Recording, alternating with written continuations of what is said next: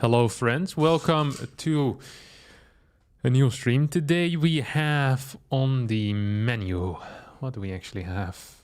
Well, we have KUNGFUCUP coming up, hopefully. Okay.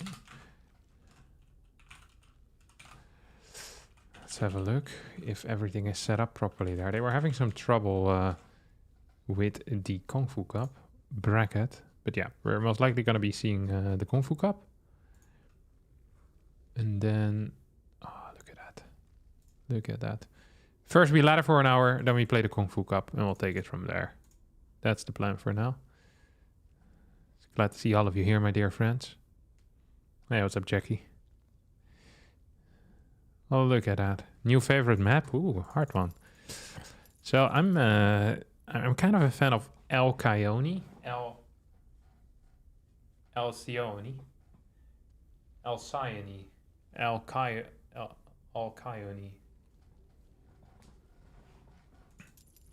I don't mind Hecate either.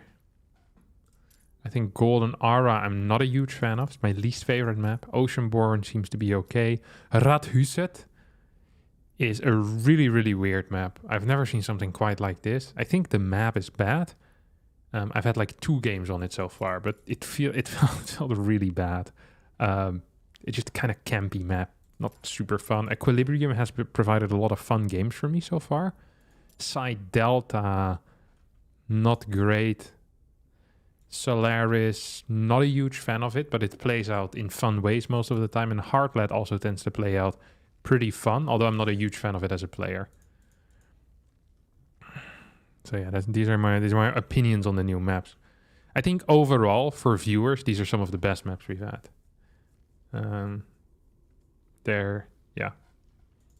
It's what I think. I think they're very active, a lot of the maps, which is generally good. Also means it's quite good for Terran, which is less good. Jackie.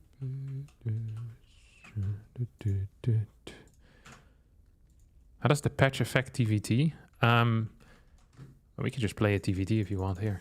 I'll start the TVT simulator for you, my friend.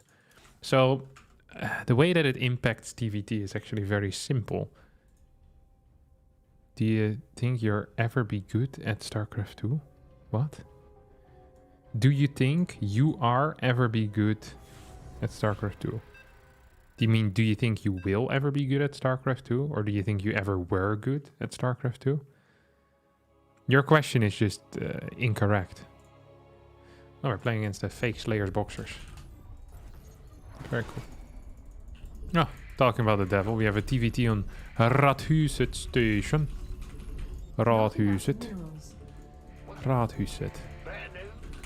It's like I think it's like the city council or something in Swedish. Radhuset.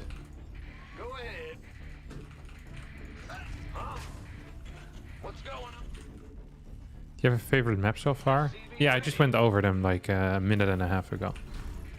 I like the maps that are named after Greek mythological figures. So yeah, Hecate and Alcyone. Alcyone.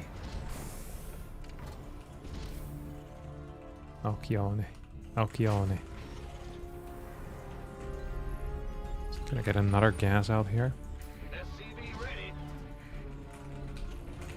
Not enough minerals. Playing some standard TVT openers. So yeah, today we're playing the KUNGFUCUP. But before we play KUNGFUCUP, we need to kill some time by laddering. And then we'll hopefully win the KUNGFUCUP. But in the sad event that we don't win the KUNGFUCUP, I will cast the rest of it by my own self. I'm really looking forward to this particular edition. It's going to be the first time that I'm aware of where we will have the Koreans mixing with the Europeans on the new patch, in which the Koreans have now played a significant amount of the new patch. As before, the Koreans weren't playing very much on the new patch, and now, as it's gone live, it's going to be the case. So this is a really exciting tournament for me. Just to see kind of like, hey, what are the differences here? Like, what's what actually is kicking off. What is this guy up to, huh? What you doing, buddy? It's unlikely that he's proxied. If he is proxying me, then it's gonna be in a fairly obvious position in my mind.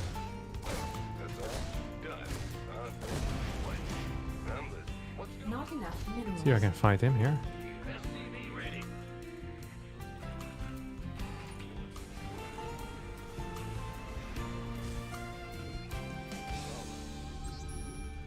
Can I go up here or what? What? Not enough What? minerals. There's no CC. Which is kind of weird. And real freaking scary to me.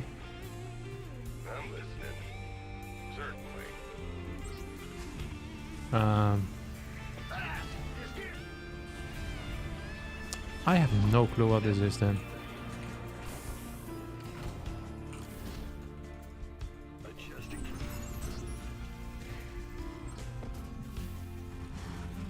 I have no clue what this is at all. Just gonna move towards the high ground. But there was... Complete. Insufficient Vespine gas. It's a little bit scary in my mind. It's a little bit scary in my mind. It's a little bit funny. This feeling inside. I don't quite understand what this stupid Terran hides. He doesn't have a lot of money. No natural base. He jumps in with a Reaper. But it seems out of place. It's time to do some scouting. And figure it out. Command center upgrade. What this dumb Terran is all about. I have a siege tank. So what in the hell is it doing? So I'm feeling safe. He's flying a barracks. He's probably messing cyclones like a brain dead idiot. Oh. He definitely is messing cyclones like a brain dead idiot. Love to see it. This is probably the worst map to do that on as well. Because I have a backdoor base. So I'm just going to protect my backdoor. I'm just gonna send these around for harassment, I guess.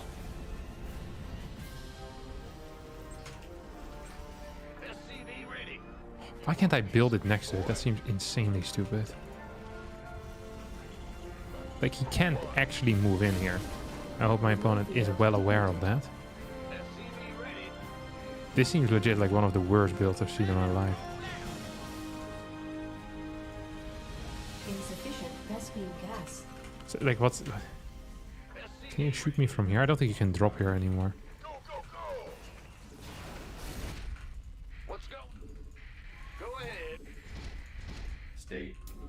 Can I wait till I have two of these? I'm pretty sure he's all-inning me with World's Worst all-in. If this one would show up at Britain's Got Talent, it would win. It definitely would. Yeah, let's go into...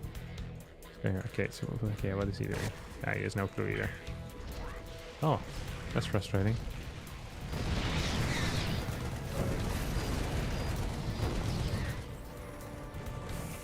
Your forces are under attack.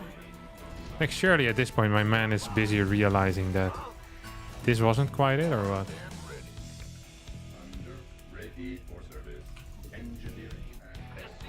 Wait, what?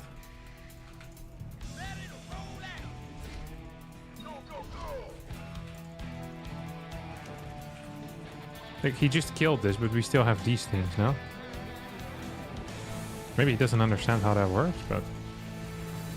Seems like an unlikely scenario too. I just don't quite understand what his plan is here.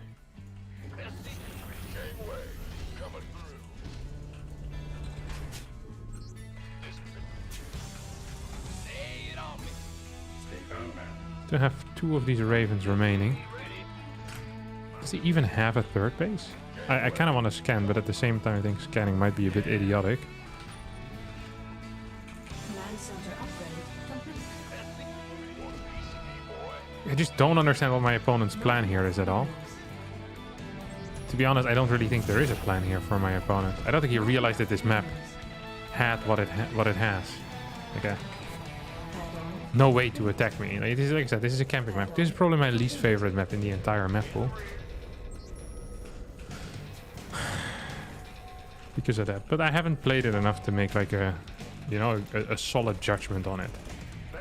I'm not going to completely write off this map just because it is very campy.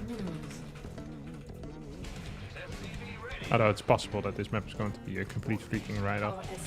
What is that? Oh. Actually, it was quite well done. Not gonna lie. For how bad his overall situation looks, that was relatively well done. Mineral field depleted. Our SCVs are under attack. Our SCVs are under attack. I think that.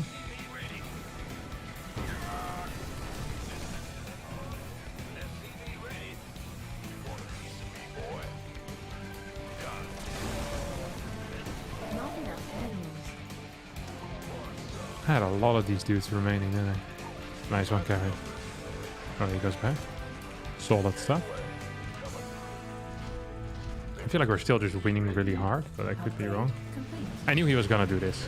Didn't I build this turret in the absolute perfect location? God, I'm such a genius sometimes.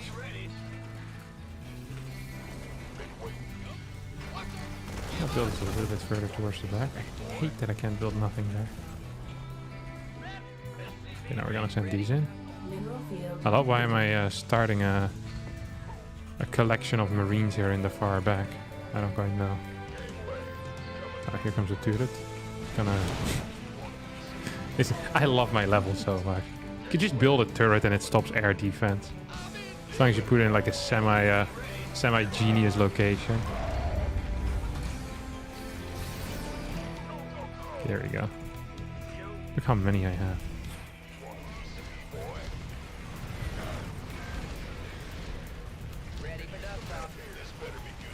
Okay, he lost all of his units now. That's usually a mistake. Oh. Additional supply depots required. Talk to me. Additional supply depots required.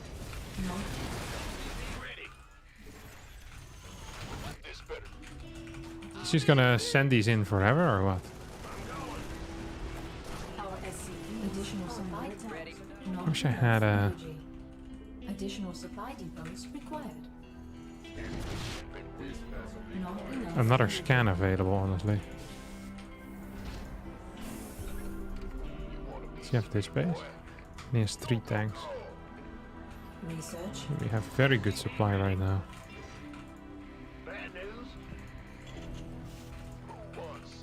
Oh, I have That's fine.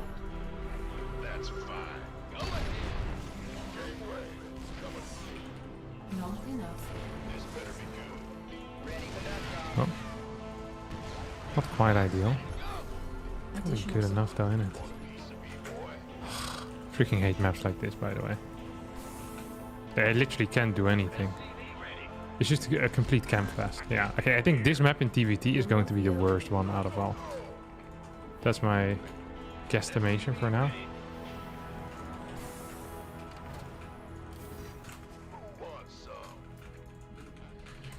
So we're just gonna...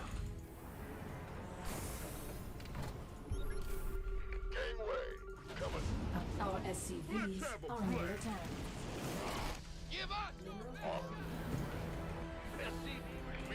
Our SCVs are under attack. Probably should have taken some amount of tanks here, now that I think about it. That really would have helped my case, wouldn't it have? Yeah, at the same time, it's probably just completely unnecessary.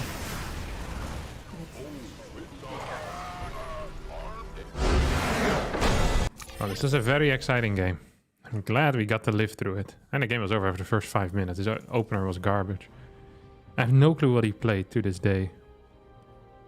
He built a CC 230 in. He just built it on the high ground, I guess. He must have built it on the high ground. Then went Mass Cyclone without a third base. And then I won the game. That was it. That was the entire story. It really was.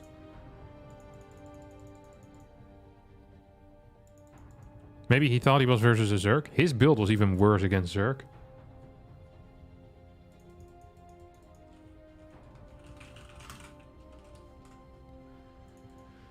What's up, Just for Press? I tried your Tempest cheese, it works great. That is fantastic.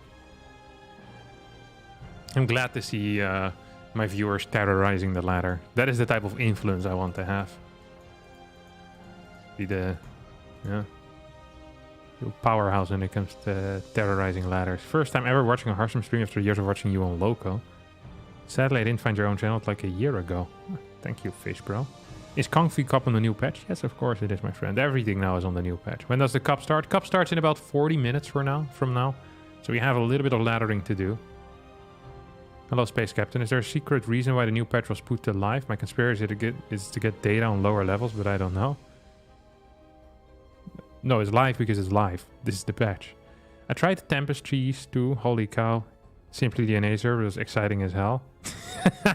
I'm glad to hear. It really makes me happy that I can make a video and then people from all around the world start really ruining other people's day. It's a very specific power that I have. And I love it. Okay, give me a second.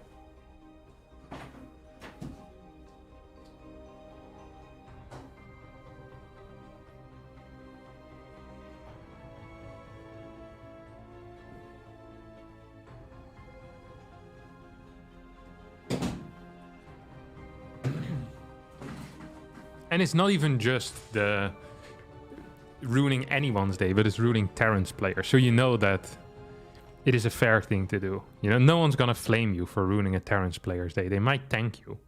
They might send you a massive thank you gift. Most Terran people that play Terran generally are kind of unbearable.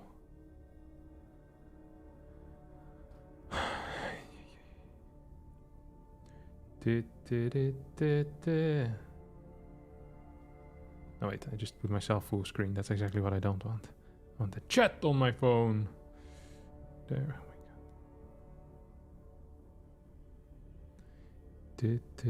god. You and your build stress me out on the ladder. Good content though. Glad to hear. At least you get something out of it, you know? Gotta play a couple more games with Terran. Are you competing in the KUNGFUCUP? Yes, sir. Any idea if StarCraft 3 will ever happen? I know as much as you do, so I have no idea. Unless you work for Microsoft. I saw that the... What is she called? The Microsoft lady StarCraft 2.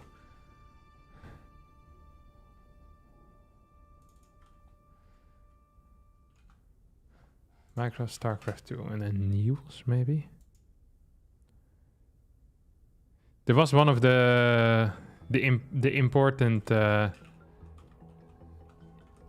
important people. One of the important people at Microsoft said that it's the most requested remake, or the most requested, what you call it, the most requested IP to do something with from Blizzard. Like it was like a press conference with Microsoft, and it was like, hey, after the Blizzard acquisition. You know, are you gonna do anything with the old IPs? And she said, well, the one we've received the most feedback on is StarCraft, which is actually kind of sick to think about. That the StarCraft community is so wild in the head that we've managed to convince them that StarCraft is bigger than World of Warcraft is, and Diablo.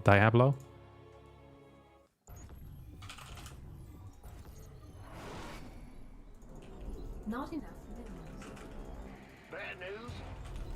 Are you in Amsterdam now? No, I don't live in Amsterdam. Not enough minerals. I'm almost never in Amsterdam. It's one of my least favorite cities. Ah, nice. You get the same map again. No, wait, it's a different map. Never mind. I'm an idiot. This actually is one of my favorite maps. I really like this one. They're going to ruin it? Yeah, possible. But if they don't put anything out, then that's worse, no? Then they don't even have an attempt. Additional supply depots required. I'd rather have 15 companies putting out crap RTSs than no one putting out any RTS. Like it's better to have more RTSs than less RTSs in my mind. Just a general rule. Amsterdam is the cap. I'm actually gonna ban you, Velociraptor. You know what you're doing here. This is your last warning. I liked Amsterdam, though the mosquitoes were insane. What? I didn't even know there were mosquitoes there. If I had known there were mosquitoes there, I would hate it even more. Nah, there's some clear problems with Amsterdam. And one of the main issues with Amsterdam is the insane amount of tourists that are there. It's so freaking busy. I hate it so much.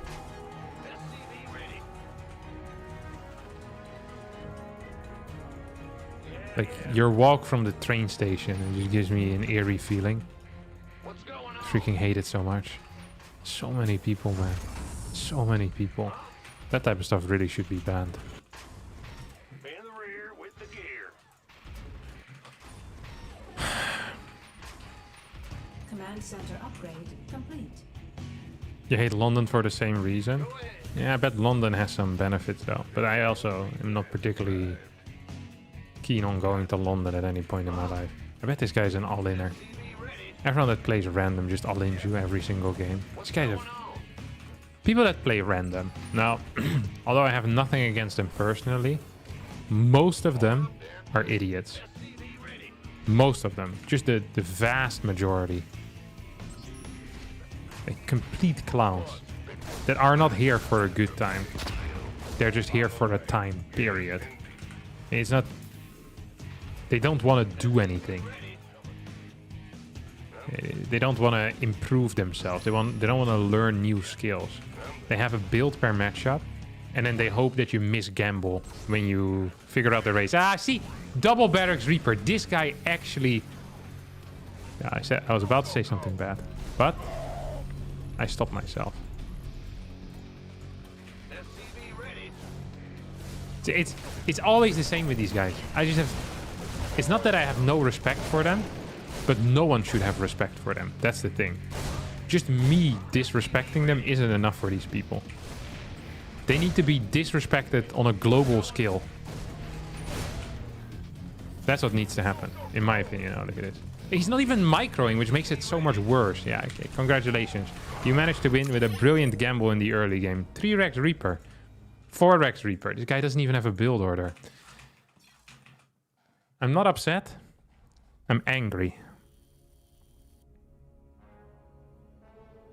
Is KUNGFUCUP started? No, KUNGFUCUP starts in about 34 minutes. You visited Brussels for the first time in August. Never going back. Very unwholesome place. Where are you from, Narazil?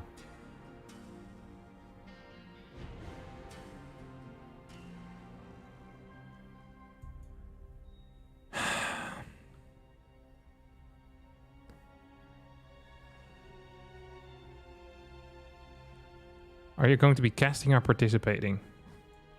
So, I will be participating until I get knocked out. Results in the past have shown that usually that is within the first few rounds. So if you're not a huge fan of me playing, but you love my casting, it's probably wise to stick around, because it might come faster, you know, than I usually let on. You're from Denmark? You don't like Copenhagen? When I was in Copenhagen, I liked it. Despite it being busy, it felt like there was a lot of space or something. Maybe it was... I went on a rainy day? I don't know.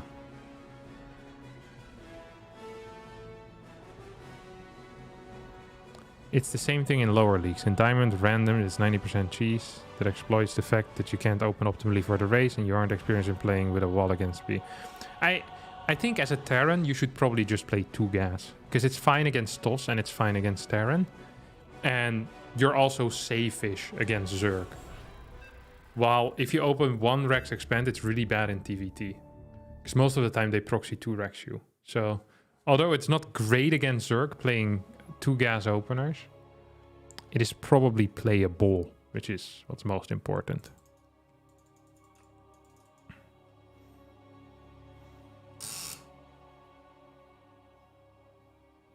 You didn't like Berlin?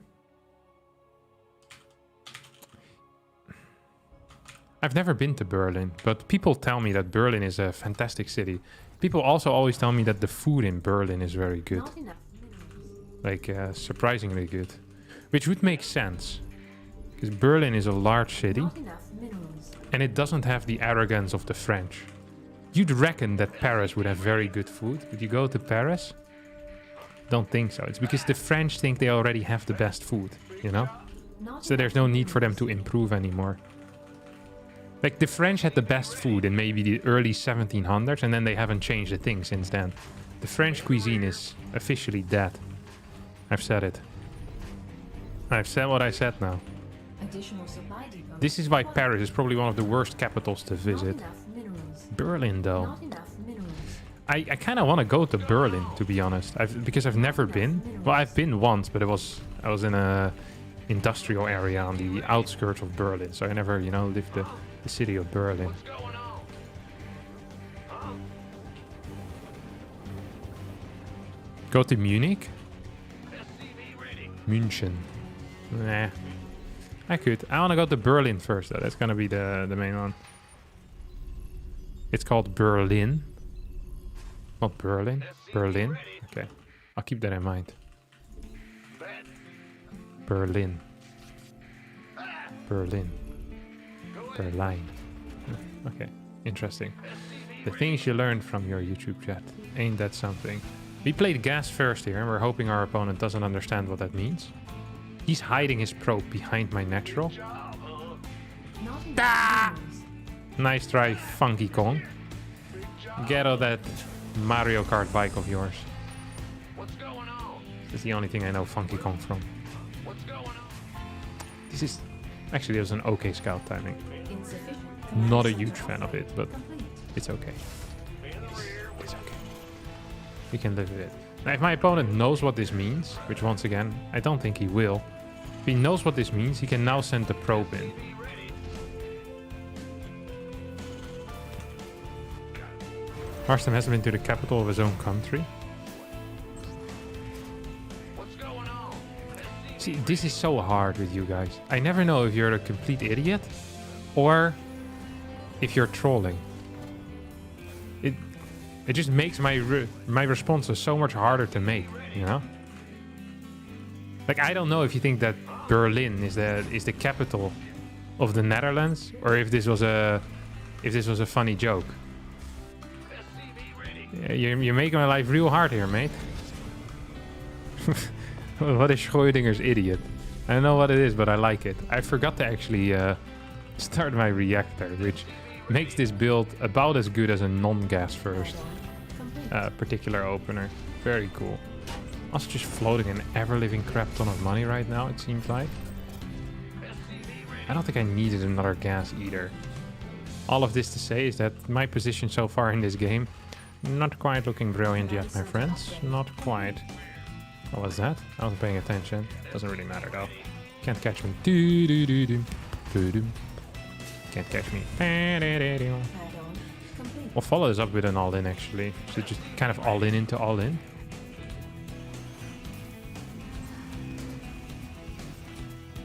Systems go. Cyclone ready for action. SCV ready. I have no clue what I'm supposed to be building, but I do know that this is most likely incorrect. No matter what you think about me. SCV ready. This feels so incorrect, holy cow. Like we're late with everything. SCV ready.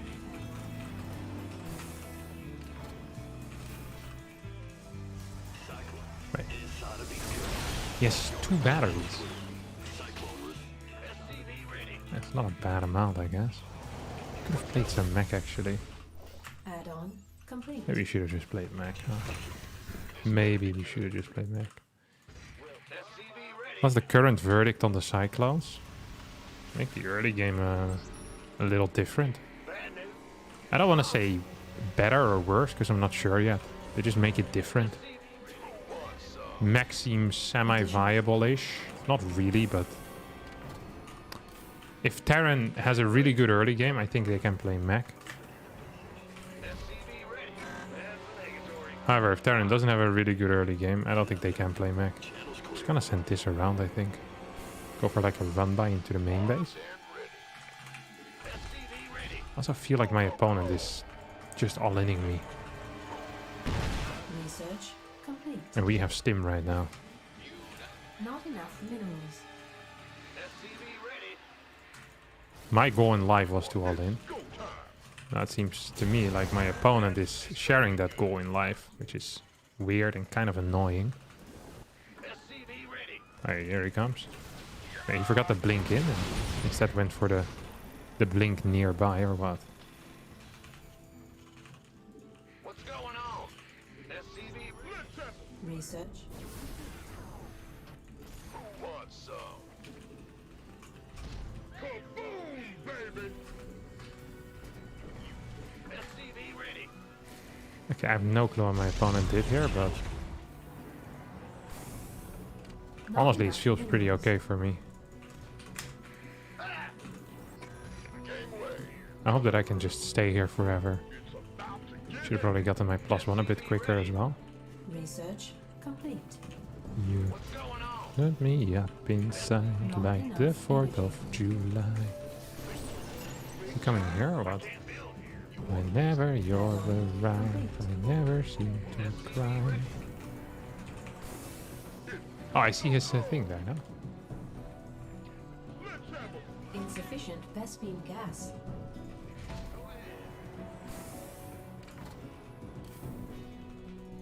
No, not there. SCV ready. Oh, here it is. How did I miss that? It's because I'm not very good at looking at these things, apparently. Kaboom, baby. We're gonna build some of these guys, and you can construct over here, matey. Let's go! And we're gonna go into this general area. The reason for that is so that I can use my double cyclone run by into the 3rd base, which is going to be fabulous. What's that? Ghost Academy? Thought I built one already. Not enough minerals. Oh, it's on. SCV ready. Wonder what he has now. This ought to be good. Thank you for showing me, my dear friend. Kinda wanna be in range of that thing. SCV ready. Want a piece of me, boy? Ready for dust-off. SCV ready. SCV ready. Go, go, go. Oh,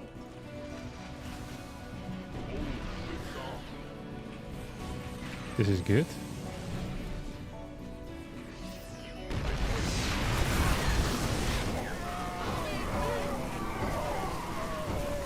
This is very good. Dancing in the shower, singing in the mirror. La di da da da da. Just ate lunch and some Turkish delight. Are these the little squeezable things? The Turkish delight? I've been eating some of these. It's very delicious Turkish delight.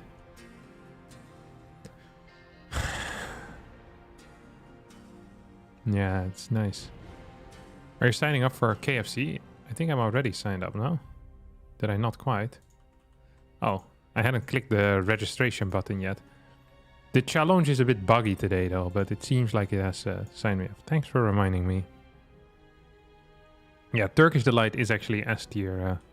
I legit believe it to be S tier. Very cool.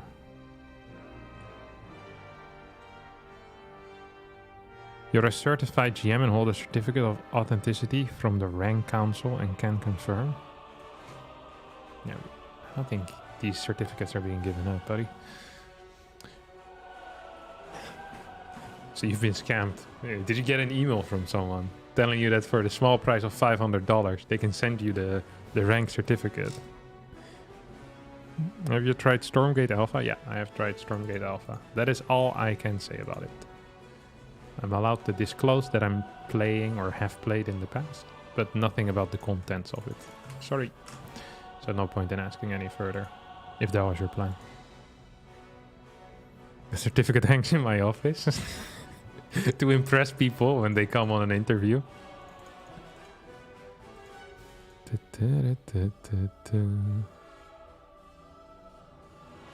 Try Proxy Tor against Protoss. Yeah. Proxy Tor is not so good, I think. Because you're... Well, maybe. We could try it. Oh, this actually might be a good map for it. Oh, I'm a genius. I am known to be a genius indeed. Oh, this might actually work. Man the rear. Not enough minerals. Not enough minerals. SCV ready. Yeah, baklava. Baklava? How do you pronounce that? God, pronunciations are difficult. It's also quite Not tasty. enough minerals. Not enough minerals. SCV ready.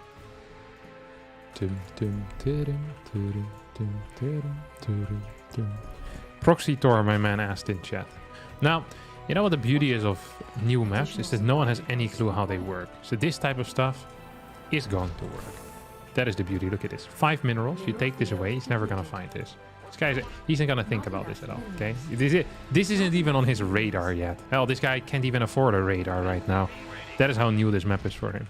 Okay?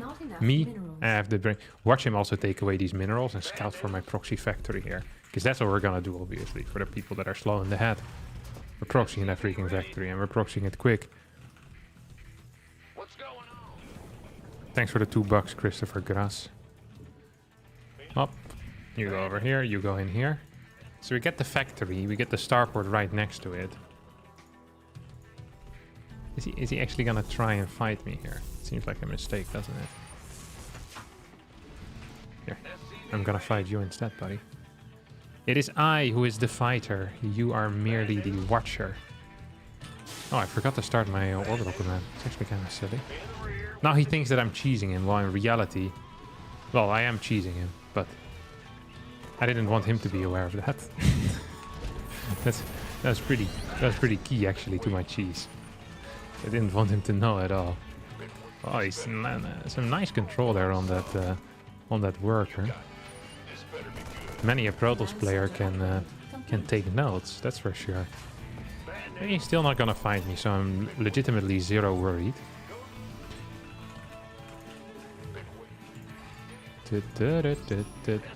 You always seem to smile, and people ask me why. Well, you're I'm dancing in the mirror, singing in the shower. Add-on complete. La dee da da da da. Not enough minerals. I want a depot, by the way. SCV ready. One more mine. This is all obligatory. enough minerals. Obligatory. Will almost work out here, I think. So a little bit supply blocked, just a tiny tad. I'll have to cancel this thing. Build a depot up here as Not well. enough minerals. Not enough minerals. Hop. Tech lab gets constructed. Not enough minerals. Additional.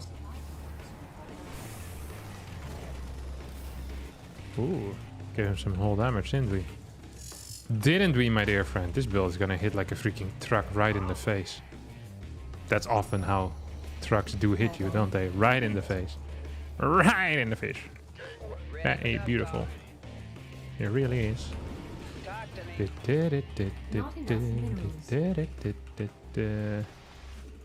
Now what? Ooh, aren't you in some trouble now, sir? Flights here. Inside. Waiting on you. Don't think he has blink quite yet, though, does he? Little prick. SCV ready. Do you have blink? Ready. Huh? Let's go. Who wants some? Talk to me. Ready. Additional supply depots. Additional supply depots required. Uh-oh. Now. Picking up. Dropping off. Additional supply depots. Ready for dust off. No shot that this works, right? Oh wait, I forgot to do this. Need to build a refinery so I can mine this and then the tank can fit through. Oh well, it is what it is. I think he might be dead, by the way. Just have a feeling that that might be the case. Could be wrong about this, but I usually am not. Proxy Tor, baby, that's how we do it. That's what I'm talking about. Yeah, adios. Team Rotti's Fiant. A pleasure.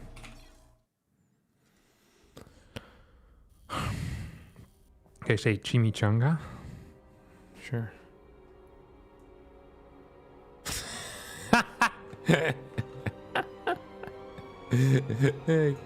This guy, he beat me earlier, the C89644, and now he's inviting me to a group called Take the L, which is a big play.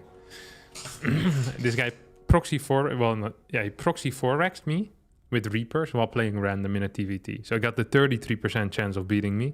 He got it, then he invites me. That's actually a 10-10 move. This guy wins, you know. This is the type of guy that bets his life savings on one number in the casino, wins, and then starts a business coaching other people on how to make money. Yes, he's unbelievable. Do you too want financial freedom like me? Follow my course for only $1,500 per month. Dun, dun, dun. There's like 5 videos of him explaining why number 34 is the best on roulette. Just win, bro.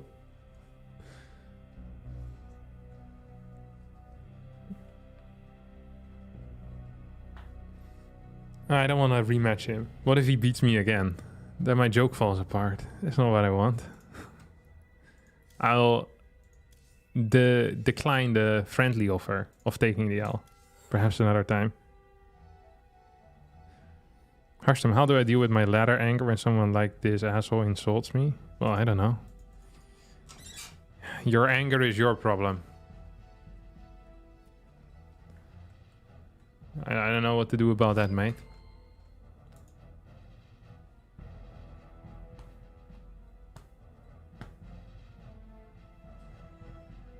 How to beat Thors as Protoss? Just build Immortals or Disruptors. Either is fine. Generally.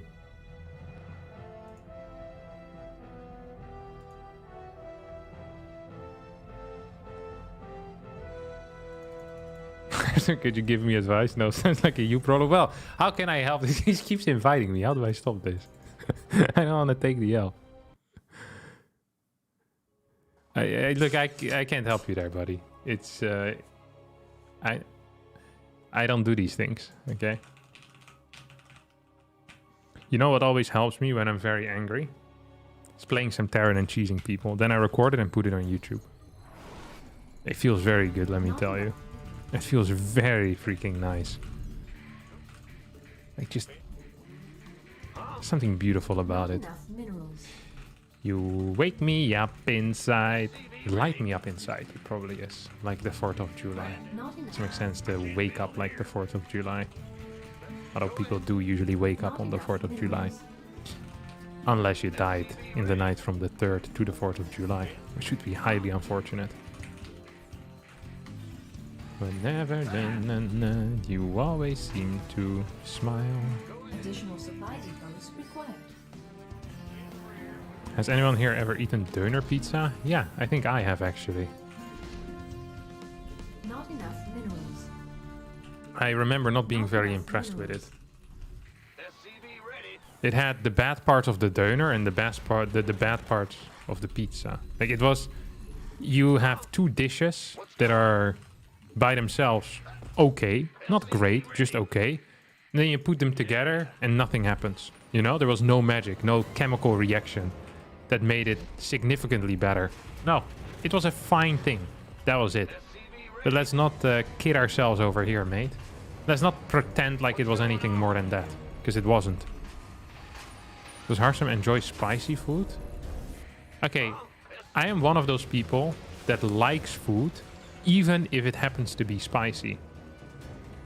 I'm not one of these people that wakes up in the morning and takes 2 sips from the Carolina Reaper hot sauce that I have next to my bed stand, okay?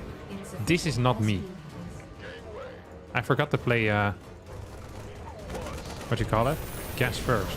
That's actually pretty stupid. Command center upgrade complete. That actually is pretty stupid. Like, people that do that, I don't feel like they really like that either.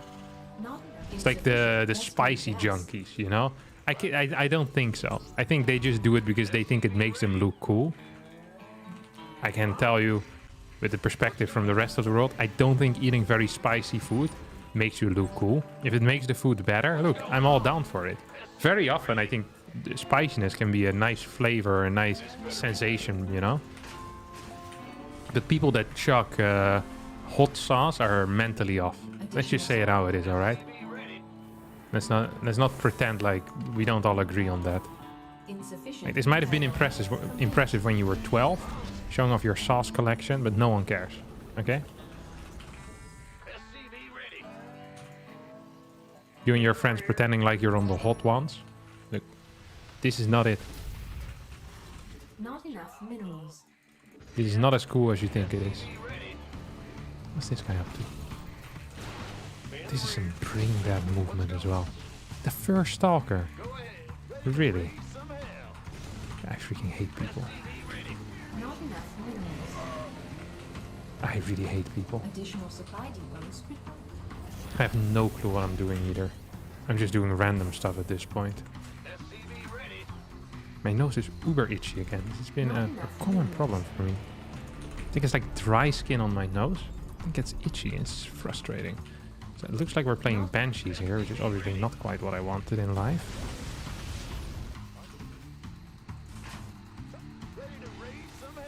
Oh, he forgot to build a battery as well? Or maybe he didn't know you had to build one. That's probably a bit more likely.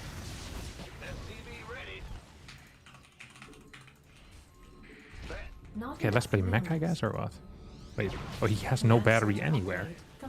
This is like his, this is the way he believes it's supposed to be done.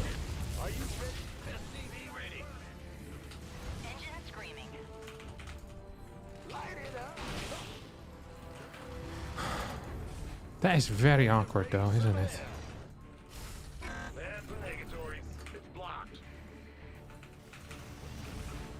Actually, let's get two cyclones then. Okay, we're playing accidental mech. That's when you forgot that you need to build barracks at some point. You just throw down a factory because you're floating a bunch of gas for no real reason. Classic accidental mech. What is he doing? He's actually seriously starting to piss me off right now. This is some of the most interesting movement I've seen in my entire life.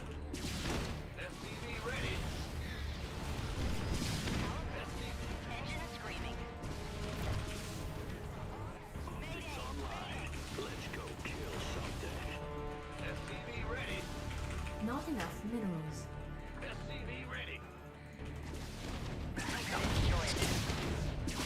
This happens during the tournament. I'm gonna be very upset with everyone here.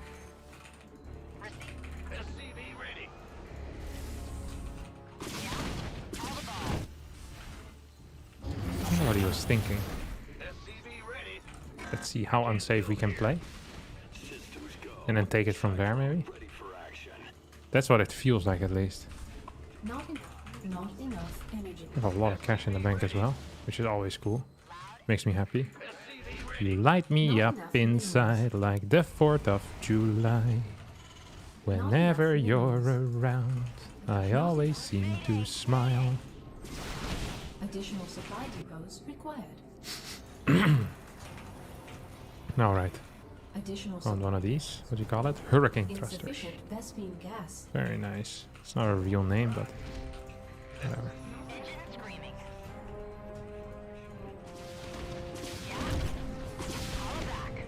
You forgot that I could build a second one. If I don't win this game, I'm gonna be extremely upset. I hope you all are very aware of that. Does he have blink yet or no?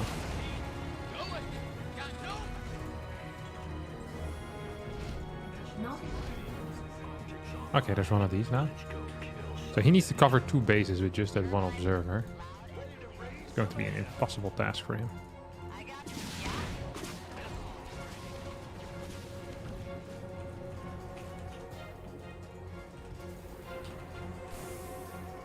Whatever, he's ready for this one as well.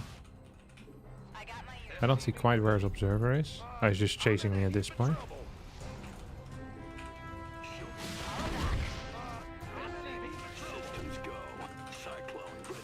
I feel like we've won the game already.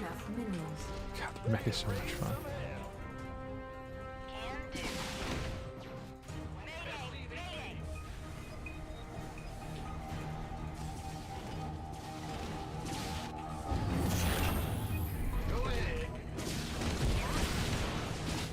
How many more kills do I need, do you think, in order for me to just walk across the map and win the game? Command center upgrade. I think we're really in the kind of in the sweet spot here.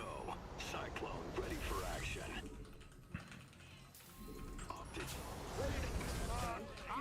Yeah, nasty. Oh, look how fast my cyclones are now. Absolutely mental how quick this unit is. Up.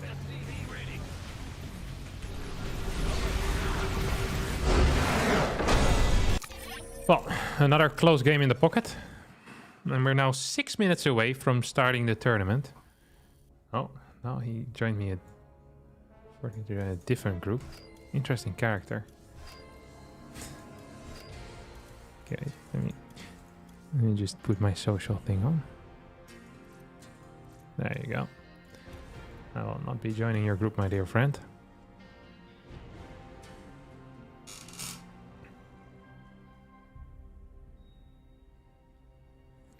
This guy's probably watching the stream, I think so too.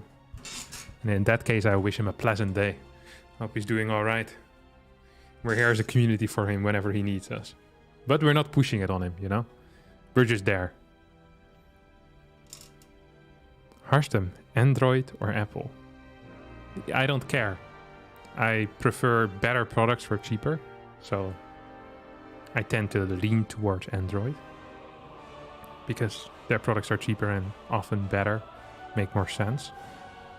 But I understand why some people would like to buy Apple products. If you, for example, have no knowledge about tech, then I can understand that Apple would be a good choice for you. I actually don't know anything. Maybe Apple has released some fantastic products in the past few weeks. That's completely possible. Thank you, Merlin Ooh, for the 2 euros. I hope you make it past the first round in the Kung Fu Cup. Me too. Strawberry milk or chocolate milk? I don't really drink either. I like banana milk a lot though. When I was in Korea, I would drink that quite a bit. And also still Christopher Gras for the €2. Much appreciated, buddy.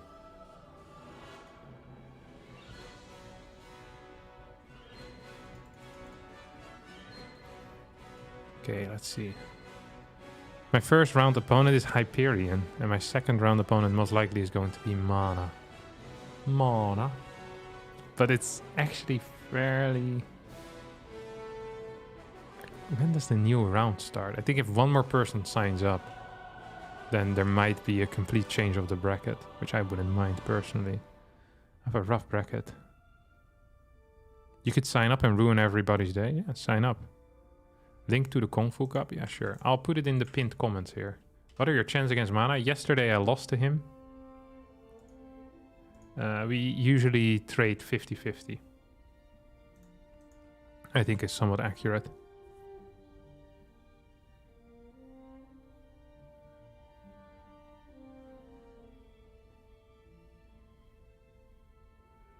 I wonder what flavor of ramen Harstem likes. I don't eat so many ramens.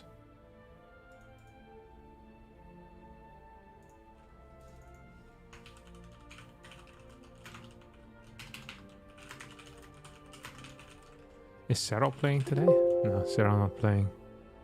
Dark, Gumiho, SOS.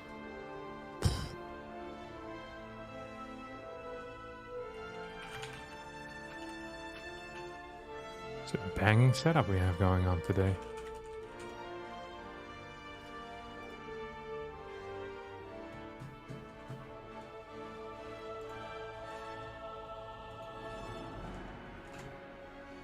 Are there any maps you don't like? Yeah.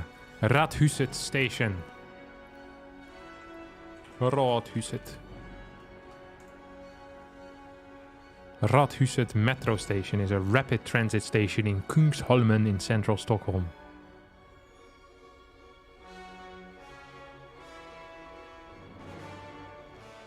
Radhuset. Yeah, it's a town hall. That's what I thought. City Hall. What don't you like about it? The focus on camping on that particular map seems a bit meh. It's very, very campy. Very, very campy, so I'm not a huge fan of it. Seems really difficult to do anything against someone that's on 3 bases. Very hard to do something against someone that's on 4 bases. Only when the 5th base gets taken does the map open up a little, but even then it's only just a little. So I don't think usually skipping a part of the game, if a map forces you to kind of skip a part of the game, I don't think it's so fun. And it has a nice gimmick with the rocks and the minerals in the back, but I don't think that makes up for the rest of it. I should be moving to America, by the way.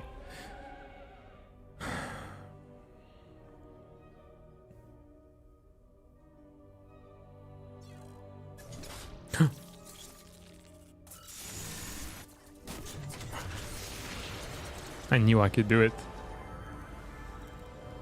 I'd like to thank my friends, my family, and all the other creatures of the sea for supporting me in these hard times. We finally made Grandmaster on the North American ladder. Very nice. Oh wait, do we start on the Korean server maybe? Is that where we say hello to each other? Let's see. Oh, Korean server. Yep, I was wrong.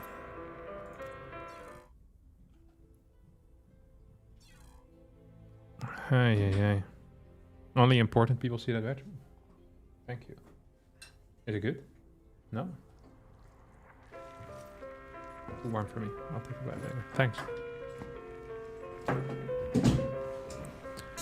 What is the ping like for EU to play in NA? Depends on what server. It differs between 110 to 180 for me. I have very good connection to it though. I'm not trying to brag, but... Will you move to Canada? No, we're staying in the Netherlands.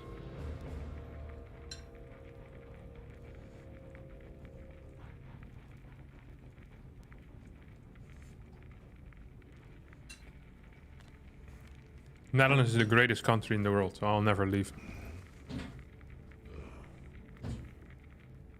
I like it.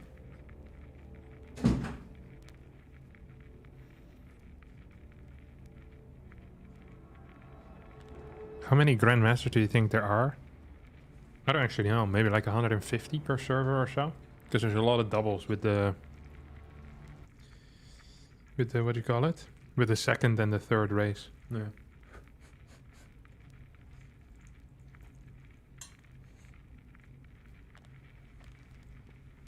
Is it true that Dutch people founded New York? Well, we founded New Amsterdam, I think it was called. And then the British took it away. What are you eating? It's like a carbonara, I think it's called.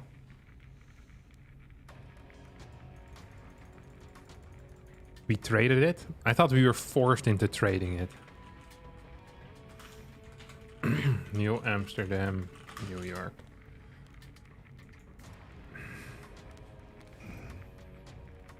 But I have no clue, so I'll believe everything you tell me.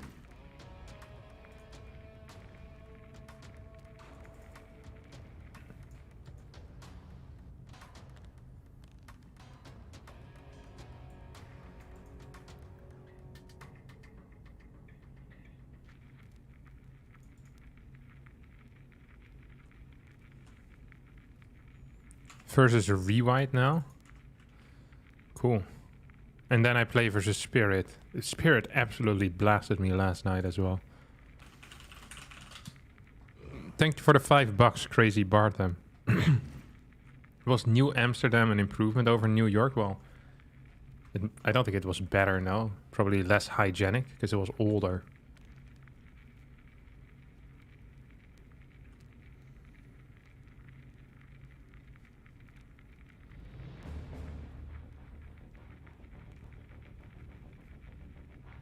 New York was called Nouvelle Angoulême. Oh, I didn't even know that.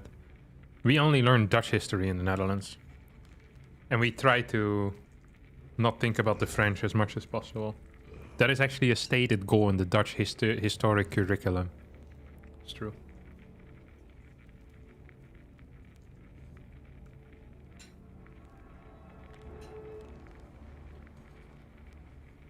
Why are Dutch people so noisy when they're on holiday? I know, you should ask them. I'm relatively calm when I'm on holiday, so...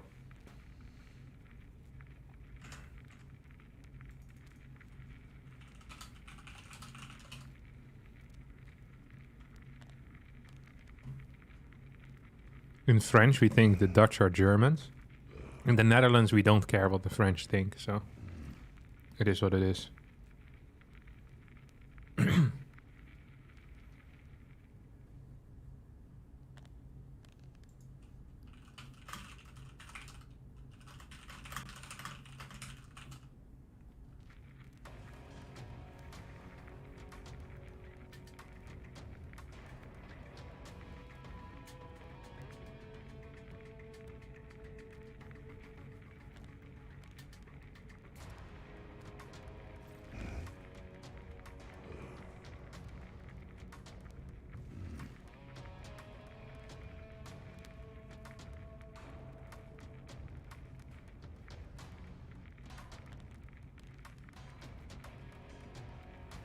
Do you sometimes wish you were Belgian instead? No, not really.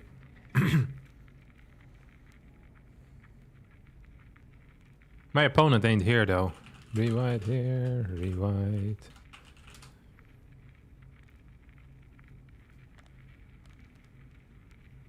Learned a lot about the Dutch Empire playing AoE 3. Yeah, I heard that the historic campaigns in AoE are actually quite good.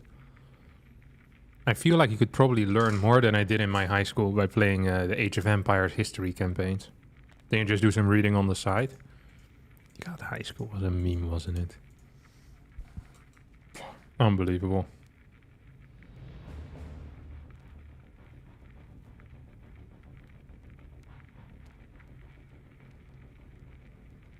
Some new build order videos? I could create a build order video or two, yeah, I could do that. It's allowed.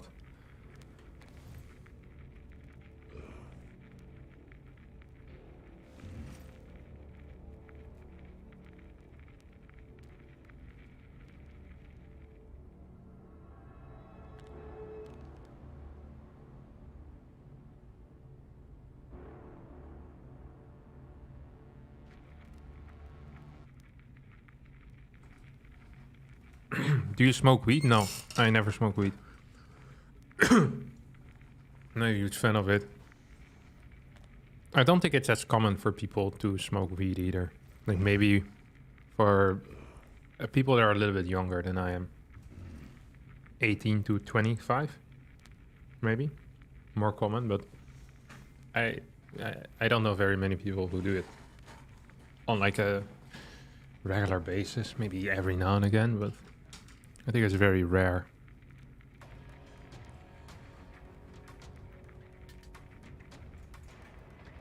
Harstem here? Yes, here. Hello. Let's go fight on NA.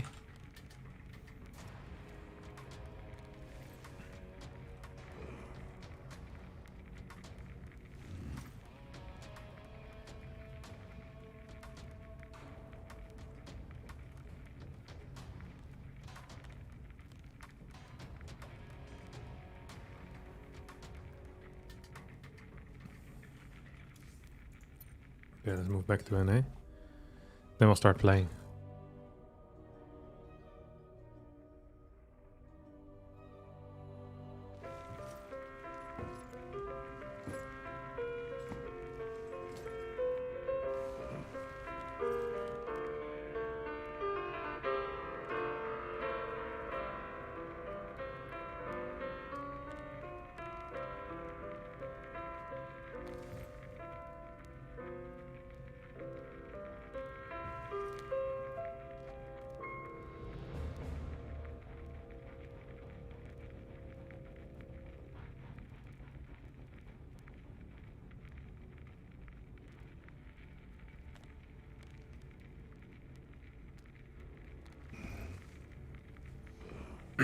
Sorry, just eating real fast. Okay, here we go. You start veto. I don't actually know what the new veto system is here for the Kung Fu Cup. Let's have a look. They don't actually have a veto system. So I'll just tell the guy to veto first.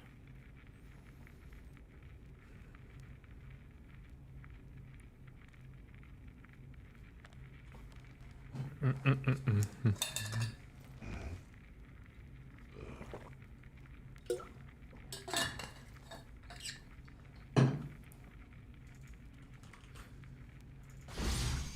have no clue who this guy is, though. So I'm a little bit afraid. I should have checked what his race was on the other server. Holy crap, this guy played quite some games. Oh, he's a Protoss. But he's also a Terran.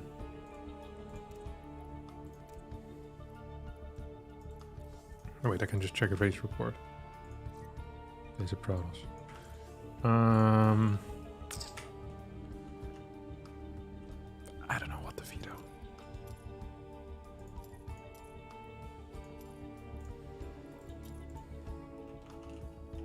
Side Delta, we'll get rid of.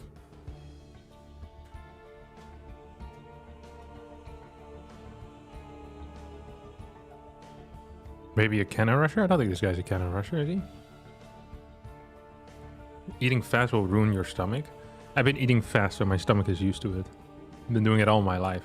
I have the least amount of stomach trouble. If you're just well trained, then it's not an issue. It's for people that aren't well trained and then eat fast. That's when it becomes an issue. Out of all the people I know, I have the least amount of stomach issues, and I also eat the fastest. So I think this is really just a personal thing. For me, it works like a charm, eating quick. It's good for you, for me. My stomach is just very efficient at handling large portions of food. Your stomachs are not trained and thus suck balls. Predators eat fast? Exactly. Fast eating ruined your knee? I don't know. It's possible. Years of fast eating. It's possible. I will not veto that possibility yet. I have no clue what I'm vetoing here either. Hard lad? No, the map is fine. I already vetoed Side Delta. Let's just remove all maps with a ramp, but I think we've done that already. So then we have left what? This Oceanborn can go. Actually, I kind of like that defensively. Solaris is hard for me.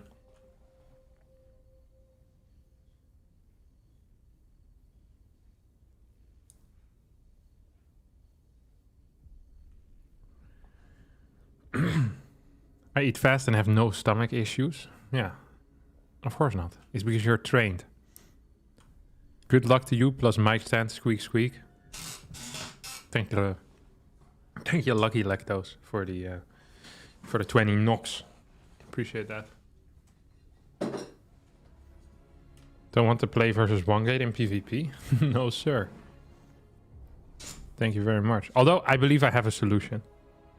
But I've believed that many times in the past as well. So it's hard to say, you know, it's like, hey, I figured it out. Figured it out. I want to play Equilibrium. I think it's a nice map. Alvido Golden R, I hate it. You need elephant memory for this video, and you really do. It's crazy. There's so many maps. They actually are changing the veto system, though, for ESL. I think, at least. From what I've seen, they're trying to... It's going to be like AB veto, then AB pick. Or AB veto, AB veto, AB pick, AB veto. Something like this. So it's like completely different. That's throwing a wrench into the current systems that are put in place.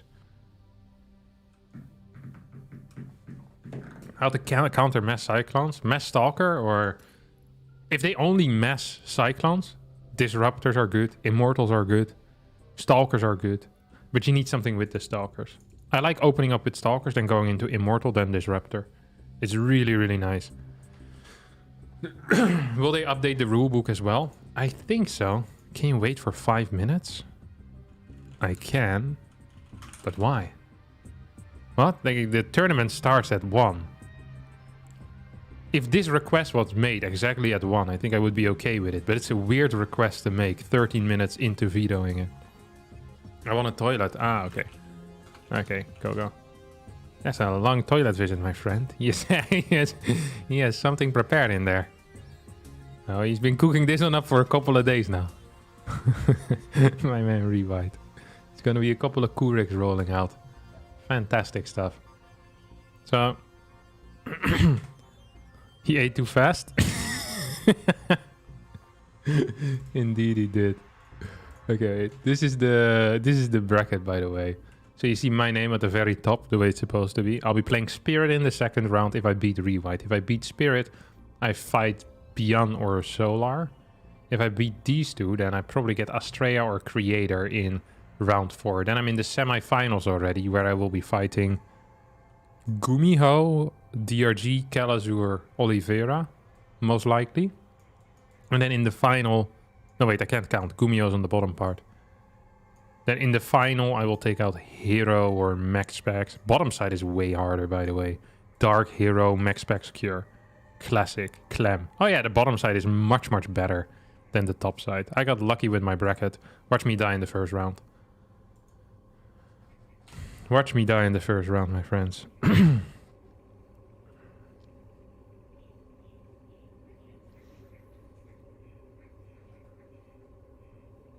I'd say top side is also kind of hard. Yeah, of course, top side is kind of hard, but it's not as hard as the bottom side. I think there's more top players there. Dark Hero, I think, are favorites. Clem, MAXPAX are also favorites. The best player on our side is BYUN, who is very good. And Solar is also very good. And they play each other in the first round, which is hilarious.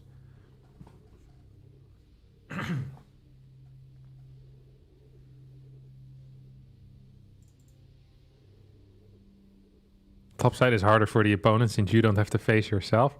Those are very kind words, but I'm well aware that I'm not as good at Solar or BYUN or the other boys that are downstairs. I appreciate it nonetheless. I appreciate that, son. I actually do want to change my my graphics here, because I'm playing a serious tournament. What the heck? Oceanborn was the first map, right? Is that what you said? I bet it's gonna be on West. Versus, I think Rewhite is Chinese. Always versus on West. You might die to Rewhite after he... yeah, it's possible. I don't think he's bad.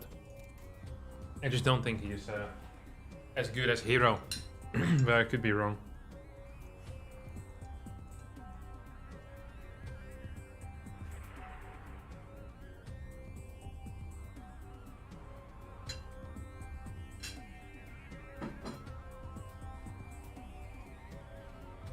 Anyone is better than Solar? That's a hot take. If I've ever seen one. Solar's a top 4 Zerg. The day's the day. How fast is this series of KUNGFUCUP? I mean, it's best of 3, so... it shouldn't take too long.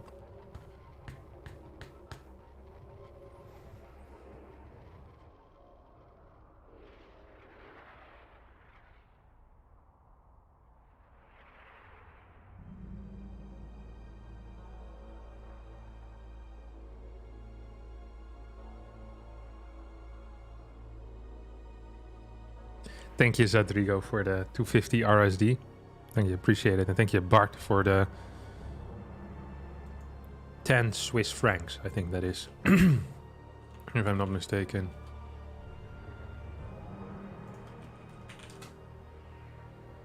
RSD is the Serbian dinar. Either way, appreciate it, guys. Alright, I'll remove the chat while I'm playing. And I'll also... I also move the mic, actually. Just pure focus on the game. I know it's not as interesting for you all, but it's the most interesting for my chances in this tournament.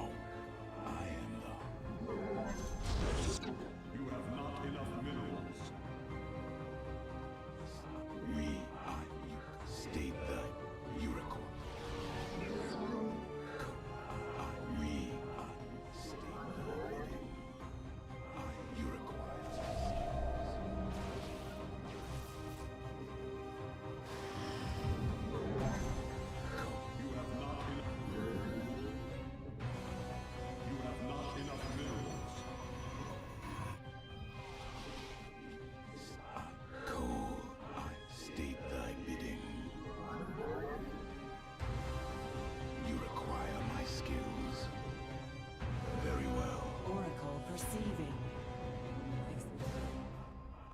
State the bidding. Research complete. Our window is. You require my skills. We are one. You must construct additional pylons. How can I? I am here in the shadows.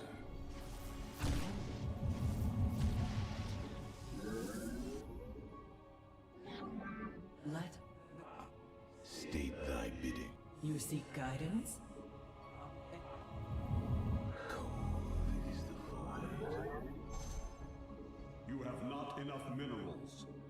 The threat. You have not enough minerals. And You have not enough minerals. Here in the shadows. an You have not enough minerals. I am here in the shadows.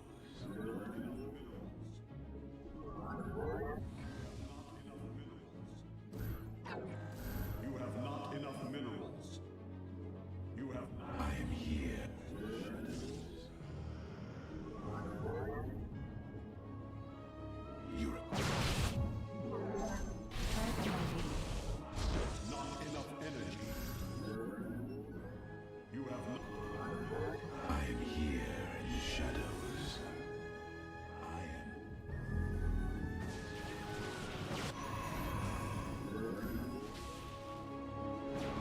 I am here in the shadows. Require my skill. an omen. You seek guidance.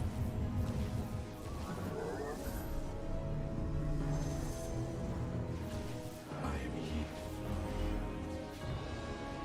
Receive.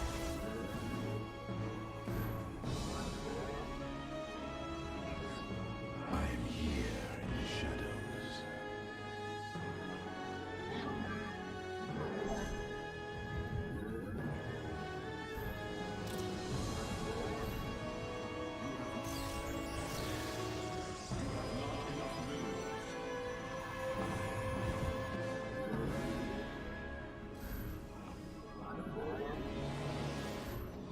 I am here in the shadows.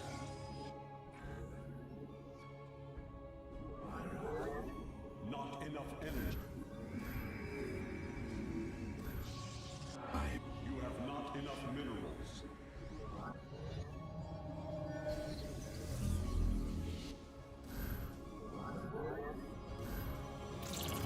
I am here in the shadows.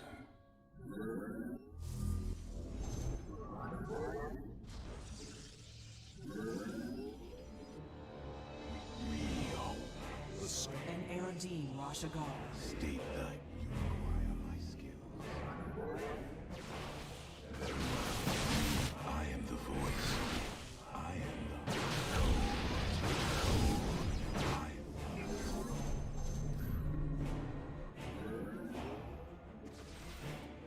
Engaging the enemy. skills. I return to serve. Upgrade complete. You have not enough energy. We are You seek guidance? It is.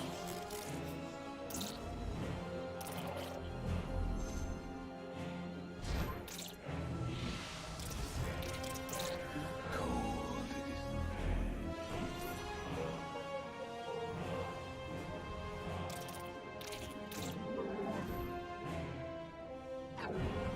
is you require Mineral field depleted. Mineral.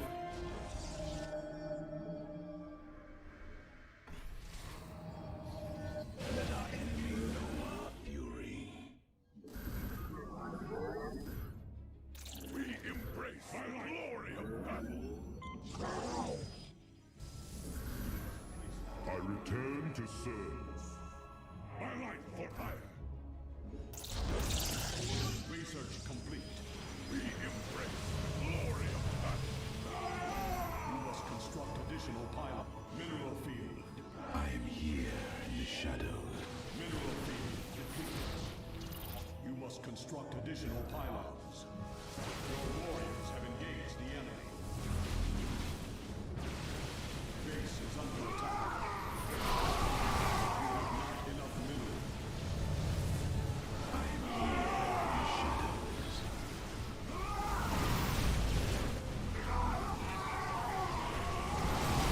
I return to serve.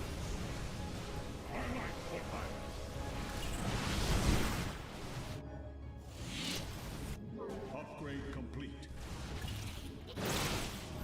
You have not enough minerals.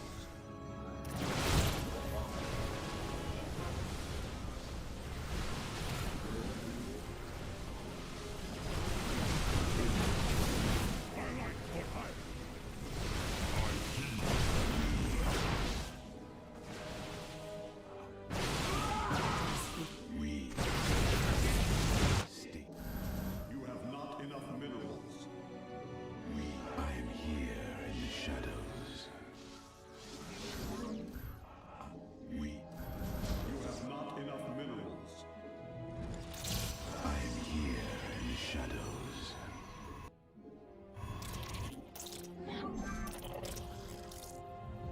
You must place that in a power field.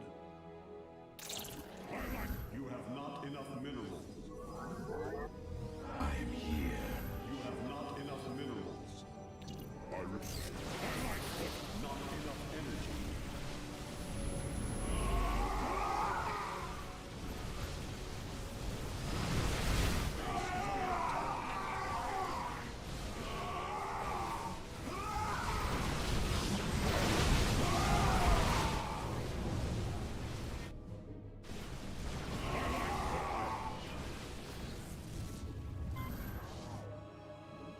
Your warriors have engaged the I enemy. am here. Shadows.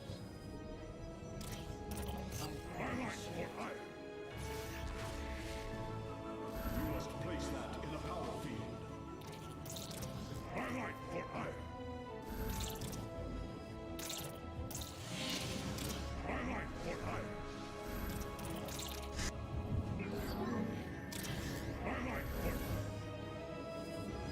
I return.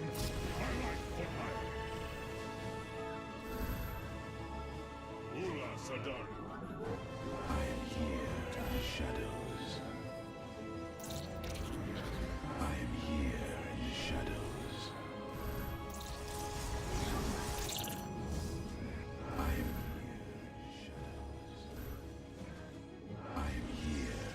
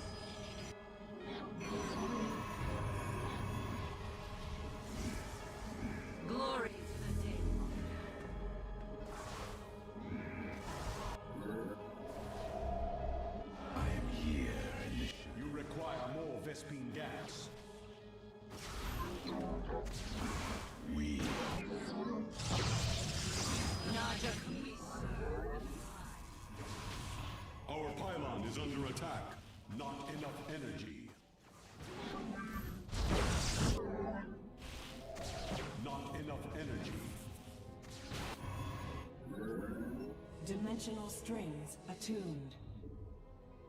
We I am. and Eladine are window.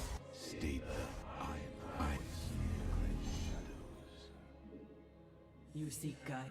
Let You have not enough minerals. the threads decay in my air. Non-Zutala. It is destined. Europe. We. Research complete.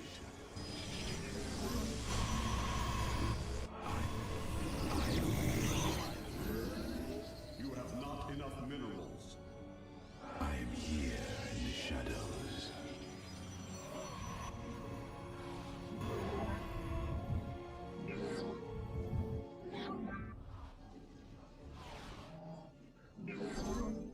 You must construct additional pylons. You Iron shall. The firstborn shall. You have not enough minerals. You have not enough minerals. You have not enough minerals. You have not enough. You must construct additional pylons. You have not enough minerals. You have not enough minerals.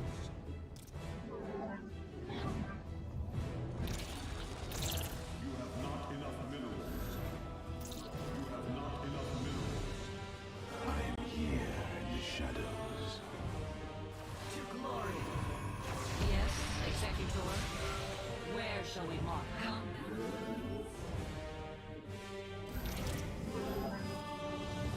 I am here in the shadows. The skies await. Zero faction. Where do I Naja Khan. I Let give us your command. You must construct additional pylons. I am here in the shadows. Engaging the enemy. Naja Khan. You must construct additional pylons. You must construct additional pylons. You must construct additional pylons. You have not enough minerals. You, I am here in the shadows. you have not enough minerals. Research complete.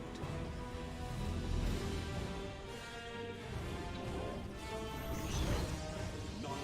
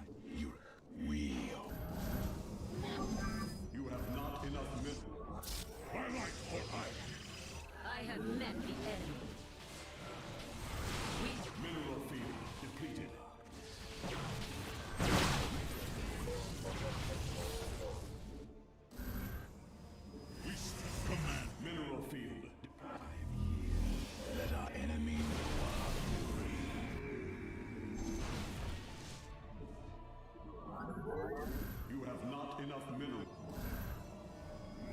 I am here in the shadows.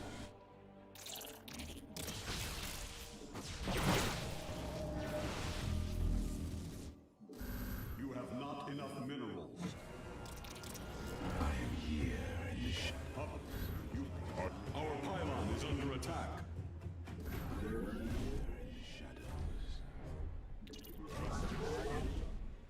You require more Vespine gas. Research complete.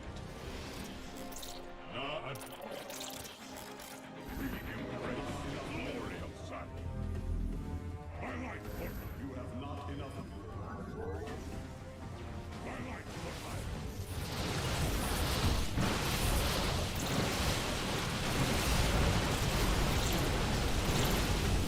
We stand as one.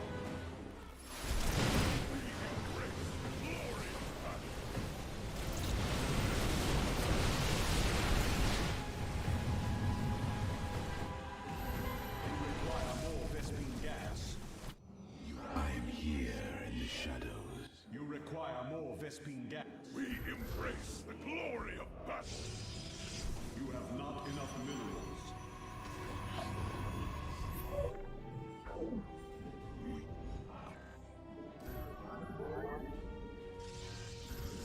You have not enough minerals. You have not enough minerals. My life, You require more. Let our enemy know our fury. You have not.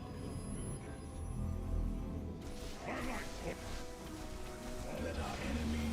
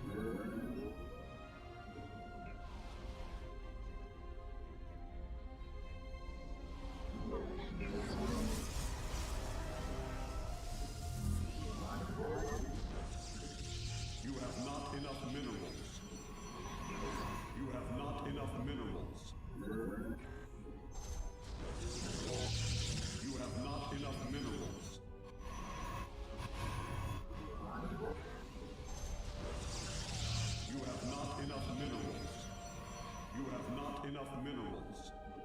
Not enough energy. Not enough energy. You have not enough minerals. You have not enough minerals. You have not enough minerals.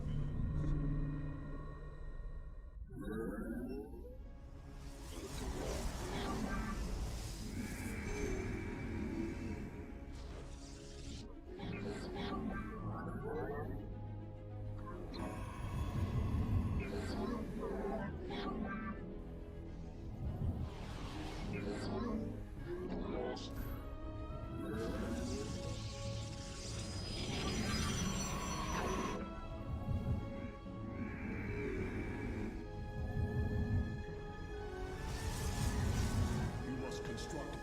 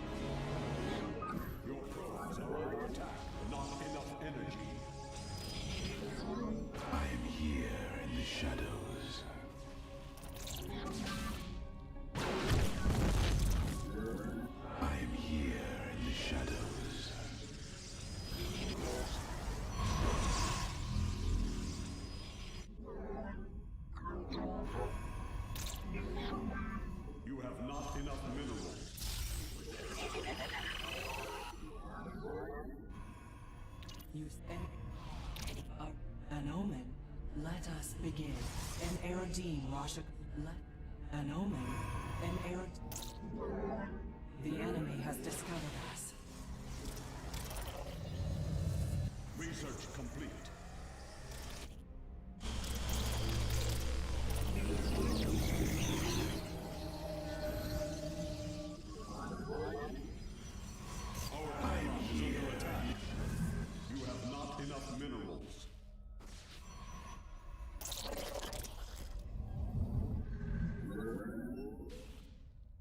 You have not enough minerals.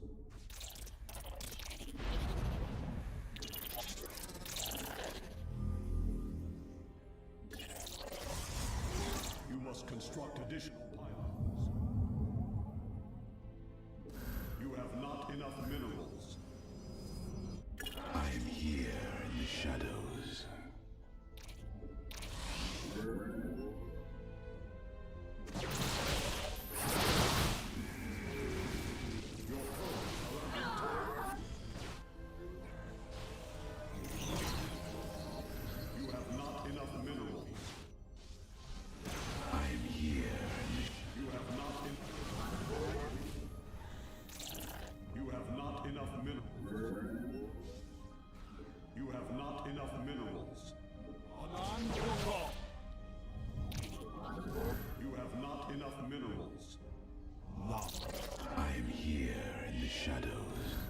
Construct additional pylons. You must. You have not enough minerals.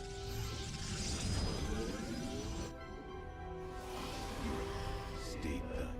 You must construct additional pylons. You must construct additional.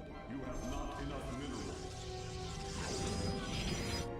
You must construct additional pylons.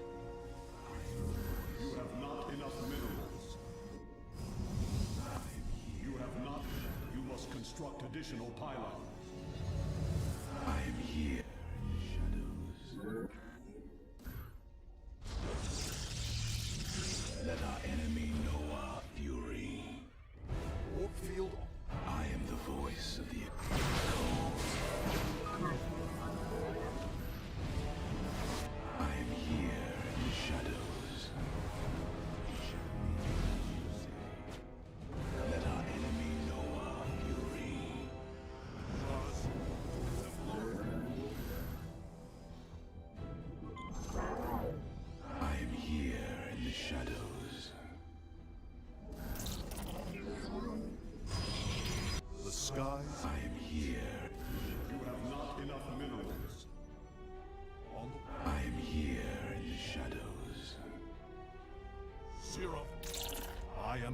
to strike.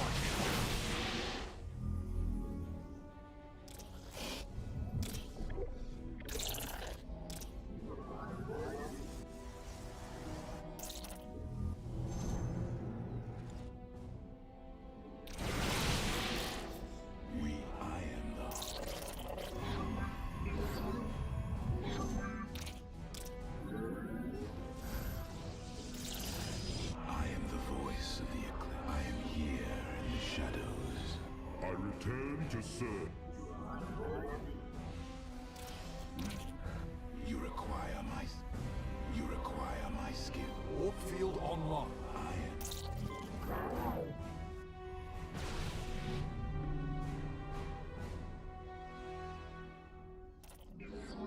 I am the cold.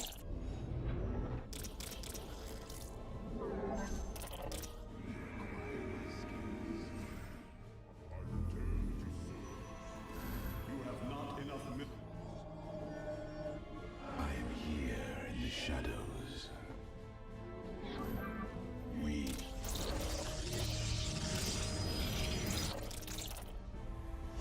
Zero. I am here in the shadows. I am eager to strike. Your probes are under attack. You have not enough minerals. I am here in the shadows. You have not enough minerals.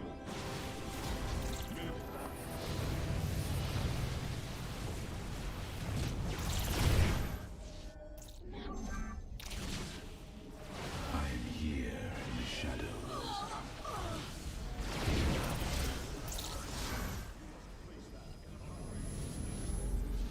I am here in the shadows. Mineral field depleted.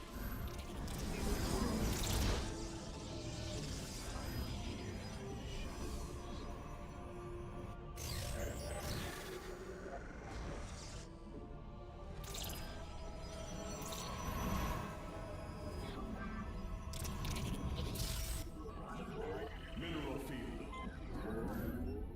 You have not enough mineral. You must. Your probes are under attack. I am here in the shadows.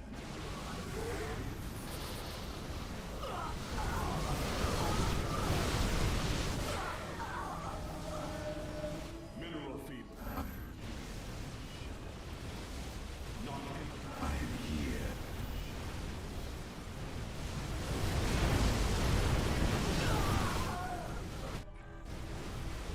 I am here in the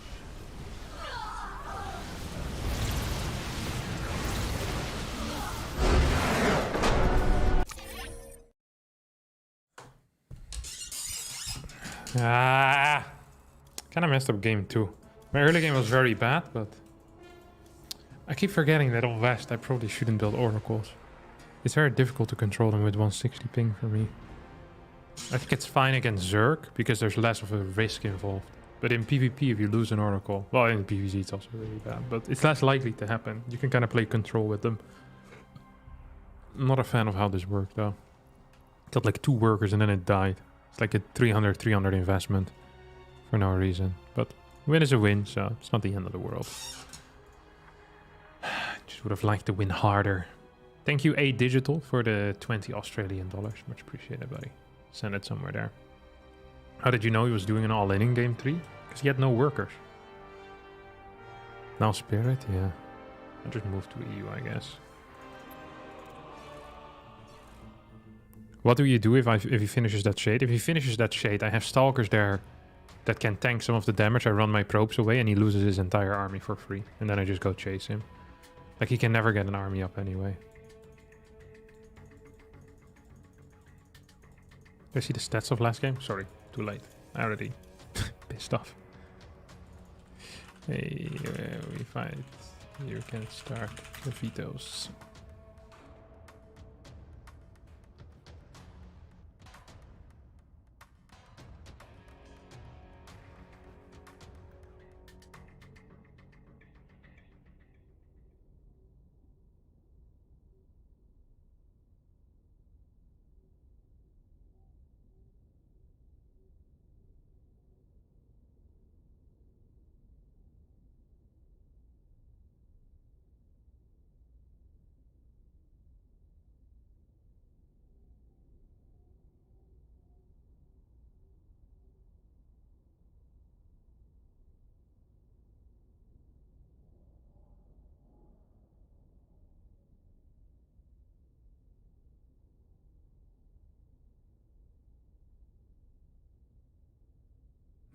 Alright. He finishes, he vetoes a Rat Huset.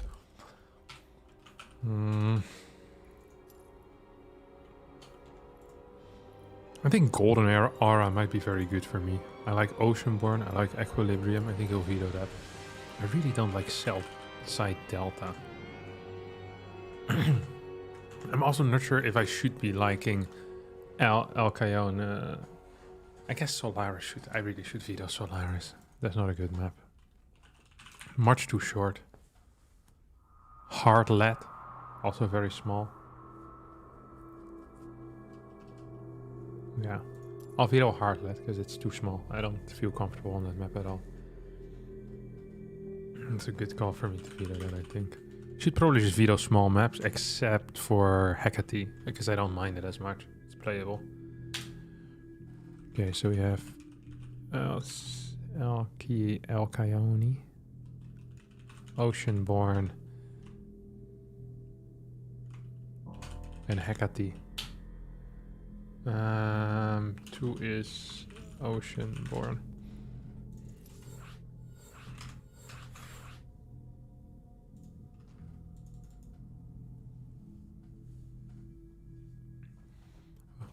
Roodhuset is pronounced like that. Yeah, but I don't care.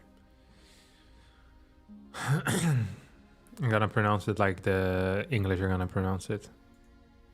Roodhuset. Can't name stuff in non-English names. It's messed up. What the hell? Yeah, I don't like Roodhuset either.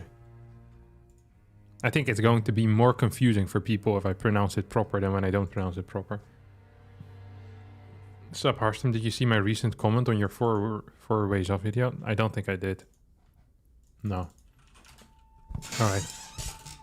Bye-bye.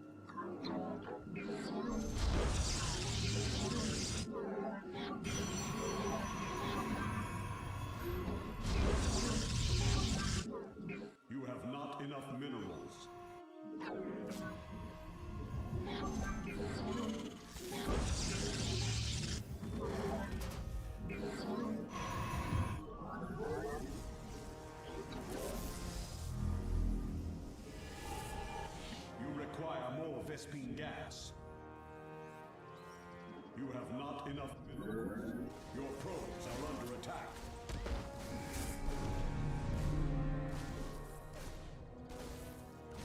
You have not enough minerals. I am here in the shadows. Your probes are under attack.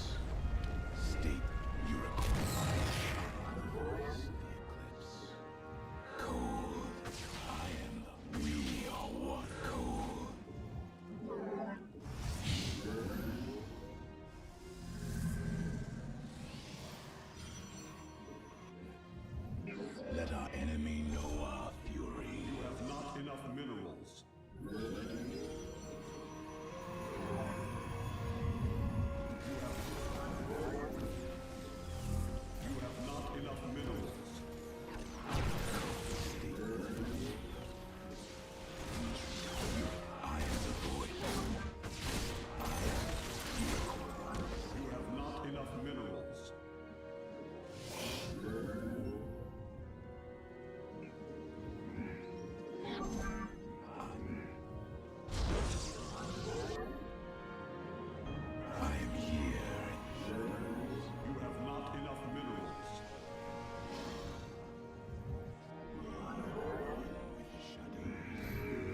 You have not enough minerals. I am here in the shadow. You have not enough minerals. I am here in the shadows.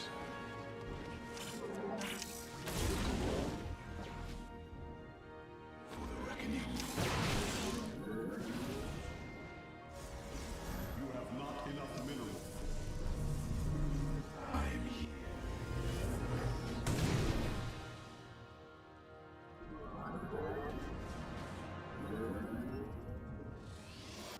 You have not enough minerals. Research complete. I am here.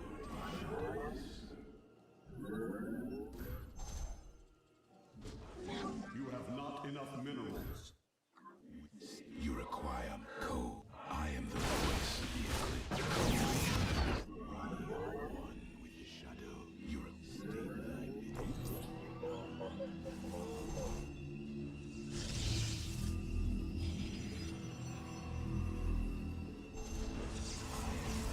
You have not enough minerals.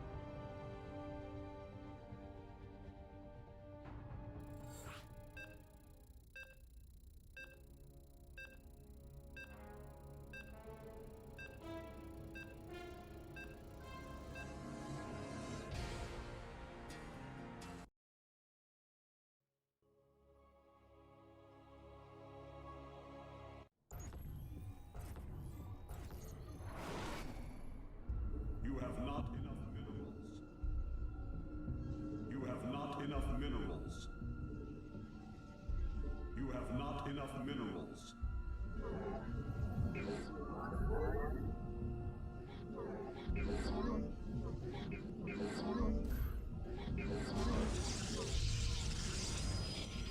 You have not enough minerals.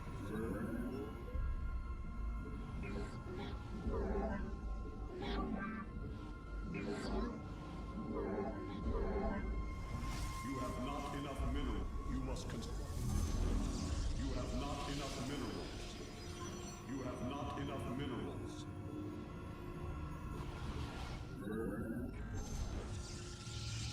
You have not enough minerals. You have not enough minerals.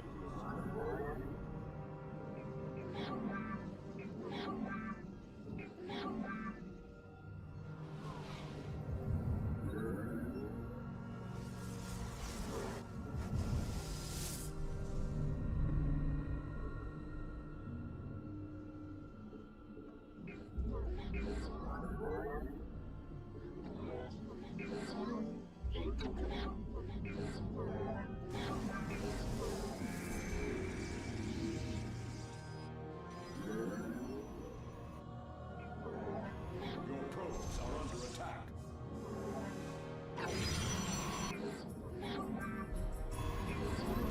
You have not enough minerals. You have not enough minerals. Your probes are under attack. You have not enough minerals.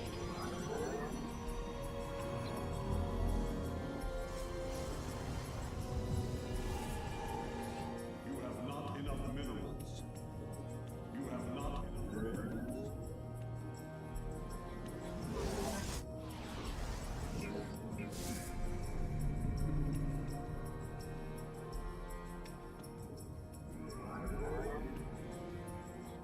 The firstborn shall persevere.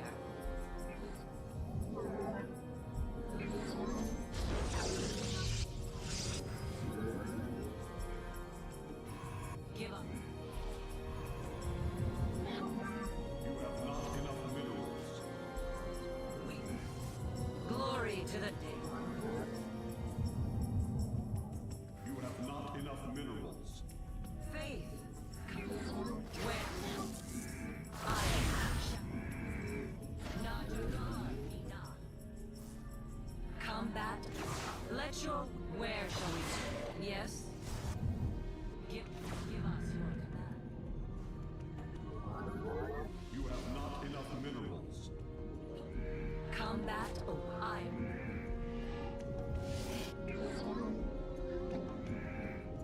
You have not. I am here in the shadows. You have not enough minerals.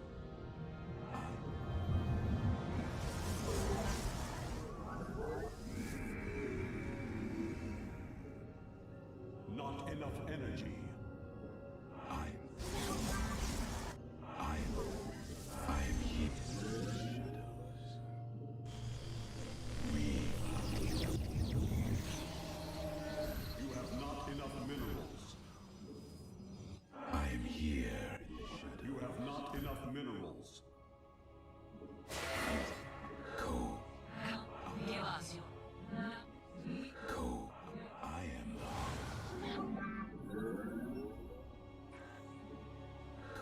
I am the void. Combat. Oh, You must construct additional pylons. You have not enough. I am here in the shadows. to glory. We state Yes, executor.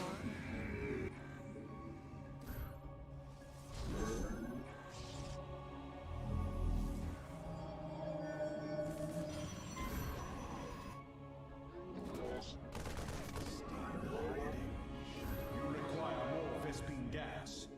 We are. I am here in the shadows.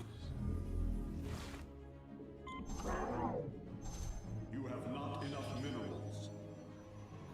You have not enough minerals.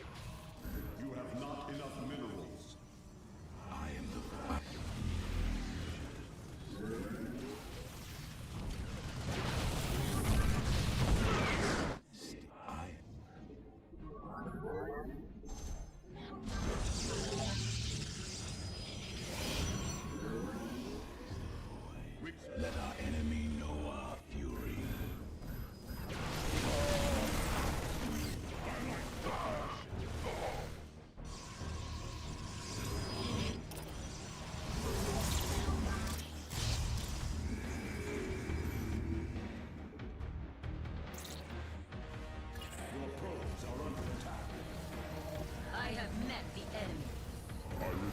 You have not enough minerals. My light for hire. My light for hire. My light for hire.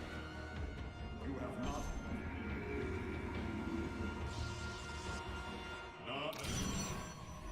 We embrace the glory of battle. You have not enough minerals. We embrace not my light for hire. I return to. I am here in the shadow. You have not enough minerals. We strike. We embrace the glory of battle. Base is under attack.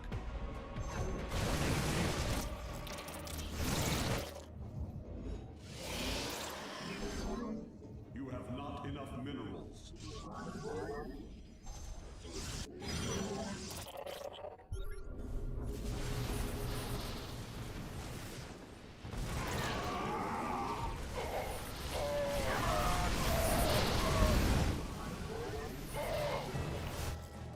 You have not enough minerals.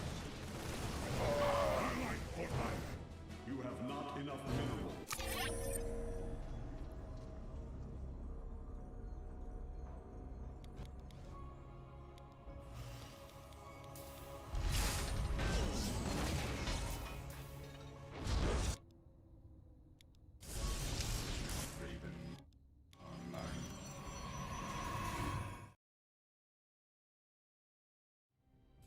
Ay, ay, ay, ay, ay. You got me good.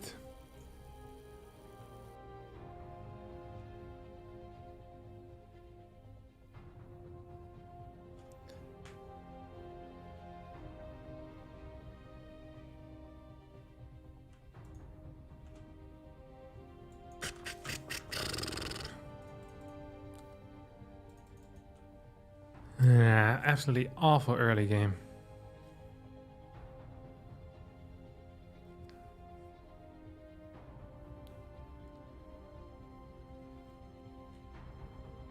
So hard to deal with Widowmice. My build was just bad, honestly. I shouldn't have played it. I was so sure he was gonna attack though. Like so freaking sure. So I wanted maximum amount of stalkers like the entire way through. But it kind of ruined my potential timing. If he didn't attack. And then he didn't attack and his mind drop hit at such a nice time. He played... just played freaking weird, man. He played Factory before Reactor and then didn't do anything with it at all. Like just got a single Cyclone, then into double mine. Then hit like 450 in game. It's just like... I also was like a millisecond too late at taking out a CC. Every single time I thought something went okay, it didn't. It's very frustrating. This series I got completely owned. Holy crap. GG close games. Well, not really, honestly. He owned me twice in the first 5 minutes. But I appreciate the 65 Swedish kroner nonetheless, Catbird. Ah! God, I hate losing. It's so dumb.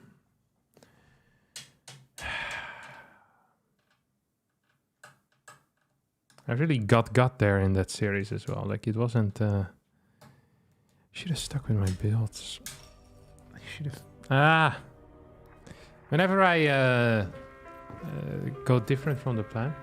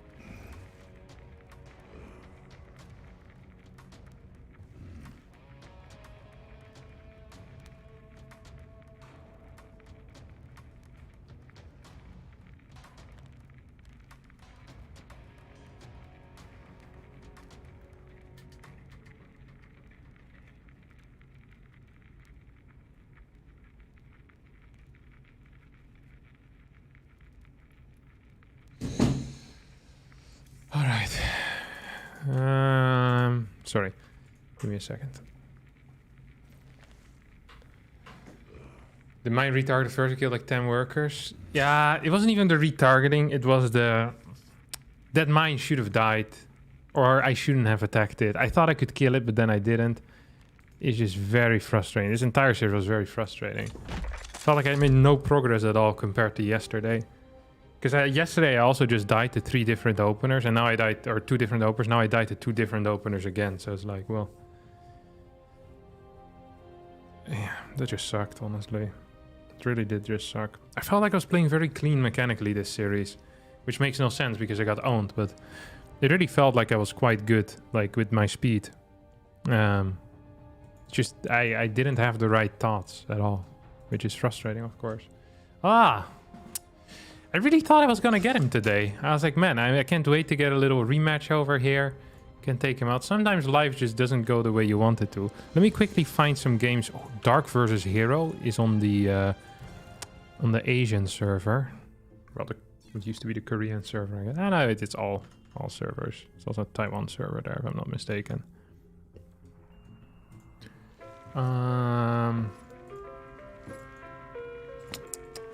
Dark vs. Hero invite, please.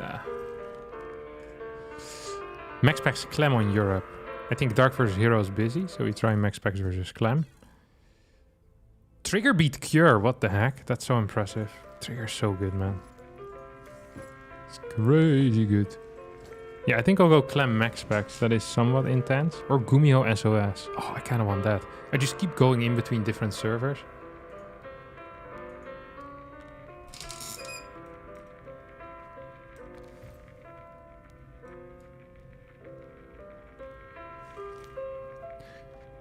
How do you feel about disruptors in the next patch? Oh, they feel fine. They feel fine. It's a bit frustrating that there's so much supply, but it's not the end of the world. SOS up 1-0 versus Gumiho. I kind of want Dark versus Hero. But I also want MAXPAX. Nah. Actually. Okay, let's try Hero versus Dark. I like watching Hero play. He's very smart. I don't want to watch another PvT after my missed performance. If Spirit plays against another toss, I want to watch that. Spirit has been farming me for a while now. It's kind of frustrating. Why did you get your 8 gate before your 4th versus Rewhite in game 1? Because I wanted to attack him. Or I wanted to defend against the potential attack. A lot of these new maps in general make it very hard to take a fast forward because the defensive rotations are so hard. So, yeah, it ain't great. SOS Gumiho is here. I can wait for Dark versus Hero, but there's a chance it won't be available. What do you guys want? You want me to go into Gumiho versus SOS? Or wait for Dark Hero? I guess we just go Gumiho SOS because I asked for an invite now. Please let me join. There we go. Okay, nice, we got in. Ah! I'm so upset about that. I'm a very poor loser.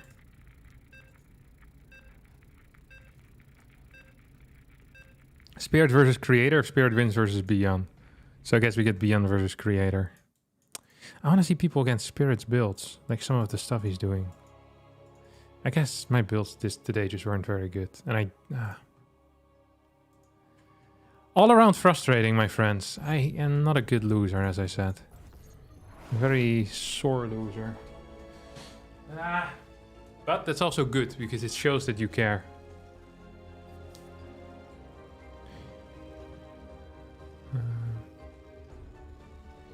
Let me just set the chat up.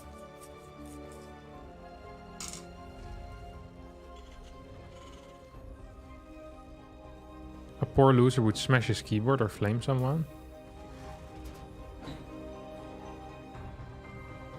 What did you do? Yeah, sure. Yeah? Oh, right here.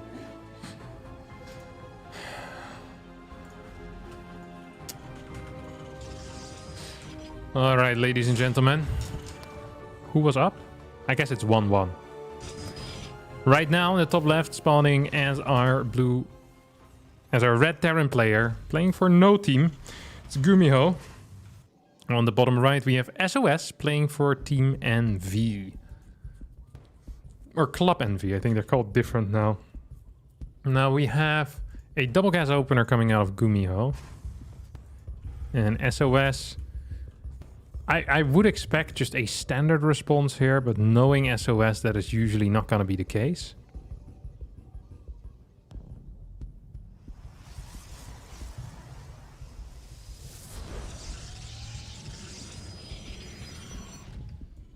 This is very interesting.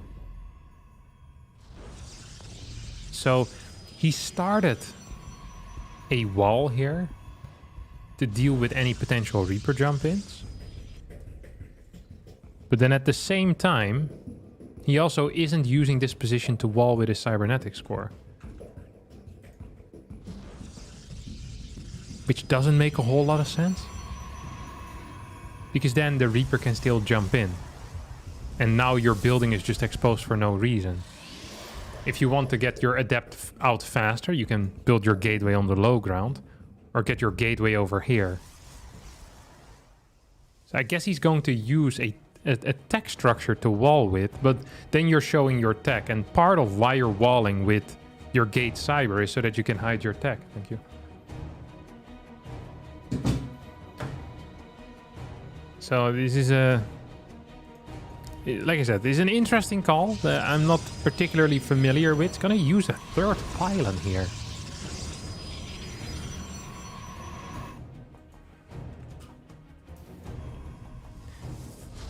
Now I've learned to hold my tongue when it comes to SOS builds, but this looks freaking terrible. Like, he's gonna have way too much supply capacity available. It's getting a blind battery here, which is good against the double gas opener. Late Twilight, continuous unit production from this gate, so he can get a fourth gateway unit. And chronoing right now on his Nexus. Meanwhile, we see Gumiho with a Reaper into double mine, make that triple mine. And a fake Oracle being sent out here. Now, that fake Oracle should have been scouted. Ideally would have been scouted. Then it would have had some impact, but... It's going to fly in, deal no damage. Gumiho's gonna look at it and say, well, this is idiotic.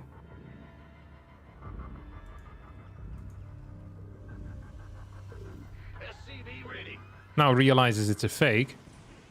Or should realize it's a fake. Like, this is the world's most obvious fake. A fourth mine is out and a fifth mine is in production.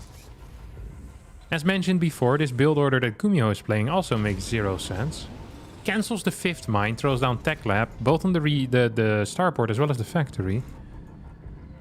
And this is going to follow up in a 4-gate blink timing with 3 gateways. So not really a 4-gate blink.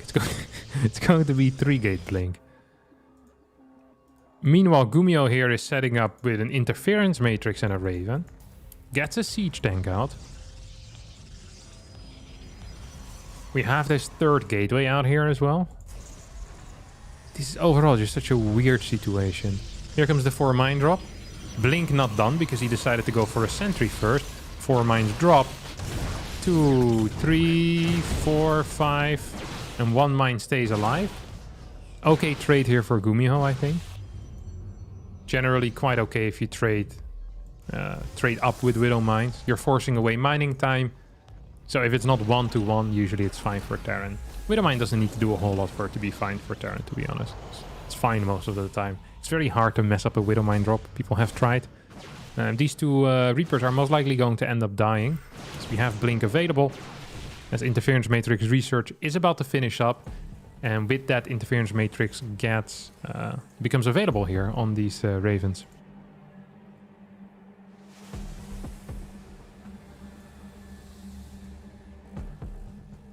Is he gonna drop a Colossus? Okay, this is not gonna work. I'm so curious. I think he's gonna drop a Colossus. Gumiho actually has builds for days, you know that? Sorry, SOS. He's in a terrible position though. He doesn't even have a third base started. I think he's going to 2-base all in with Charge Lot and Colossus. which doesn't really exist, but might just end up working. That's the beauty of builds that don't exist. That sometimes, you know, on a hot October evening in Korea, this type of stuff can work. He's following it up with Immortals. It's getting thermal lens for a single Colossus. Gets a Templar Archives as well. This is a 2-base all-in that would have been old school if he would have played it in 2015. At this point, it's ancient. Archaeologists dug up the remains of a replay from 2012 in which this particular strategy got played. SOS is now copying that. It's gonna go in here with a Colossus. And there's going to be interference matrices available. Well, loads of them, but I just don't quite understand what this is exactly. This seems absolutely idiotic. And I'm loving it. Every single second I'm loving. SOS's plan here is fairly simple, in my mind at least. So what SOS is going to do is he's going to, well, he's going to kill that mine. This medevac is going to scout the third base, sees that it's not up yet, and as a result Gumiho shouldn't move out. Like, the only way that I see SOS winning here is if Gumiho decides to move out, thinking there's a third base, and then there isn't. Gumiho just scanned the fourth base location. He's like, wait, is this a fourth base, or was that a really late third? So Gumiho scans it, still decides to move out, which is a curious decision. There's no workers in production for SOS at all. This is a fake third, if anything, okay? He can transfer workers there after he kills his opponent's orbital. That might be the entire plan. I don't understand why Gumiho is deciding to move across the map. This seems like the worst call you could make. He once again gets the full-on confirmation that this base is not mining, which basically gives you the confirmation that you're light years ahead. He isn't sieging his tanks! Is someone holding Gumiho hostage to lose this game on purpose? Unsieged tanks finally start sieging. 3 interference matrices, quite some damage denial there, but well, I guess Gumiho still wins. I can't believe this. This was literally the worst thing he could have done in his entire life, and he still managed to win. That pretty much, it was the incorrect decision, and he didn't siege up. Everything went wrong and he still won. Now, it would be very easy to complain about balance here, but I think what's much more realistic is to just call a spade and say that SOS's build might have been the biggest piece of steaming crap that I've seen in my entire life. Like, what in the world was this? Like I said, this would have been this would have been a modern build in 2011. Anything after that, then you're really... It's just ridiculous. Absolutely ridiculous that someone would play this build. It makes no sense. This looked terrible. Legitimately terrible. Single Colossus plus thermal lens. That's a huge investment into your unit that isn't as strong as it was in 2014. These 8 gates were nice. I like that. The Immortals were okay, but why the Immortal tech? It just delayed your all-in by so much. Literally all that Gumiho needed to do anyway was throw it on a Ghost Academy, just sit back and relax. Gumiho decided to go in with unsieged siege tank and still won. That just shows how poor this build was. SOS trying to defend with 2 Archons here. I think the reason why Gumiho did it is because Gumiho thought that his opponent was base trading. That's the only thing that makes any sense to me. Gumiho thought, oh, I've been tricked, this is a base trade. This is not a real game. You would have covered the name and would have flamed the guys, the ever-living crap out of these guys. Well, I'm still flaming the ever-living crap out of this. Holy cow. A great way to end the series. 2-1 in victory in favor of Gumiho. Ay. I can't believe what happened here. Gumiho gets a W. I'm happy to see that. I like watching Gumiho play, but that was a... it's ridiculous play, no? Ridiculous. Dark beat Hero, by the way. DRG has had... Well, beat Kalazur, which is impressive. Oliveira beat Nightmare, which is also impressive. So Spirit BYUN. I guess I want to go to Europe to check on MAXPAX versus Clem. Gumiho versus Dark. Do we want to see that? I guess we could watch it. I think MAXPAX is in the final game. I'd probably, though, prefer playing against... I prefer playing in the tournament altogether. That would be a good time. I would love to see Dark versus... No, sorry. Clem versus Classic, if that happens. Like, that would be a lovely series to watch. Clem versus Classic. I would truly enjoy that. Clem is up 1-0. Okay, let's just chill Gumiho Dark then. Let's take that. Oh, need to go to Korea for that. Clem is one of those players who's insanely good and plays intensely with great control, but is still somehow boring to watch. Really? Clem is definitely one of the top players for me to watch. Yeah, 100%. I love watching Clem. He's so such attractive play often.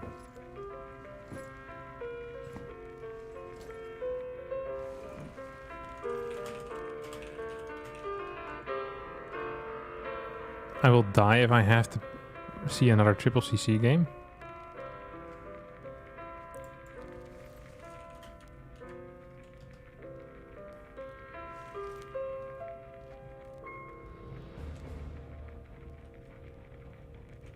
MAXPAX goes Phoenix Colossus second game in a row versus Clem. Oof.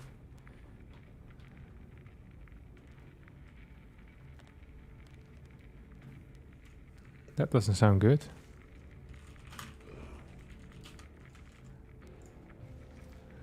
I don't like Phoenix Colossus much. I like Oracle into Colossus. Your favorite games are Harstem games? You like seeing Protoss players lose, I guess. That's what, okay, I will stop sulking now. Okay, a little bit more sulking and then we're done. I swear, okay? Just a little bit more sulking. I'm allowed to be upset when I lose. That is my... Oh, except friends only. That's true, actually.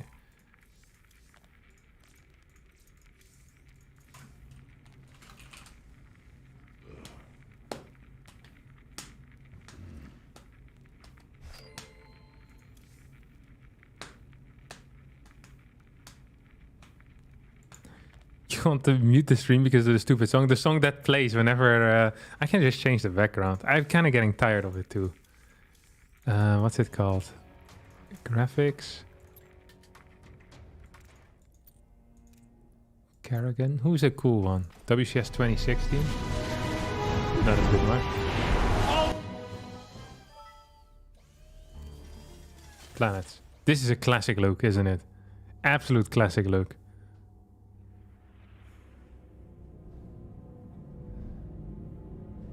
Yeah, it's the same piano song again and again and again. Pa pa da da da.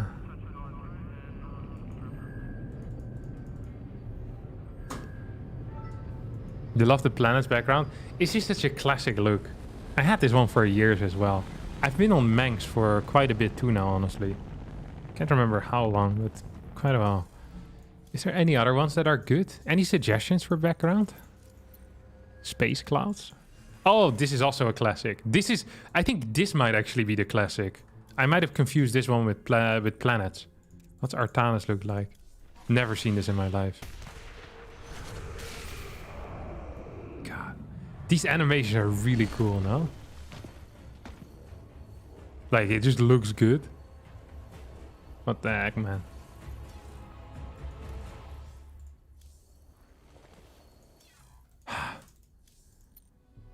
I really think that StarCraft is one of the prettiest games, no? Like, I might just be delusional, but it just looks nice. Like, all of it.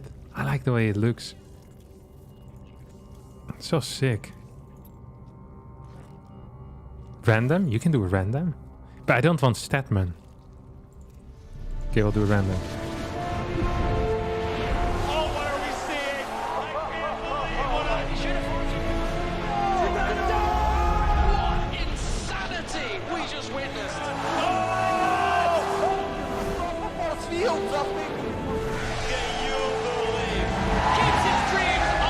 It's really cool, huh? I like all this stuff so much. Unreal! History has been made! Excited, man! He's gonna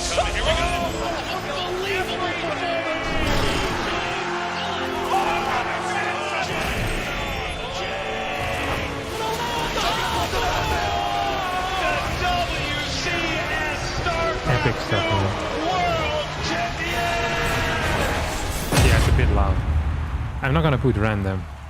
I'll just pick space clouds for now. This is the new standard.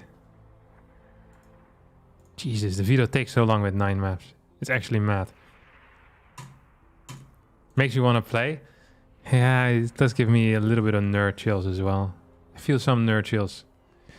I can feel it in my bones. Me bones.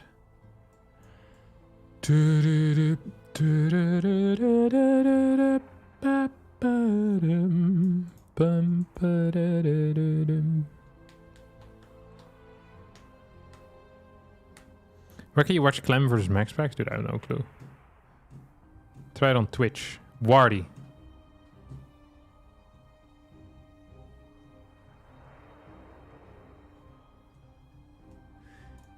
Now we can make a tiny little poll actually. Harstem, you got a lot of friends. Yeah, that's why I went through it, to show you guys that despite me losing, I still have loads of friends. Look at this.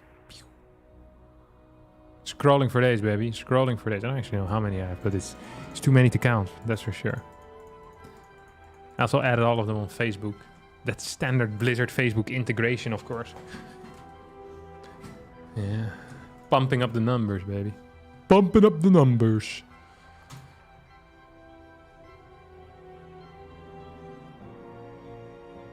Do a dual cast with Vardy? Ah, well, we might later on, but for now we'll keep it clean with the two, with just myself. Boss, what would you do if you were attached to the Kala? Nothing. Maybe I would Minecraft myself. But it's not possible because they'd always know when you're about to Minecraft yourself. Because they can read your mind. How do you even sever the cords? Sever the cords. Because everyone else knows what you're about to do. Unless you do it like... you think about it the first time when you're all alone by yourself. No one can get to you.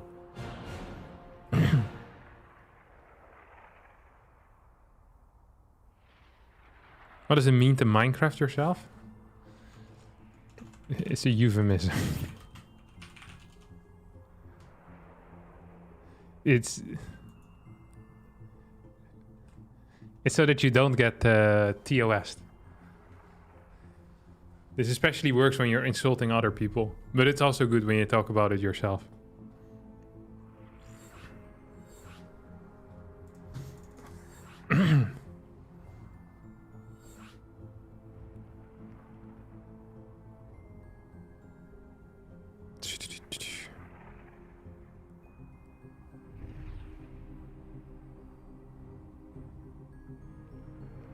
Is Shopify Rebellion also a euphemism?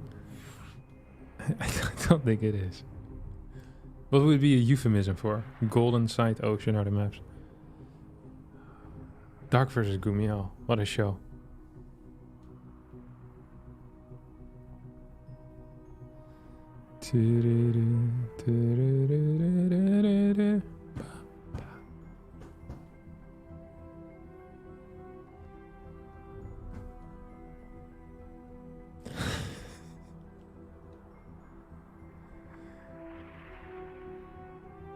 I like this new way of speech. You can say a sentence makes no sense. People still understand. That is the beauty of it. I've been only checking the top chat. Freaking hate the YouTube app so much.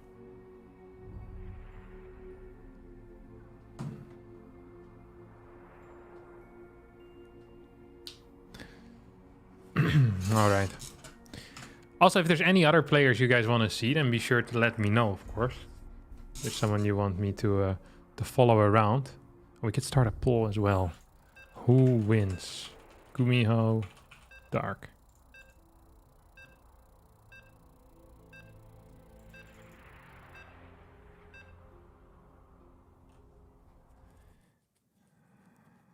You wanna see me play? You might play a game still later on. Surely I won't scamage you there.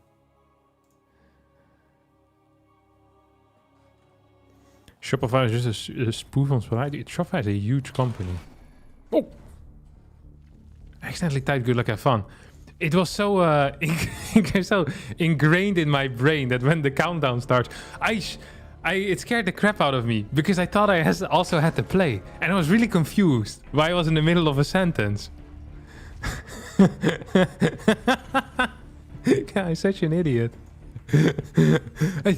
I think, holy crap, what's happening? It's not okay.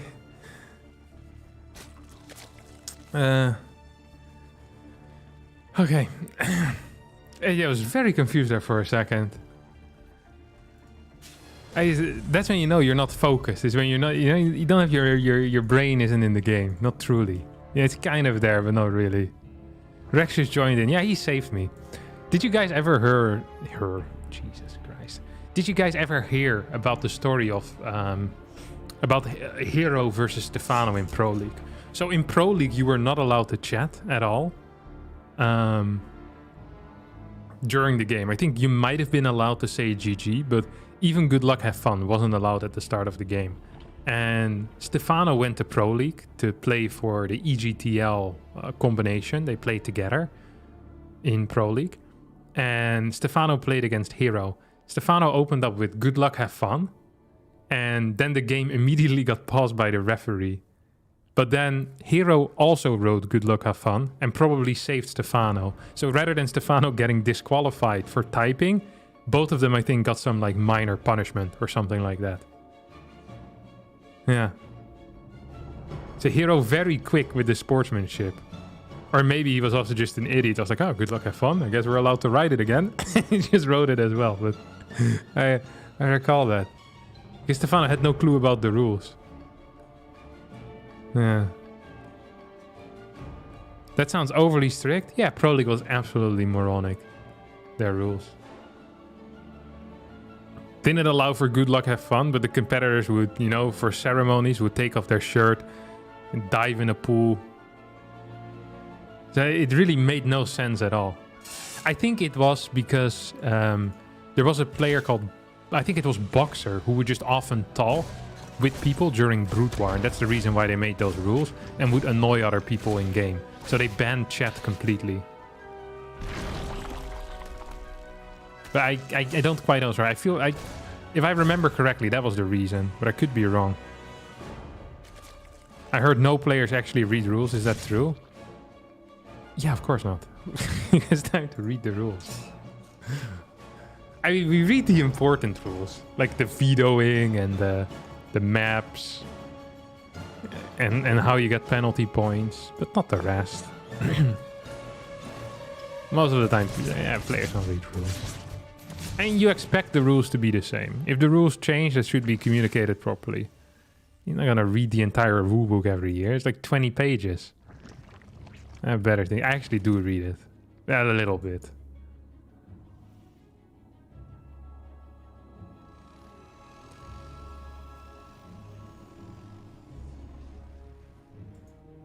To be fair, Stefano often used good luck, have fun offensively. He writes it in the oddest of times to distract opponents.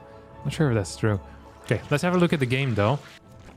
This was a non-speed opener straight into a roach horn. Second gas as well coming down right now. The timing on that second gas is a little bit suspicious. Why is it suspicious? It's because it's very early. Why is it early? It's because he hasn't saturated his third base quite yet. This makes me believe that rather than this being a roach defensive opener, we might be going into a bit of a roach attack. Now, there's 3 overlords on the way with this as well, and that probably confirms my initial suspicion. Because in order to build roaches, you need a lot of supply capacity, and right now that is available for Dark. Gumiho, meanwhile, opening up with a 8-car single medevac with a Viking. 4 Marines are there as well. Very weird little opener that he's going for. Not entirely sure what this is all about. If these roaches get spotted, what is the correct call right now? Do you just start popping out cyclones 2 at a time? Is that a fair response here? Is that something that is allowed to be done here? Yes, that's what we're gonna be. That's what we're gonna do indeed. High ground bunker, 2 cyclones, instant marauder as well. I'd love to see a reactor starting on the starport. That's not quite the case yet. Hellions trying to move in, dealing some damage. This has been an absolutely awful fight so far. Gumiho thought he could get into the main base. As a result, loses all of his cars. Roaches are now moving in. We'll get a couple of kills maybe, but the first Cyclones are ready to get out of here. This Viking is fairly low. Cyclone's still alive. Viking lands and kills one of its Cyclone friends. Then goes back into the air. It's like, job done. Congratulations, you died. My work here is done. Back into the sky where it's safe. No way, this is legit. Third base is still up, but the work account is looking pretty poor. Glio Reconstitution is on the way right now. Double Evo Chambers as well coming in. And I think at this point we're... Okay, now the game is just legit over, I think. Next two Cyclones are popping out, which is something. Actually, that's gonna save him. Holy crap, Cyclones are good. But he has a really poor production. He has no upgrades. Ebays are just now going down. Worker count kind of sucks. I don't think we had proper worker production during all of this. Dark, meanwhile, is popping out roaches, 11 at a time. And there's not a single tank yet. Hell, there's not even a tech lab right now occupying this factory. So, yeah, this is quite difficult here. This is indeed quite difficult. Yeah, the Cyclone is a very good unit indeed. Especially against low roaches. They really do fall off quite hard once roach speed comes out, though, is what I've noticed. 6 more Overlord on the way, as Dark had the supply block of a lifetime. Great to see. Factory on the low ground. 3 more barracks as well. It's going to bring the total up to 6. I've mentioned this before, but Gumiho is the only player in the world that doesn't go into 5 barracks and then 8. He very often just does 4 barracks, then goes up to 6, then goes up to 7, and then maybe 9 or 10. Like, he just has weird numbers. As these roaches now moving forward, GG gets called Dark with a relatively simple victory in a pretty terrible game number 1. So far, we've been in 2 games. Both of them have been absolutely god-awful. So it seems like... yeah, we're not getting too lucky today. I'm not the lucky charm when it comes to showing good games of StarCraft. Why didn't Gumiho run his Hellions into the natural? I have absolutely no idea. That's what I thought he was gonna do when he saw the 4 queens, 2 rows of queens blocking the ramp. I was like, okay, there's still 16 drones you can kill. Yes, losing 8 Hellions and a medevac with 4 Marines for 16 drones probably still isn't that great, but at least you're getting 16 drones. If you're not getting 16 drones, then you just lost all of them for free, which is significantly worse. Whenever you have the decision between killing 16 drones or not killing 16 drones, usually you're going for the kill option. Dark had 402 APM or something. What do Zero and Rainer have? APM currently is irrelevant when it comes to Zerg players, because Zerg players are cheating. They use very low repeat rates, which allows them... So, for example, when Cyril builds 20 Zerglings, technically you only need to click 20 times, but he'll get an APM of maybe 5, 6 or 700 for like 2 seconds. Same when they're spreading creep. Or when they're injecting maybe even. They have... Oh, did I forget to accept? No, I had it accepted, right? Yeah. It's Maddox who's declining. I won't good luck have fun this time, no worries. 1200, yeah. Of course, it's possible.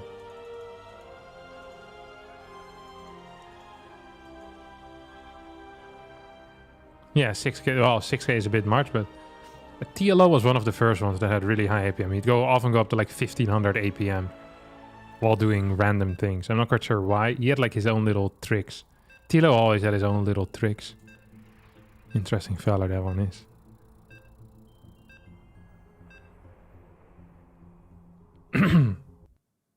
Hello Harstem, I hope you have a nice stream. I hope I have a nice stream too. We were all witnesses.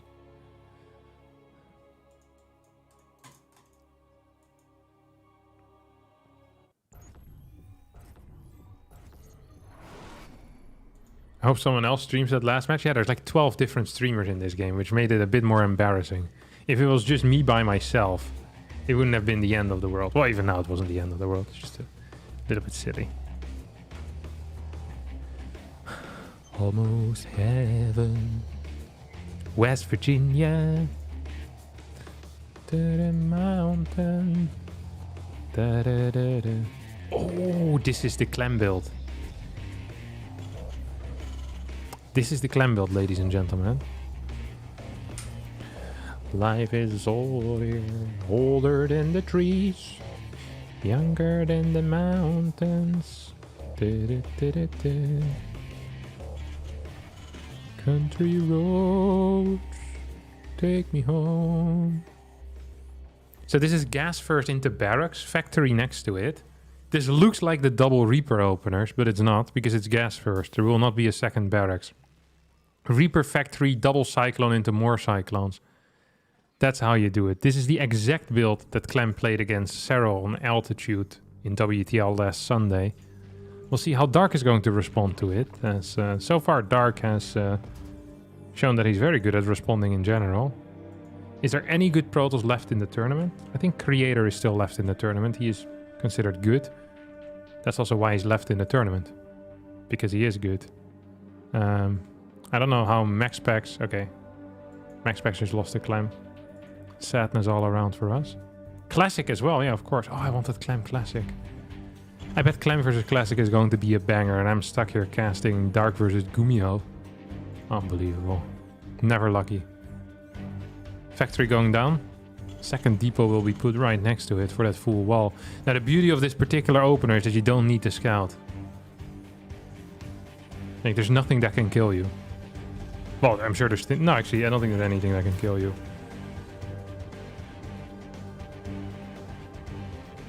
Now, Hero lost the Dark, yeah. So, Dark is here, and Hero is out. Yeah, Classic is good again. He's not bad, for sure. He's a decent guy. West Virginia is the land of opium and various other substances, really. I wasn't aware of that. Oh! Reaper Man. Reaper Man?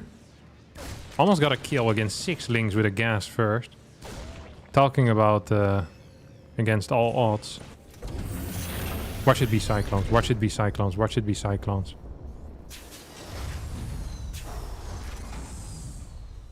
Now, the way Clem played it, he built a second barracks on the low ground. Yeah, second Reaper as well. That's what he did.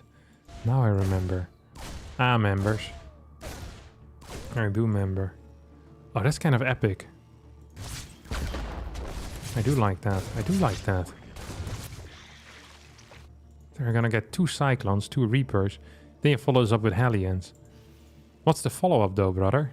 Starport in the main. Imagine he builds a battle cruiser. How sick would that be? Just a BC. Or 2 BCs. Oh, Gumiho! You beast! You monster! Using that barracks for flotation. Get these Cyclones in a good position. Let's do it, brother. You got it, man. Reaper, Reaper, Cyclone, Cyclone, life is gonna be good. Alright, buddy. 18 Lings out on the way. First 2 cars also here, though. Let's see how these queens are going to manage. Oh, please let it be a BC follow-up. That would make my day.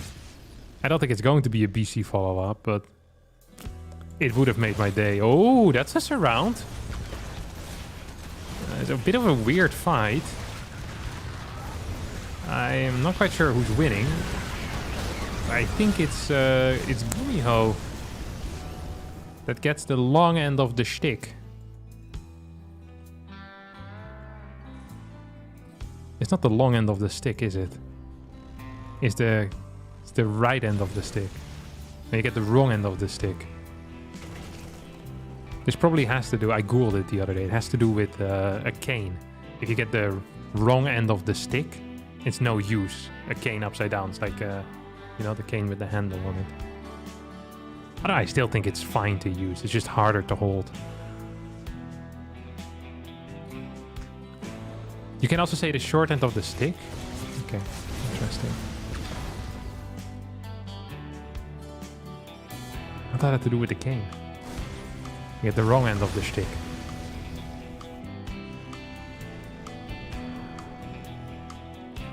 Now there's link speed this time. Resources lost looks okay for Gumiho.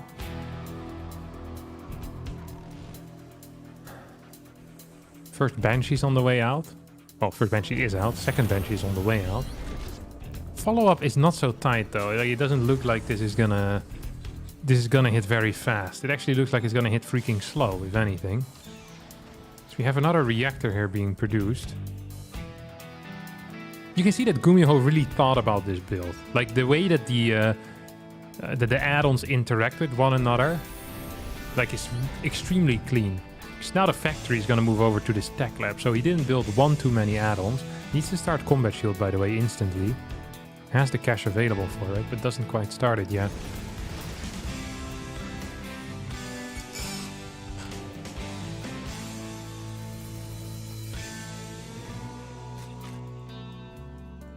Here come the Banshees. Spores are in position, or at least in this base, spores are in position.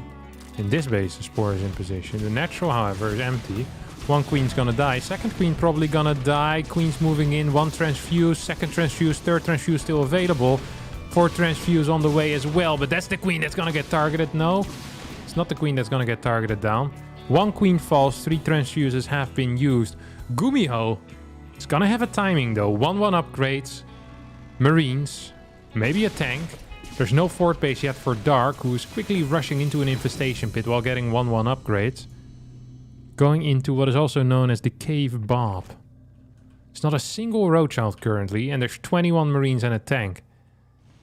Now, I could be mistaken, but this looks freaking powerful. This is going to hit like a truck. And if you've ever been hit by a truck, you know that that's not a very pleasant experience at all. These rocks haven't been taken out either. As a result, Gumiho's going to have quite a nice position here for at least one tank. Combat shield not done is going to suck, but at the same time there's no roaches, so that also sucks. I think Gumiho just walks in and wins the game, no? Even without combat shield here. Look at this. Look at him go. He just marches in there. Takes a big fat W. Dark. Only on 69 workers, but not enough roaches apparently. It's going to take some serious damage here, losing every single queen.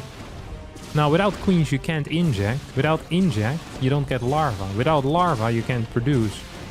So basically what I'm saying is that Dark's going to have a hard time producing stuff here. Still has 1 larva available. And he needs drones. He needs drones quickly to get this base back up. So queens are being produced one at a time. We have these units here at home. Dark thinks that he can counterattack. Well, he's wrong. He can't. Banshee's still going ham. Taking out more workers. Here comes a queen. Here comes the queen. Yeah, this is a bad attack. This potentially is even an attack where Gumiho is going to chase, take out 6, 7, 8 roaches and continue pushing in. And it seems like the Banshees have ended up dying here. But there's 40 Marines versus 15 roaches. 2-2 is on the way. Fort base is on the way. We have 6 medevacs out as well. I am not liking this spot here one bit for Dark. Does have 3 infestors, but 2 tanks are gonna siege up. 47 Marines versus 22 roaches. Okay, wait, there's still 1 Banshee around. Now to try and target down one of these infestors. Doesn't quite work out. Fungals could be big. Fungal is huge, actually. Holy crap. Next Fungal, also kind of big. Gumiho forgetting that splitting is an option. As, oh my god, like every Fungal probably hit as much as it could have. Tanks are in the same spot. Could have been double biled, but Dark misses. Despite that failure of a fight there for Gumiho, I think he's still just going to straight up win. He has too many units. There's nothing really left for Dark. He's now targeting down these medevacs, but there's nothing on the ground that can clear the Marines. Transfuse is being utilized. Marauder in the back dishing out some good damage. Medevac count has been destroyed here, but doesn't matter. GG gets called. Gumiho gets a W. Very good early game, but I didn't think it was gonna be this easy, to be honest. Did not believe him to get such an easy time.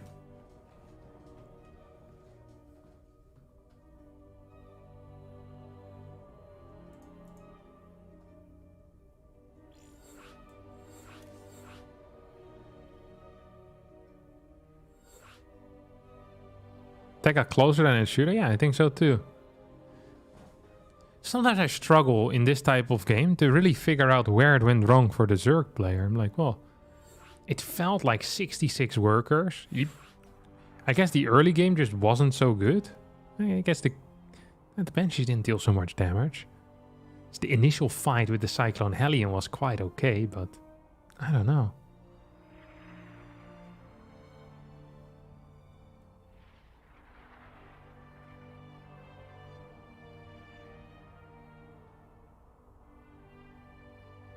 A few Banes there would have destroyed Marines. Yeah, but then, I mean, that is not really how it works, no? Like, you can't just say a few Banes there would have destroyed Marines. Like, if he had 6 Lurkers there, it also would have been fine. Like, you can't play Roach 1-1 and then have a few Banes at that point with Bane speed against the first push. Against the second push, he maybe could have, but he didn't have any creep either, so I don't think it's going to be too useful. People still make Bane links? Yeah, you see it. A little bit later, though. Can we post links here? I have a very important meme. Yeah, post a link and your life is on the line. If you post a link and it's crap, you're perma-banned. So if you think it's very funny, post it. And we can decide whether we found it funny too, or if it's just you who thought it was interesting. You'll take the odds? Okay. Send it in.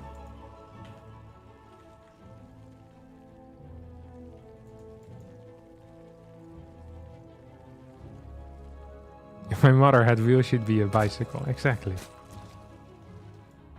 Is this 3-1 in a best of 3? Yes, I made a misclick. Very nice, Ole. Make it a chat vote? Yeah, obviously. We're a democracy after all. Chat vote for banning the memer? I wonder what's gonna happen. He's gonna just play the same build, isn't he? No, wait. Was this gas first? 12. No, this was barracks before gas. It's a different type of build. Oh, he might... Wait, what is this then? Oh. I don't know what this is.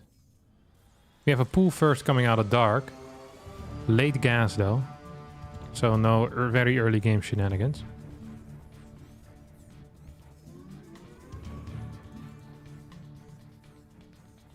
I don't quite know what this particular build is. It looks the same, but it ain't. The difference between gas first and barracks before gas is kind of big. Oh, he's gonna do the same thing, but just with a marine first. I feel like that carries a bit more risk, though. You think Dark will go 2-base Swarmhost Nidus? You wanna have some skin in the game there? Maybe put a tenner on that? Because I'm down to take that bet. I think that Dark is not going to play 2-base Swarmhost Nidus. Actually, I'm very sure that's not going to be the case. Is this better? The problem is that I'm not sitting properly on my chair. I think that's the real issue. Okay, this will fix it.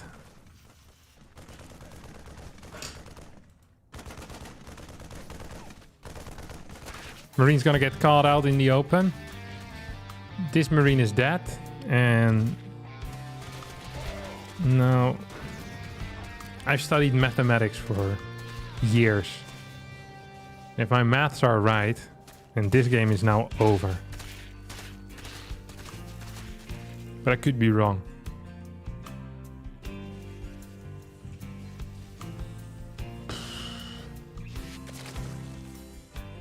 Because there's really nothing. Oh, one Cyclone though.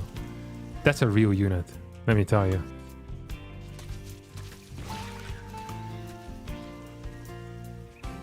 That is a huge unit.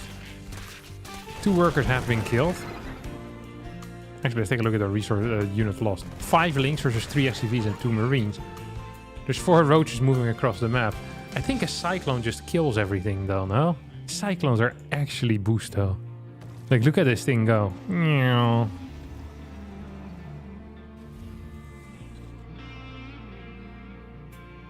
Poof. Oh. Oh. Oh. Look at that thing go, man. That has damage for days, no? Hoppa. Cyclone almost boost though. Almost gone. Oi! This was an okay trade, honestly, for Gumi God. Impressive stuff. 2 base dark. This is the last time he ever does this roach build. That is crazy. That is legit crazy. Now, his early game was garbage, but the follow-up was pretty great. Dark should send this to Iotis. The answer might surprise you. That looks very powerful. There's now a tank on the way. I think Gumiho believes there's going to be another roach push with this. It's possible there's a second gas. These might be defensive roaches. We don't know that. There's hardly any queens, by the way. There's no creep tumors at all. Like, this ain't looking good, Chief. It ain't looking good at all.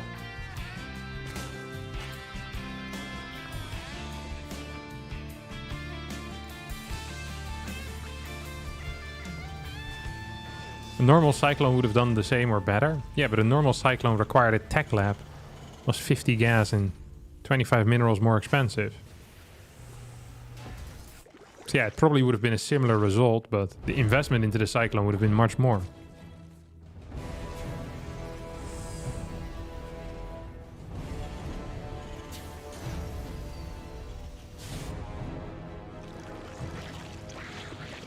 Lair here on the way now. So we're going into a pretty stable setup for Gumi-God. Pretty stable setup for Gumi-God. 42 workers. I wonder if you can just win with the first 2 medevac push.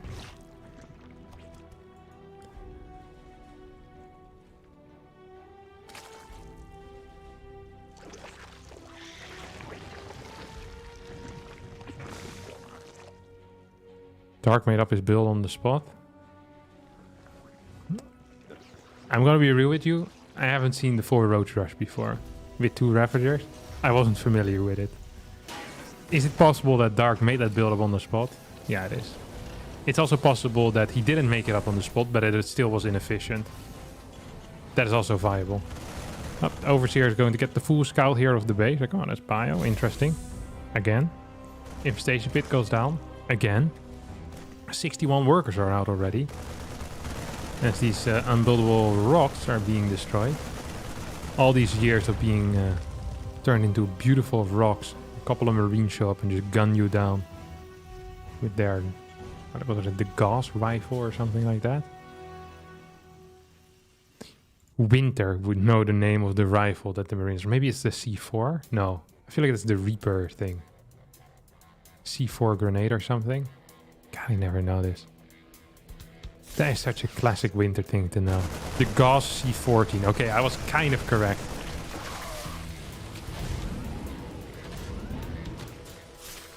Whenever I talk with Winter, he'll tell me like, ah, that's like blah blah blah. And I have no clue what it is. And it's like the name of the Stalker laser or something like that. It's like, you don't even know the name of the Stalker laser? Like, no. Do you know what the Grandmaster logo looks like? Yeah, I'm not an idiot. But yeah, okay. I thought I was a better own Winter. Like, no, that was really lame, Harstem. Please stop contacting me. That was my last conversation with Winter. It is what it is. Hive on the way, Baneling Nest with this as well. Infestors coming out. Combat Shield, 70% done. Yeah, practically 70% done. We're now moving forward. Combat Shield on the way. As I said already. Ooh, gonna try and target down some of these Ravagers. Gets 1. Roach is not feeling this fight either. 1-1 wasn't quite done yet. Combat's about to finish up. Lots of creep is dying here. Tank is gonna siege up in the bushes.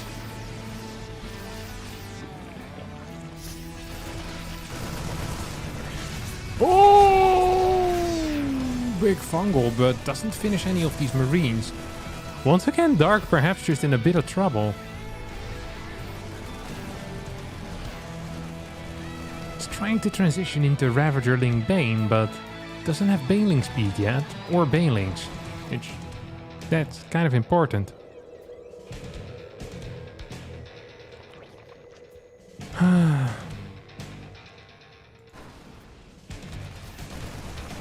Here comes the investor.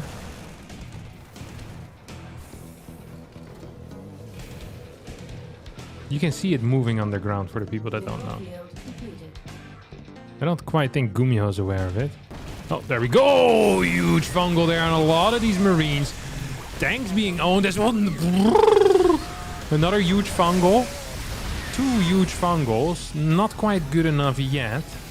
The lighting on this map looks really weird. Almost makes it look like a different game, no?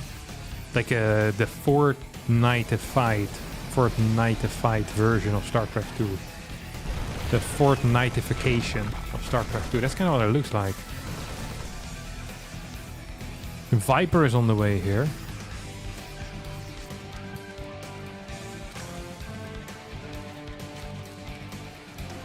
Ultralisk Cavern. Now that's a structure we don't see every day. Gumiho still only on 3 bases. Does have 8 barracks already. Is pumping tanks 2 at a time. They're being pumped out in pairs.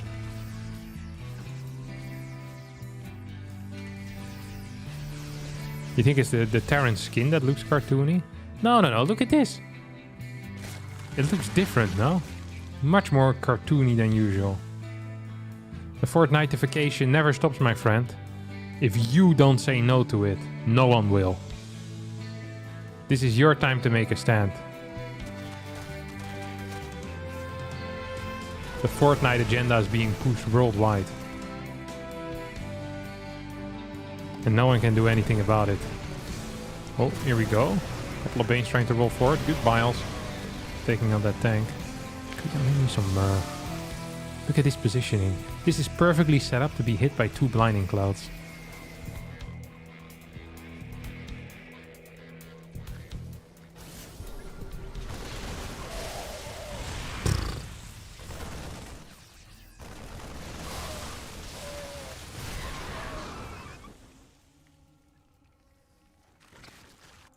Dark killed a couple of workers, I think. Not that many, though. There's no fort base yet for Gumiho. Gumiho here is set up. I mean, I'm just wondering. Can he win this fight? I think the answer is no. If there's a couple of blinding clouds here going down, this push is gonna get absolutely demolished. That is actually just being demolished. Now, there's no creep left. There's no 5th base either. And then the tail end of this fight, or well, the start of the next fight, is not looking too great here for Gumiho. You can see this infestor. It's moving forward, buddy. It's moving forward. +3 is on the way right now, as we have a 4 medevac drop being set up. Planning of going into the main base. Is he gonna get there, though? It's a long journey. Without you, my friend. And I'll tell you all about it when I see you again. When I see you. Been a long way from where we began. Oop. 1 drop heading in towards the fort. Our ultras there. The rest of the drops moving towards the main. Dark. Beautifully, completely out of position. Has 4 links there. Now, contrary to popular belief, 4 links are not quite going to cut it against 24 Marines. Which is close to the number they were dealing with here. Nice target fire on 3 of those Banes. Takes out 3 of these bad boys. Tries to drop quickly on the low ground, but not the greatest multitasking. At the same time, has a fight in the middle of the map that didn't look to go too well for Gumiho either. This drop, however, did kick off a little bit. Queens decide to burrow as the fungal does its work. And Dark gets a W there. At least in that fight. He might have won the battle, but the war ain't over. As our tank commander Gumiho is building 2 at a time still. Is getting a Ghost Academy. Marauder count is now growing. Ultra count is at 3. That's not quite high enough. Carapace only +2. And he's fighting against +3 attack. Look at that. Tanks dishing out a lot of damage. This is an awkward position. Parasitic Bomb being used. Lots of medevacs low in HP. Marauders take out this base, and now we're trying to chase out these ultras as well. 1 more ultra will fall. Fungal connects in a big way. Final Ultralisk is going to die as well. As Gumiho, all of a sudden in a pretty okay position, taking out that 5th base. Creep is looking underwhelming here for Dark, really. That's the word that I'm looking for. There's 3 medevacs out. Ghost can start right now. I'm loving the spot here for Gumiho. I'm loving the spot. What can I say? 2 more Vipers as well coming in. Now, Fun fact, well, not a fun fact, but an interesting fact is that Gumiho, when he was in the South Korean army to fulfill his mandatory military service, actually worked as a tank commander. He was a siege tank commander. Well, I'm not sure if he was a commander, but he was a siege tank operator, carrying the bullets and stuff like that. So it's very... It's a heavy task, he said. These bullets are freaking heavy. These, do you call that bullets, even if they're very large?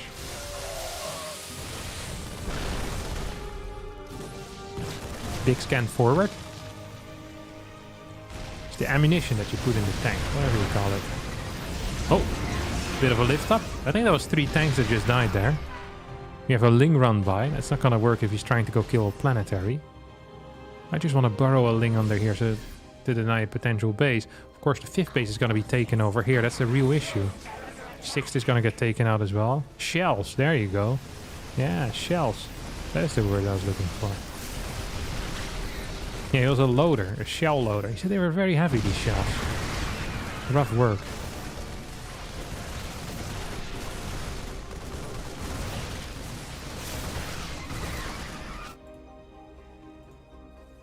Command center being thrown down here. As 11 tanks are out.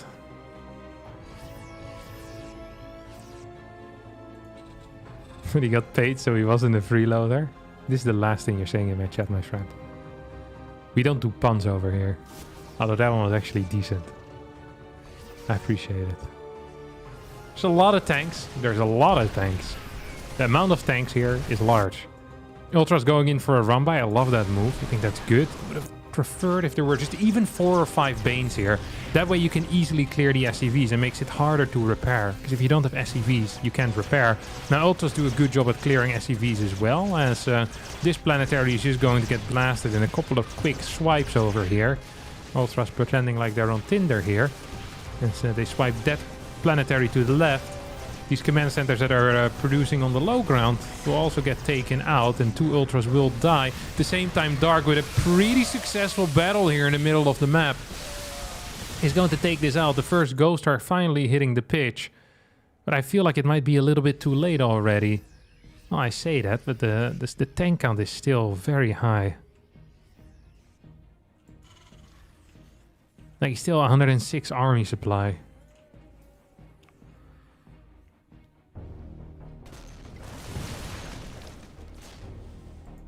Here comes a big run by Ling Ultra in towards the 3rd base. Stark doesn't seem to be too keen on building a lot of Banelings. So far in this game, Tola has built 36 only. This attack is going to be quite successful at taking out a lot of workers. Don't forget there is Burrow, and we see that being utilized here with a bunch of these Lings. Making Gumiho believe that there's no Lings burrowed by leaving some above ground as well. That's just the genius of Dark, really. It's just such a good player to watch. Such a fun player. Planetary could target down these Banes. Doesn't quite yet. Here comes the Unburrow. At the same time, don't forget this top 12 o'clock base as well is completely vulnerable as it's an orbital command. Here comes a snipe as the Ultras forced back. At the same time, Gumiho moving forward with, well, I guess the remains of his army. Has 10 Marauders, 4 tanks, 25 Marines and 6 Ghosts.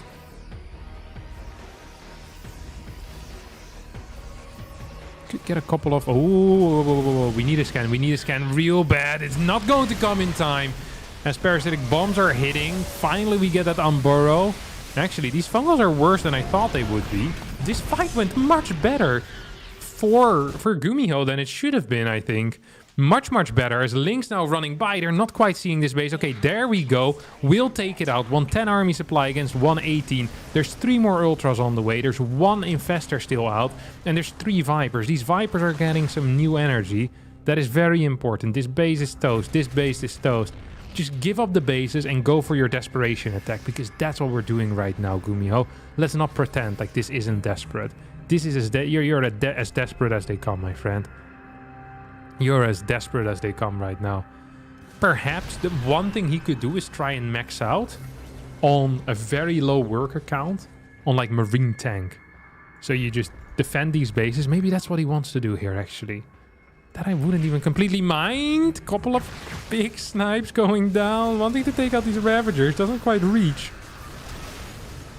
This position is also much better. 7 drones are going down somewhere.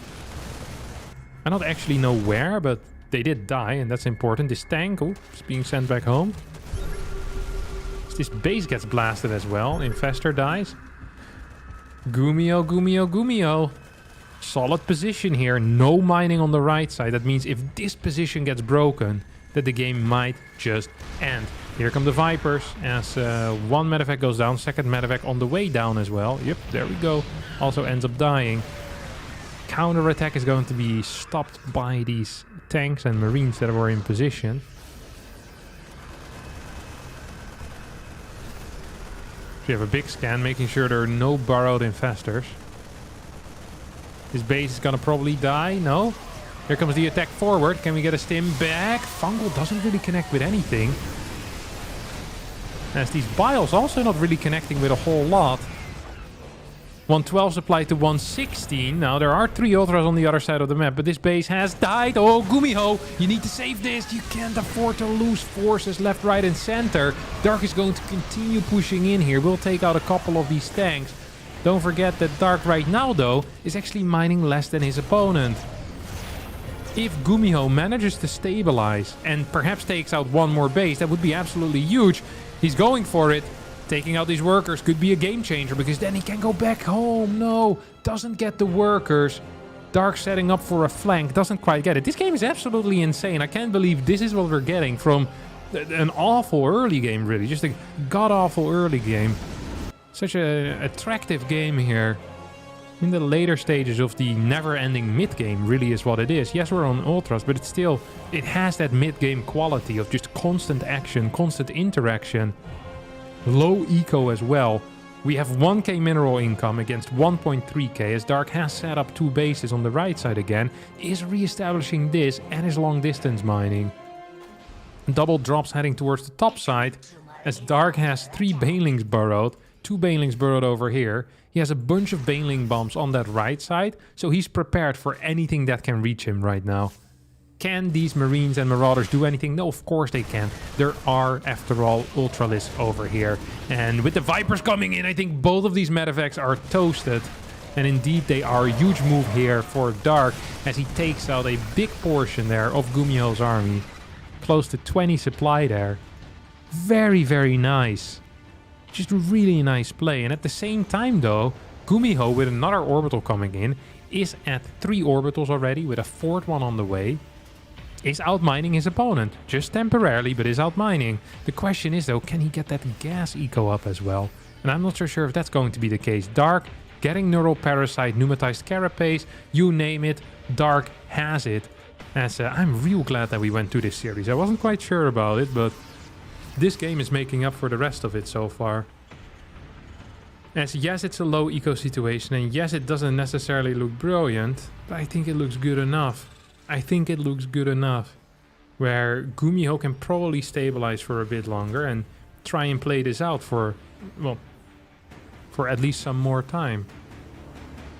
Single drop heading towards the top side shouldn't work if there's any amount of banelings, or as even just a single ultra there, of course, could take this out with some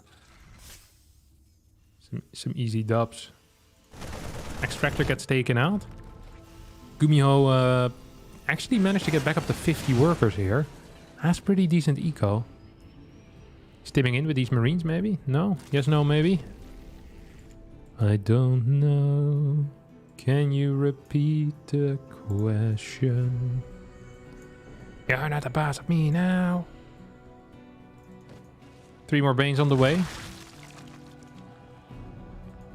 Command center up here as well. Hatchery finally going down. Kinda would like Dark to take this base and maybe get slightly higher in the drone count as well.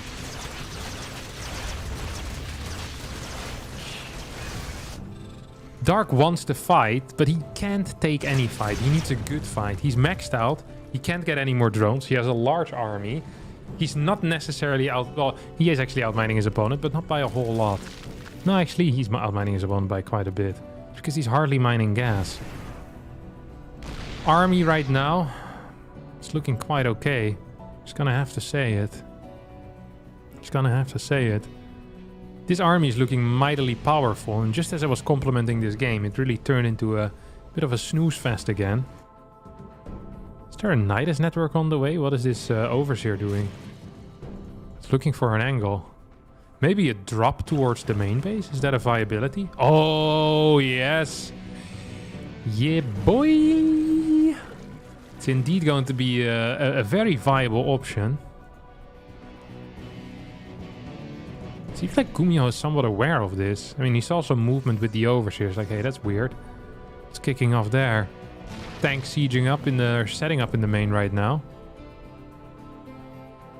2 ghosts at the same time. Fake attack on the bottom side. This is just a distraction. This is the real deal. And the real deal is officially in right now. There is a tank there. There's a bunch of Marines. The question is this fight even good? It's fine, I guess. At the same time, oh, a big fight on the bottom side. I missed it. But I wasn't the only player who missed it. It seems that Gumiho also was unaware of this happening. He's lost his entire army. So, it was an initial distraction, but then it became the real fight. And I think that means that that's going to be it, no? There's no gas at all left over here anymore. You have 1 scan. Yeah. 1 will survive, I can feel it. Oh, nice feeling. It also died. Ooh, where are you going? Off the map with you. Yeah, the real deal indeed turned out to be the distraction. We have another run by coming in. Dark now in firm control of this game. Single snipe. Plop that Ravager out of this world. That command center dies. Poof, poof, poof. Fungal Boy is nearby, of course. That's a misclick. He fungal is the random area, though. Ridiculous. Gumiho actually doing quite okay now in that last fight. Is losing a lot of stuff here on the left, though. Liberators have been taken over. Army count fairly similar as Gumiho quickly taking out base after base after base. It's going to be 7 Ghost versus 7 Ultralis. There's still 7 tanks around as well. But I think at this point we can start to assume somehow, somewhat, that Gumiho is not going to make a return when it comes to good eco. So this is going to be it for him. He has 1 more fight in him. And that fight needs to be fantastic. And I don't think it is going to be. There's no Marauders here for tanking. There's not enough tanks for tanking either. There's just no damage output. That means that that's going to be it. Dark had to fight very, very hard for this victory, but gets it in the end. 2-1 score. Advances on into the bracket. So I'm going to actually take a look at that bracket right now to see what server I want to be moving towards. Clem Classic still going on here, so we'll go to the American server instantly. Maybe we can catch the end of that. Would be nice. There's no losers bracket, my friend. No. There ain't no loser bracket. Okay, there's 6 minutes in game already. Let me quickly check to see which number it is. Clem is up 1-0. Oh my god, we're really missing a banger here. I'll just cast from Wardy's screen. Me and Wardy are tight, so I'm allowed to do that. Look at this. Classic. With a proxy Tempest build, my friends. And he's winning. Oh, I want to have this replay. Oh, I want to have this replay so bad. That seems freaking hilarious. Just want to see what this build is all around. Proxy Nexus as well. He knows how it's done. Hoppakee. Tempest goes in, Tempest goes out. No shot for Clem, mate. No shot for Clem.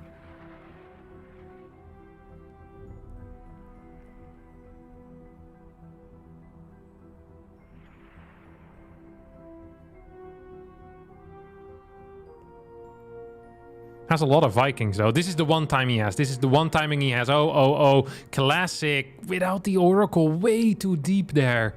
Not necessary. It's taking a beating. Needs to be in range of the super battery, not in range of the regular battery. I can't believe he's losing this. What a move. That's actually really silly. Maybe he's not losing it. Maybe he is, though. Batteries are running out. Yeah, we're gonna need to do a proper breakdown of this. I'll get this entire game at some point. That seems like it was a banger. Still seems like it is a banger. Double starport pumping out Vikings. Okay, I think it actually is it, though. Vikings produce much faster at this point, and the way that their damage point works now makes it so easy to micro as well.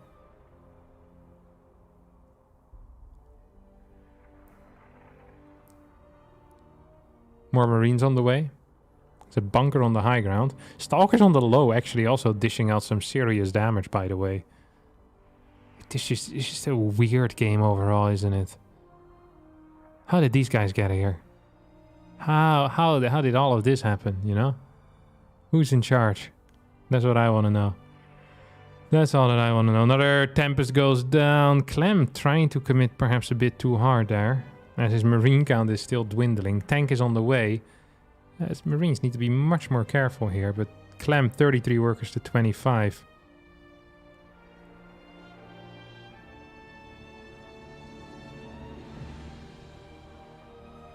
Once that tank is out, I think the low ground will be secure though, and that's a serious issue.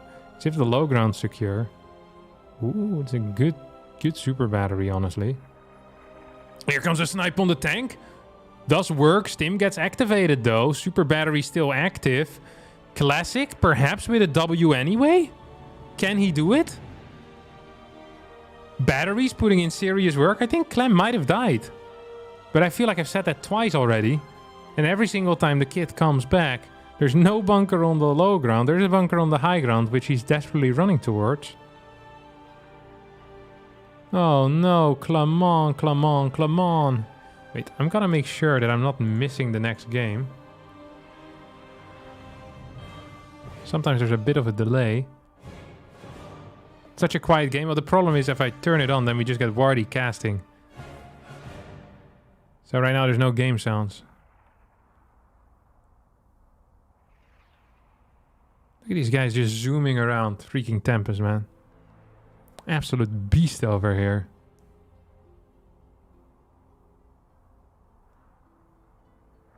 Poof.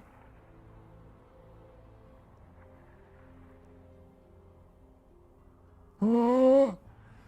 Almost feels like Classic is kind of locking himself in here on that high ground. But I also think he's winning. So it probably doesn't matter. Wow, Clem is out. What a video game that was, huh? What a video game that was.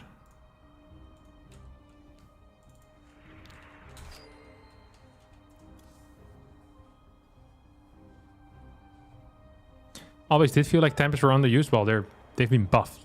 So now they're going to be accurately used. Probably. I'm gonna go to the restroom real fast, 1 sec.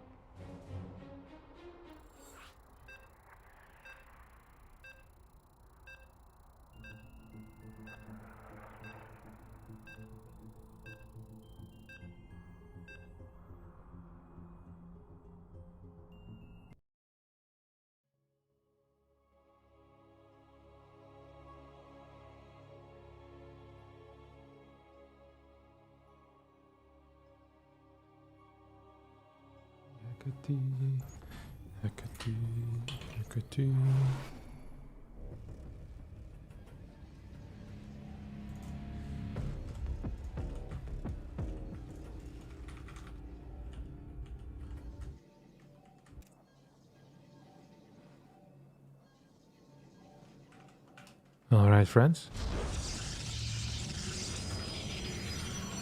Game... Wait. There you go. Game number 3 of this series. As you see Clem opening up with an eBay block. Gas first. Oh, this is a banger. So, I'm gonna tell you about this build. But I'll do it by using an anecdote. Okay? This morning, after I woke up, as I always do each morning, I'm a bit of a wake-upper myself. Wake up in the morning, pop online, and I message Clem. I'm like, Clem, I have a build for you. And I explain him my build. I tell him, you open up with an eBay block, gas first. Okay, this is what you do. eBay block gas first. You go into a marine, then a factory and a reactor, and you get 2 cyclones. Now, if you eBay block properly, the TOS player is going to be forced to take the 3rd base location. Then you send out 2 cyclones that you reactor across the map, and that should practically be unbeatable, shouldn't it? That's what I told Clem. I said, Clem, how are you gonna beat that? Now, Clem wakes up about 5 hours after I do, so I had to wait a little bit. I sat there just staring at my Discord screen for 5 hours straight. I was so intrigued with my own suggestion. I was like, man, this is so smart. I said, you can even get 2 Hellions after it. 5 hours later, I see Clem pops online. Thing turns red instantly. Clem is always busy. Never goes to green available. He's always busy. And he responds back to me, haha, I did that build yesterday. Haha. And he sends me a replay. Exactly the build that I thought of this morning. And he did it the day before. So I did the only thing that was reasonable. I filed a copyright claim. I'm taking him to court, little prick. Who does he think he is? Moron. Stating my ideas like that? What's wrong with him? It's freaking insane. These tyrants think they can get away with everything. But this ain't happening to me. So, this is such a hard build to hold. Because I don't think it is possible. I've been thinking about it. I mentally am not seeing a counter to this build. Not with Stargate at least. And Stargate is the only viable response if your bases are split.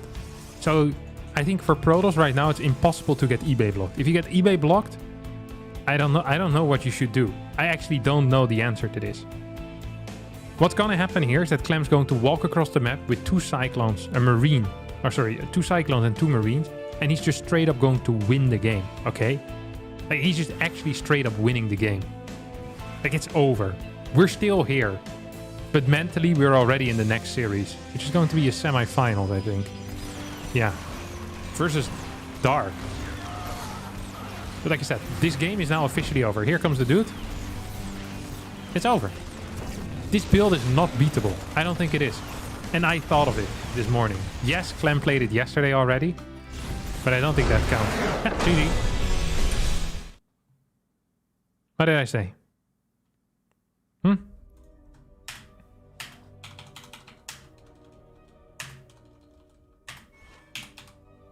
Poof. Instantly leaves as well, Clem. He's like, leave the party. I don't want to be in here no more.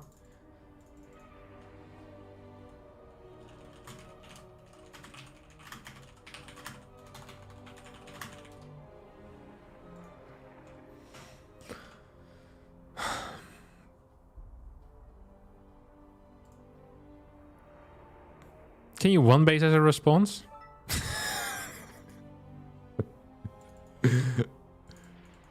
I mean, technically you can. But it's really bad to one. Look, you can play Twilight against this particular build. Or what you can do is you can build Stalkers. But all of these responses are fairly bad if your opponent decides to open up with Hellion.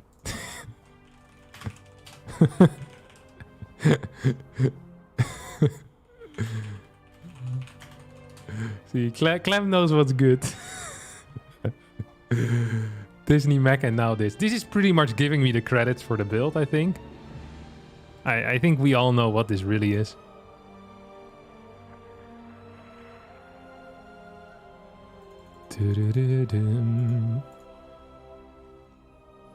Doesn't 3-gate work versus both? You're just lacking info in that case. 3-gate is not a very good response, but you can play it. It's just not very good. Look, there's responses. The most catch-all response... Okay, let me put it like this. The most catch-all response when your natural gets blocked... always was Stargate into Phoenix Colossus, okay? That was the best build that covers most builds. Now, you can play other builds that will cover some builds, and then there's another build that will cover some builds, but it will never be as catch-all as the Stargate build was. Like, with a Stargate build, you could hold everything. And I think there's still a possibility that you can hold this build, but you need to change some things up. You need to scout. You need to get information. Getting information can be very hard. It can be a frustrating process. But if you do it right, it might get you the W. And of course, this is kind of expected. I'm expecting the first 3 to 4 weeks to be filled with Cyclone victories. And after that, well, let's hope that it doesn't continue, okay? Can we call this build the Cyclone build? No, we call it Harstem's eBay block. That's what we call it.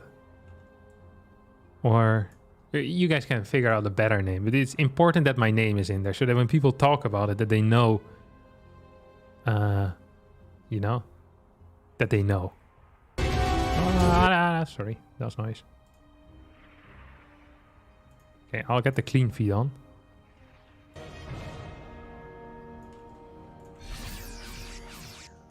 So we can watch the other semifinals while we're waiting for this semifinals. This is the clean feed. Oliveira versus BYUN game 2. Harstem's clown build. That's my build. Just add Marauders. No, that's not your build. Okay, this is a... Okay. You build Cyclones.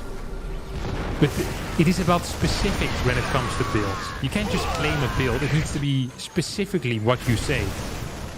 This is what people don't understand.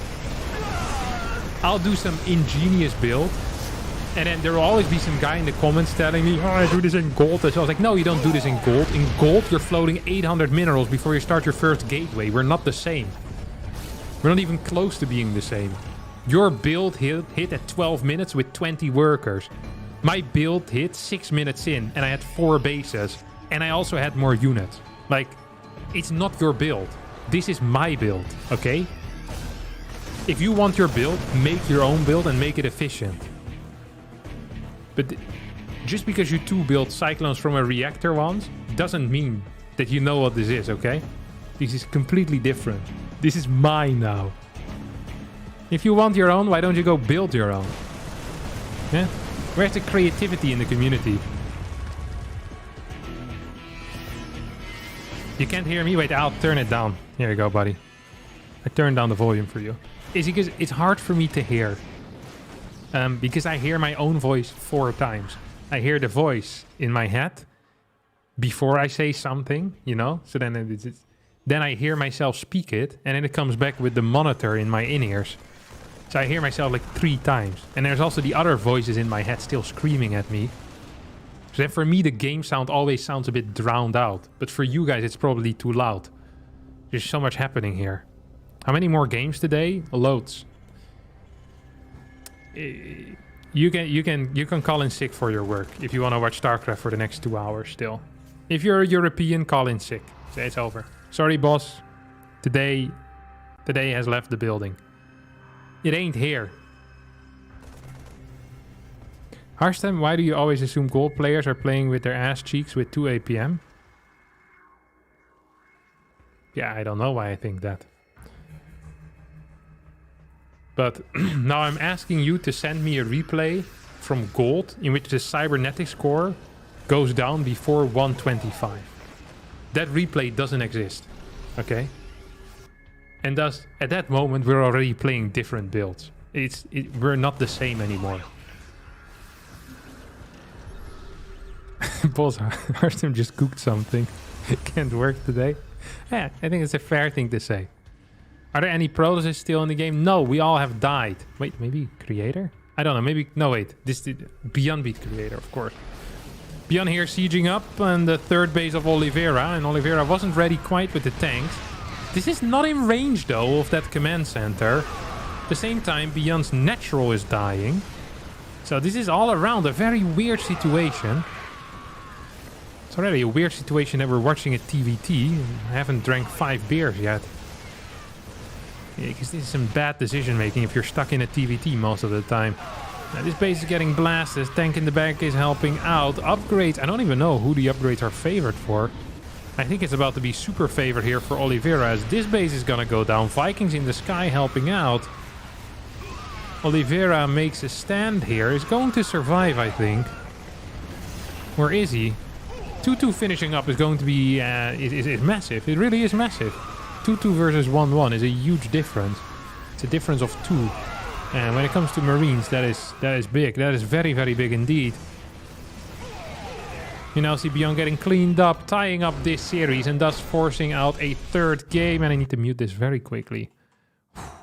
They always play very loud music there. It's not fun. Does not spark joy.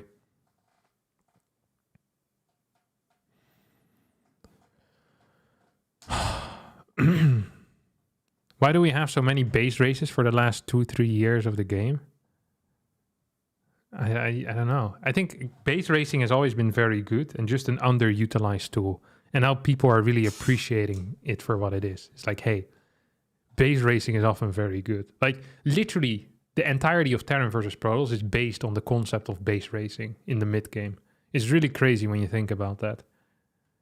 Because we've never seen a matchup quite like that before, where the entire plan is just to move around the army and kill a base if your opponent moves out. It's really nice. Before it used to be that TOS defended and Terran multitask, but now it's really just kind of base racing. I mean, you still attack a bit as well as Terran, but a lot of it is base race focused. It's a nice picture of Oliveira, by the way. He looks very... I guess there's some nice muscle definition in there, no? In his arms? Look at that. Could choke you with these forearms. Madman. That looks like his broader shoulders than before. This guy's just been hitting the gym or something. I think the stream died. Not my stream, but the live feed. I've been looking at this spinning logo for quite a while now, which is usually not a great sign. I didn't realize I could have been looking at Oliveira for the next 5 years. Should you tech switch if Zerg goes Mass Corruptor versus Skytos? What? You just add in Storm. And Archons. Yeah, so yeah, you should tech switch. If you tech switch, if they Mass Corruptors, then they will go into Broodlords. Yes, that is how it works. They'll play Broodlord, Infestor, Viper, Corruptor, and you're playing Carrier, Void Ray, Tempest, Templar, Archon, and Oracle, plus Mothership. And then you're playing late game. Yeah. And then it depends on who controls better most of the time. I can't believe that they killed the live feed. Just as things were getting interesting. Yeah, their observer got a problem. They said. They mentioned it.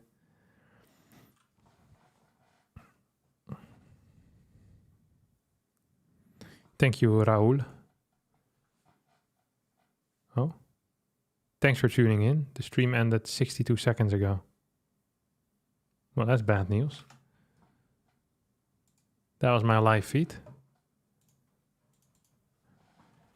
Is it coming back? Harstem, what unit should I make if I never want to react to what my opponent is doing or tech switch ever? So unfair that I can't just make it a corruptor.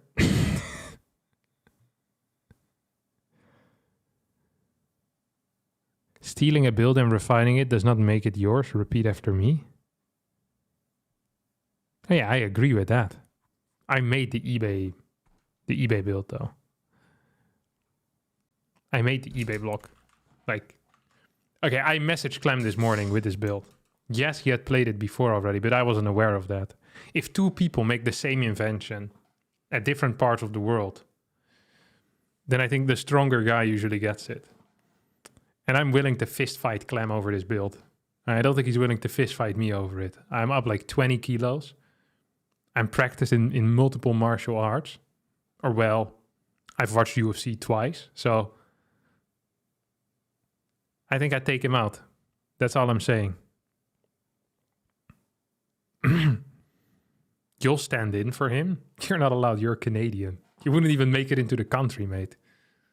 Get denied at the border. Oh, Canadian? No. Not allowed in. They can smell you a mile away as well. Maple syrup and beavers. Are there beavers in Canada? Why do I feel like Canada is filled with beavers? You're a dual citizen? Doesn't matter. Oh, you're an Italian too, aren't you? Yeah. We also don't let those in the Netherlands. Nice try, buddy. Yeah. Can't get in here, buddy. Not today. You really thought you had me, didn't you? God. I can't believe they killed the stream. So messed up. Beavers are the national animal. If MAXPAX has a bad day, does he log in as MinPax? No, he doesn't.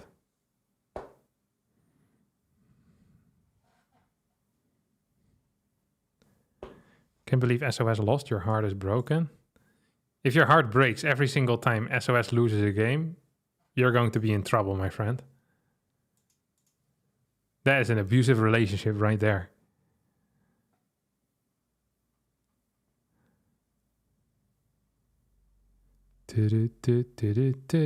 Hey. Now we're kind of stuck here now, aren't we? Any ETA? ETA.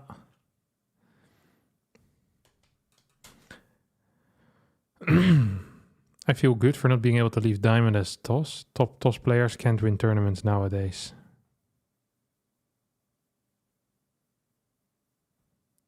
Yes. Or maybe. I don't know if that was a question or a statement. But I agree. Probably. Can't believe you quit work just for the stream to go down. Have you ever seen the... you should do what George did in Seinfeld. Have you seen that clip? Have you seen that episode of Seinfeld? When he pretends he didn't quit? I freaking love Seinfeld so much, man. That is such a good episode.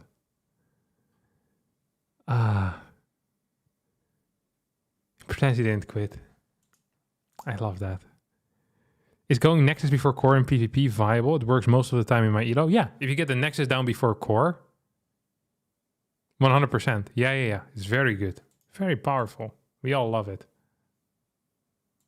Oh, it's back apparently. It's back.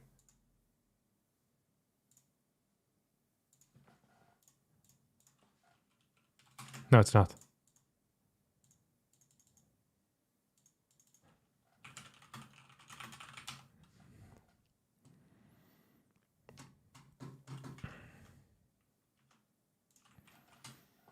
Well, tomorrow there's another event apparently. The Africa TV Pro Series? What the heck is this?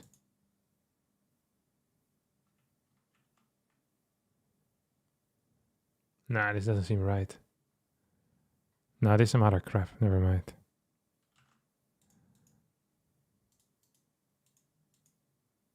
A team event for Korea versus the world? Wait, why am I not invited?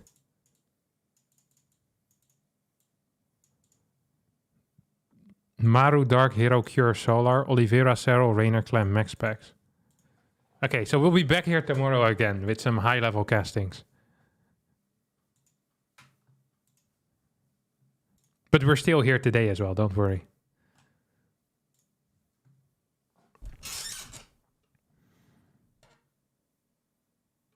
What the hell do they say when you just show up to work after you quit? I know. It's based on a true story. Larry David pretended he didn't quit from his writing job on Saturday Night Live.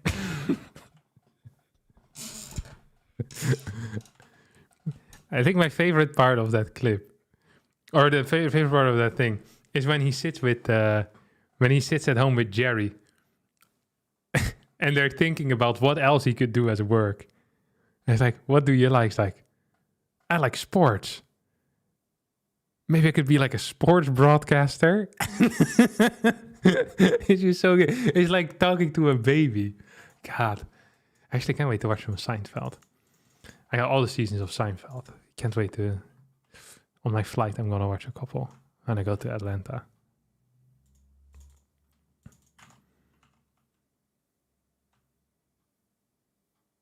Yeah, the roster for tomorrow sounds awesome. I'm looking forward to that as well.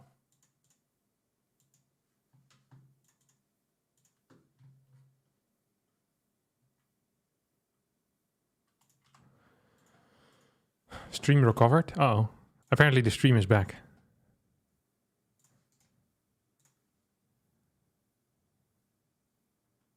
Yeah, it is. We weren't lied to. Okay, sorry for that. But I need to use the live feed. There's nothing else I can do about it. This is just how it is. Alright, alright. Final game, BYUN versus Oliveira. Did you watch Curb Your Enthusiasm? It's even better than Seinfeld. I haven't seen it.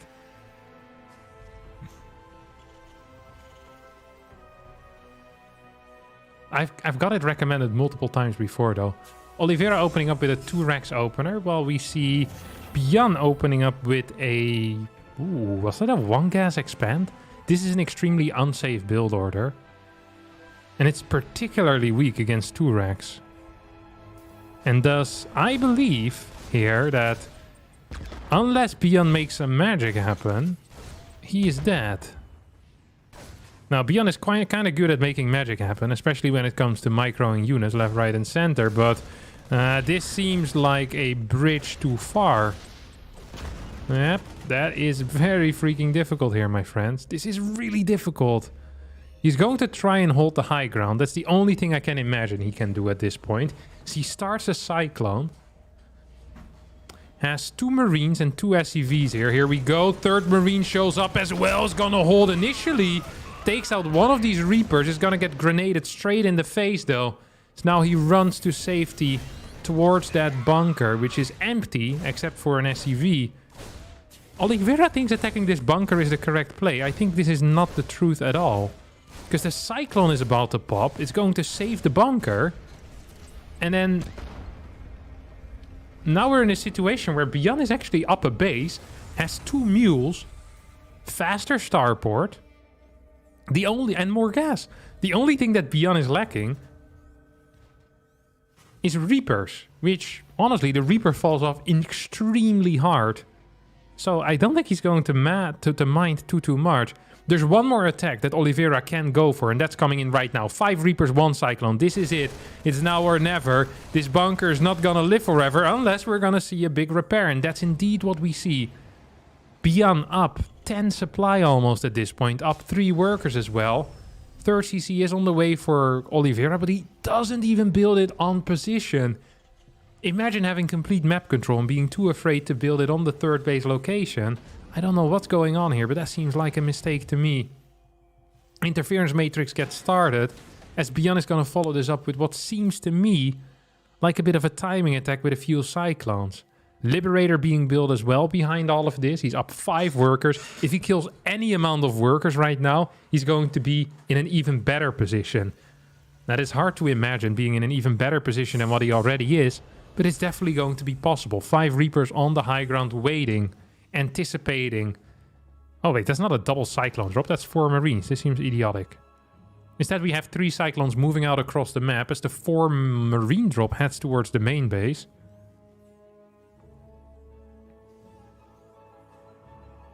There we go. Big drops. Brrr. Gets 1 SCV kill and pisses off. I mean, 1 SCV kill is more than 0. Cyclone fight. Oh my god, BYUN's just owning. BYUN is just owning. Takes out 1 Cyclone for 3 missed targets there on the Raven, but it's gonna kill... No, not 1 more Reaper. Nope, definitely not. Marine drop back in towards the main, I guess. Yep, there we go. It's gonna take out 1 more SCV, 2 more SCV. Forces out 2 auto turrets as well. That is 100 energy that is gone. That was the one advantage that Oliveira kind of had. There's a Liberator shooting somewhere. I don't know where, but I see workers dying and I know there was a Lib. So it's probably in the natural. Yep, there we go. Stim is utilized as Oliveira not paying attention. It's going to take a lot of damage here. 5 Reapers though at the same time in the main base. Exchanging phone numbers right now here. These Reapers and these SCVs. Here's my phone number, and here's a grenade. Here's my phone number, here's a grenade. Tank shot will take it out. 7 workers versus 7 workers lost. There is a third base for both players. Stim has finished for Oliveira, who is still down 7 workers, but I think is in a better position than before all of this started.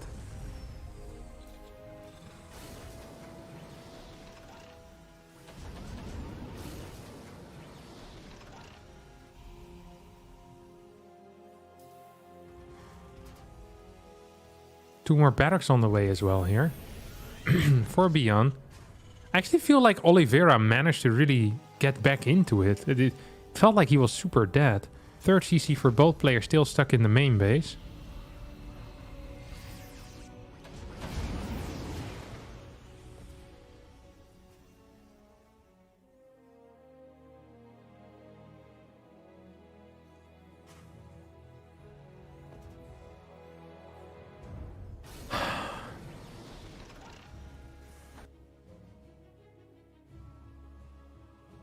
Two more barracks here.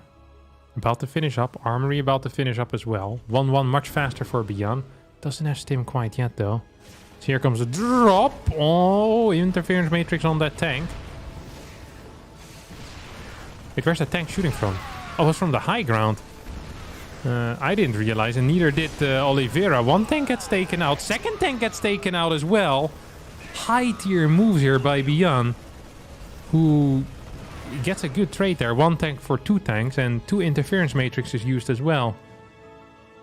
Still feels like Oliveira in a bit more control than he really should be. 4 GC on the way right now for a red Terran player.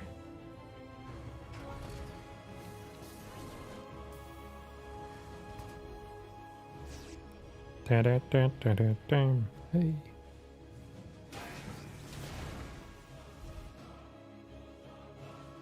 Feels like Oliveira is just better at taking control. It's not so much that he has it, it's just he takes it, you know?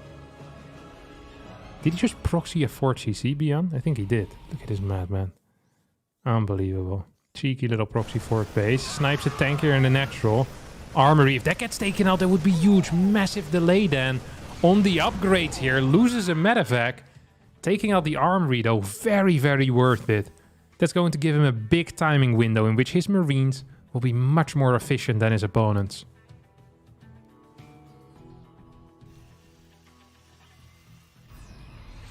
It's gonna be what, like a minute or so? At least. Maybe 70 seconds. 75, something like that. That's a big timing window there. BYUN with the proxy base still going up. This is so stupid. CC didn't continue building. So BYUN's fort is going to be quicker as a result.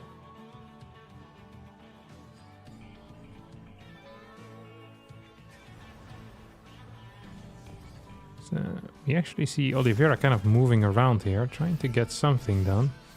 Establishing some map control.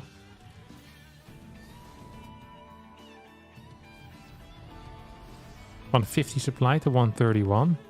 Okay. It is a very weird game that we're watching right now.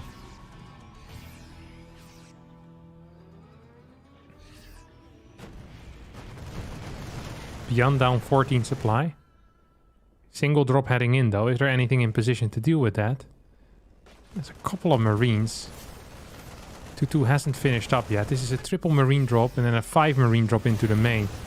This CC was not being protected. This tank in the back is helping out. CC is dead, I think. Right? Could get repaired still. A couple of workers will go down. CC goes down. As BYUN completely caught out of position. Ravens not quite using their energy. There's a couple of shells on these Marines. Do rain down from the sky.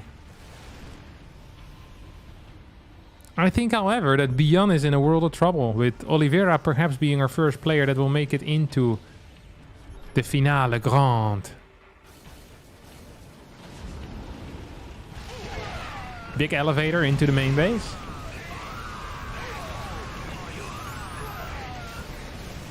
There's no tanks really there, except for the one.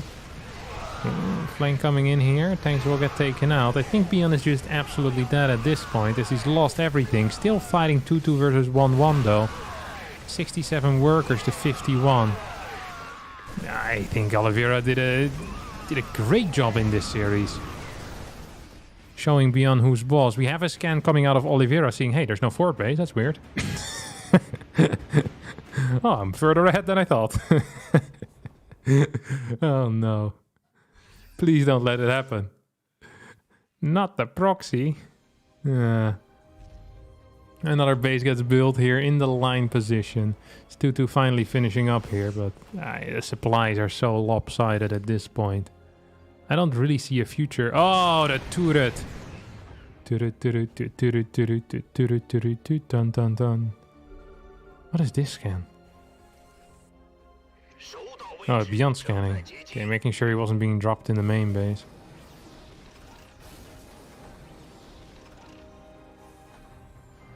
Yeah, this is the third game, so most likely the last... Well, no, it is the last game, unless this ends up in a tie. I don't think I've ever seen a draw between two Terran players, though. It's very unlikely.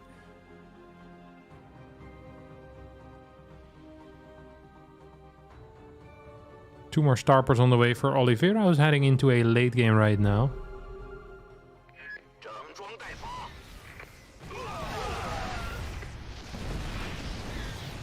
Oliveira is so keen on this, he's just chasing. That might be a bit much. But it might also just be okay. No, that actually was a bit much. No, that wasn't a bit much. Nah, it's still okay. Yeah, it might have been a bit much actually. But it's still okay. GG's gonna get called soon. It's the only reasonable solution here to the problem that BYUN is facing. And that problem is that he's in a terrible spot. And his opponent isn't. It's gonna be down 2 upgrades soon. Down a vehicle weapons upgrade as Ravens are being pumped 2 at a time. Aye.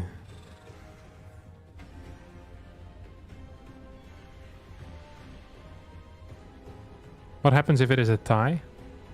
You just regame. Yeah. I feel like they should take both players out then. Just give a default win in the finals. Nah, neither of you won. Get out of the tournament now, son.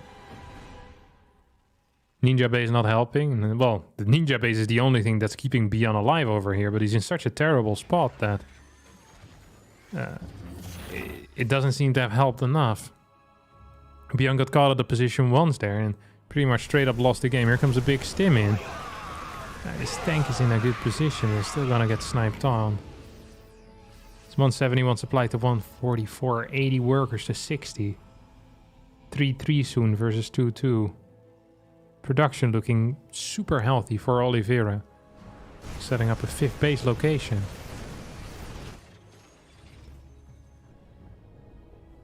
Problem here is I'm just not seeing a win for BYUN anywhere. Because there's sensor towers where as far as the eye can see. And the eye can see quite far. He's down in upgrades, which is not going to help. He's down in tech. I think he probably has less tanks as well, so worse eco, worse army, worse upgrades, worse vision. Like, what more do you want, you know? There is one way in which I can see BYUN make a comeback, and that is if Oliveira decides to not do anything. Like, if Oliveira is just going to play a late game from a position in which he's very far ahead, maybe BYUN can accidentally win a fight somewhere. Like when Oliveira spreads himself too thin. Like, right over here, if 3-3 was here, imagine an entire army on the right side. It's like infinite marines, you know? You can imagine it. You can. Because there's so many tanks spread around trying to keep everything safe. It's really hard for Oliveira to have good supply on one side. And he's also up 14 workers, don't forget. So there is technically a possibility that Oliveira spreads himself too thin. But even then, like, if he just decides to give up a base and run away and regroup, he's still in a much better position than his opponent. So, interference matrix is showing up here. It says hello. Tank is gonna get blasted.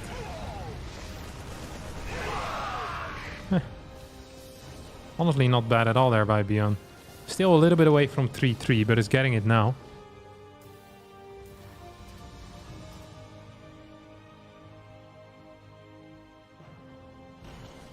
Fusion core coming in.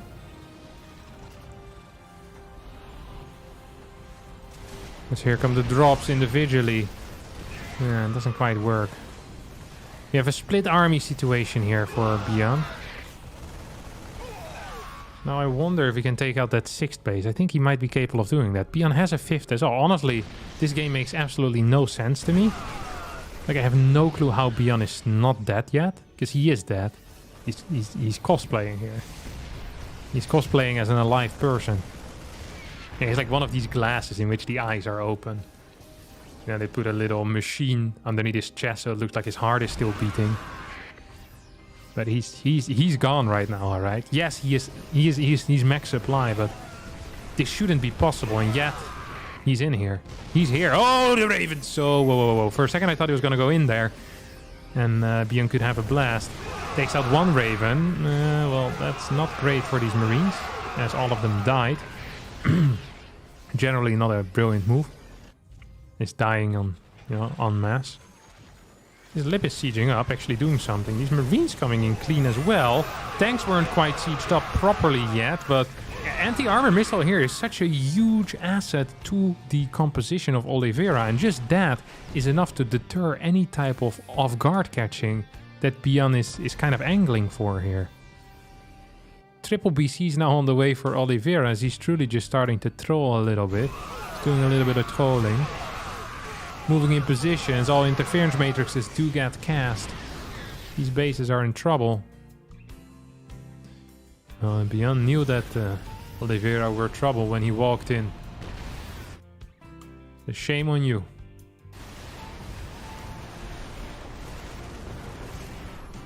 Can we move forward here or no? Is there enough Ravens?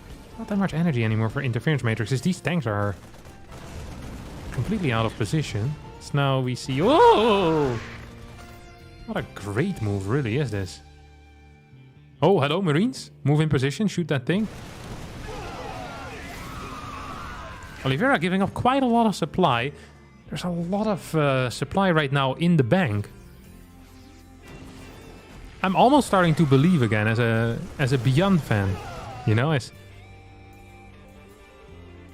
as someone that's on a little bit of copium, perhaps. BYUN is showing us that everything in life is possible as long as you truly believe.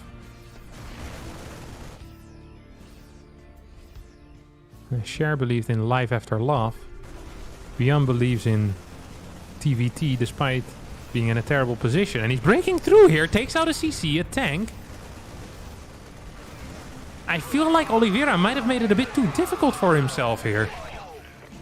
More than one control group, most Terrans aren't used to that.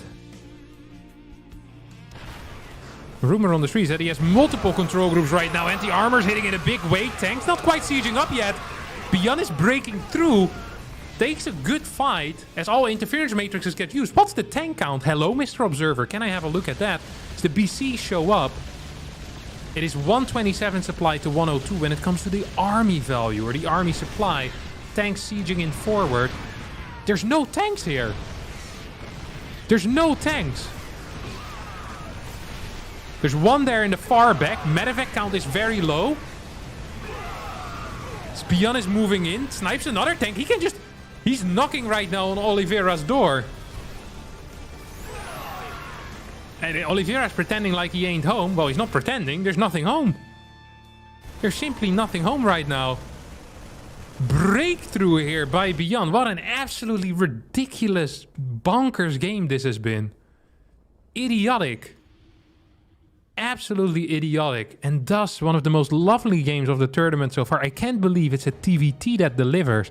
Out of all the terrible matchups that exist, that has to be the #1 terrible one. Oh, Mules here though, being denied. Would be big. There's still a jump available on these BCs, but it's too late. How can you be too late? Oh, that's a brilliant blink though. Will take out a tank for free, so get something for it. Loses a BC though, which shouldn't have happened there. It shouldn't. Tank count is too low right now for Oliveira. Tank count is too low. Still has the advantage of the interference or the anti-armor missile, of course. I'd love to see Yamatos here. Imagine like 5 Yamatos on these tanks. These BCs are having a blast, taking out these Marines one by one. Hello?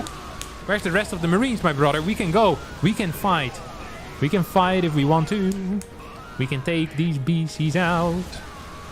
Because if our guns don't work, and if they don't work, then we're dead, most likely. It's 4 base right now. It's like 1 mining base. Actually, it's 1 mining base for Oliveira. It is 2k. You guys can't see it properly. Neither can I. The quality of this stream is not so great, but it's 2k income here for BYUN against 800 minerals a minute for Oliveira. Oliveira struggling when it comes to maxing out moves forward, which is an interesting move. And also, perhaps a fairly suicidal move. Yamato's not quite done yet. Anti-armor, of course, works so well with battle cruisers, but these BCs are fairly damaged and need a little bit of healing. And I don't mean that in a spiritual sense. I mean that in a real physical sense. They require some repair on them right now. BYUN perhaps aiming to run around this army, saying, hey, I can't straight up engage into this. Oh, Ravens, a bit too far forward. 1 Raven gets taken out. Liberator dies as well. That anti-armor hits in a big way. We have a flank. We're not quite seeing it, as Observerman decided not to show us, but that's okay. We can imagine what happened there. I think some Marines just ended up dying. There's no tanks anymore with this army, as now the Marines moving in forward will take out another tank. BYUN is, I think, killing himself over here. Oh no. Still has 1k in the bank though, and has very solid production.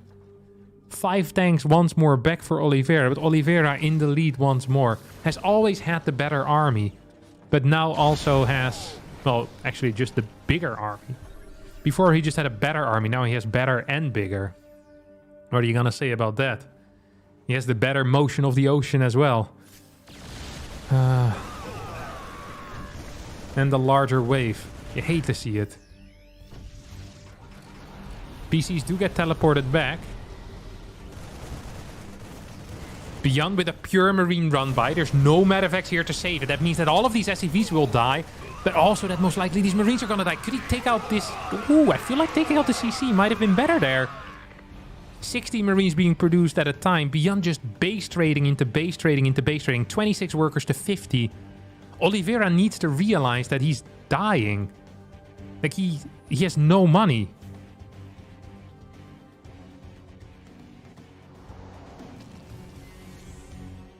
He has no money. And he has no income. Not having money is not an issue if you're making a lot of cash and you're just constantly spending it. Yeah, look at that graph. 1,600 minerals up here is BYUN. There's just a single tank here. Stim in? No. Run away? Also allowed. I feel like a stim in there would have been slightly better though. Yamato connects with the tank rather than going for the medevac. Not so sure about that move. Ooh, that was a bad fight for BYUN, who desperately needs medevacs, by the way. Oh! Double drop! Double drop-erino! That was a huge move here, BYUN. Takes out 4 tanks. Loses a bunch of Marines, though. And is being pushed back here by the BCs, which are being repaired by SCVs. This game is absolutely mental as these Marines... No! He leaves!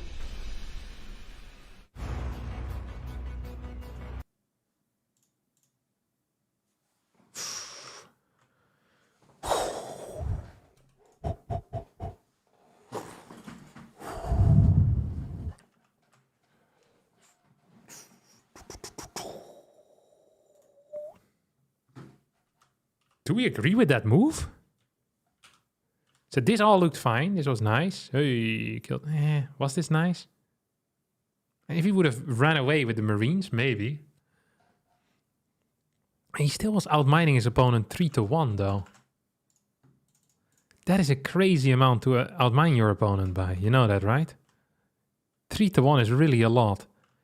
And it's not like there were so many Marines that he could that Oliveira could easily move across the map. It really makes you wonder. Really makes you wonder. Who tapped out? BYUN tapped out. I felt like he was in much worse positions earlier. It's crazy.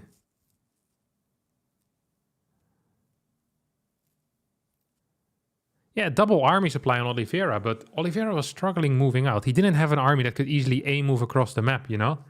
That was the main struggle for Oliveira this entire time. And I don't think Oliveira was just going to move across the map, no? It didn't feel like it.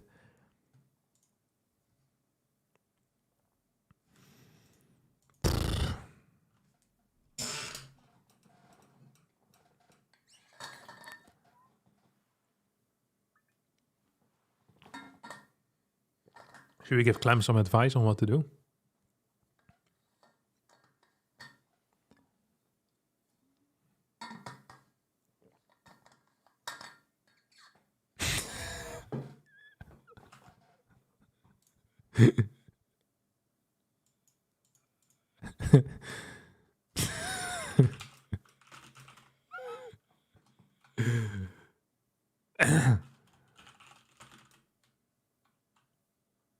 Just a random guy showed up in the lobby.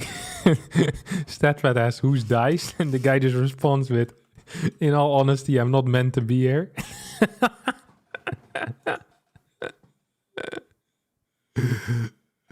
Oh no, love you guys, big fan. And thus a legend was born. Oh, that's great. That is just great.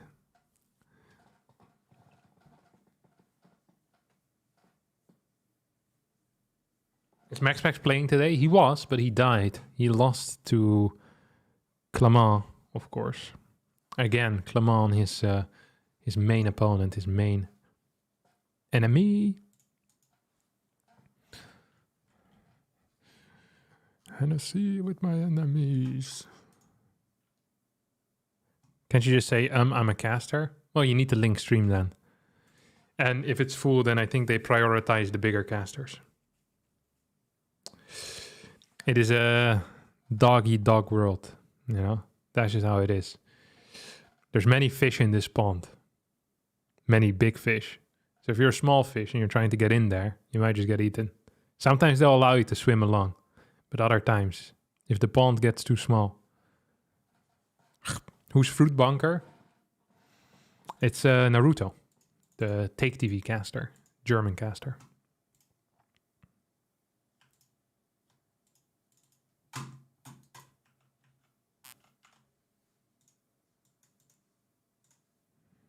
Cheeky little ad run.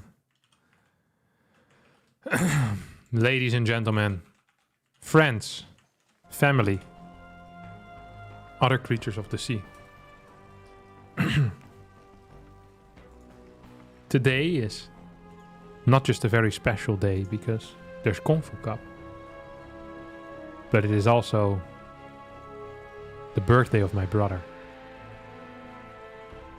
Happy birthday, Dave. I don't think he's watching. I think he's probably better things to do on his birthday.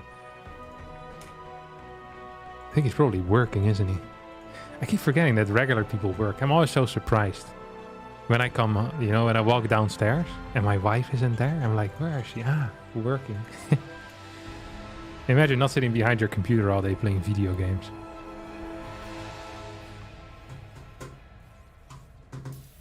Happy Brother Day. I'll pass it on. Oh, he's still opening up a double... Wait, what? This is Clem. I thought it was BYUN I'm watching. I'm like, wait, why is he playing double Barracks Reaper? What is this crap?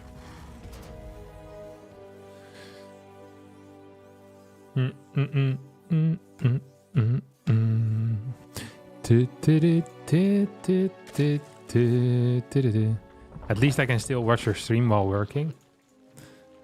I can do the same thing. I sometimes have myself on the second monitor, watching myself stream.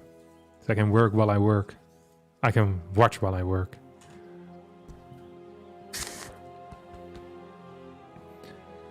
Alrighty.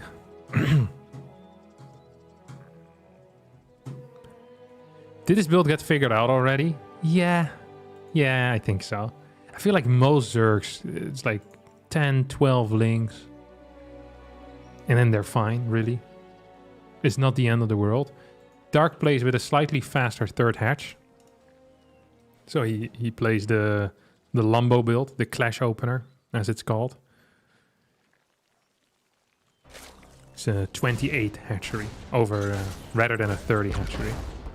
I always wonder if people actually care about these things. I feel like I could also just make stuff up. I thought about doing this before.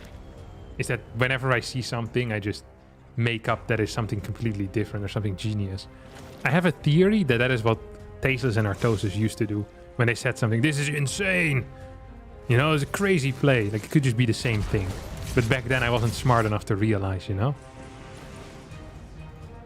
I wonder if people would realize I could just make up a story how smart something is. About like a drone being pulled out of gas a bit quicker or something. This allows for a faster Evo chamber. Gonna see how impactful that's going to be. Not a theory, it's just what they did. Yeah, basically what I said is that I'd like to gaslight the entire audience. And see what would happen. This is a huge move, by the way. Because this is probably going to allow him to... Oh, no. No.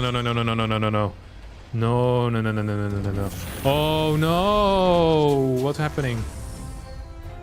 Oh, wait, he's just going for the surround. I thought he was going to counter-attack. What? Oh.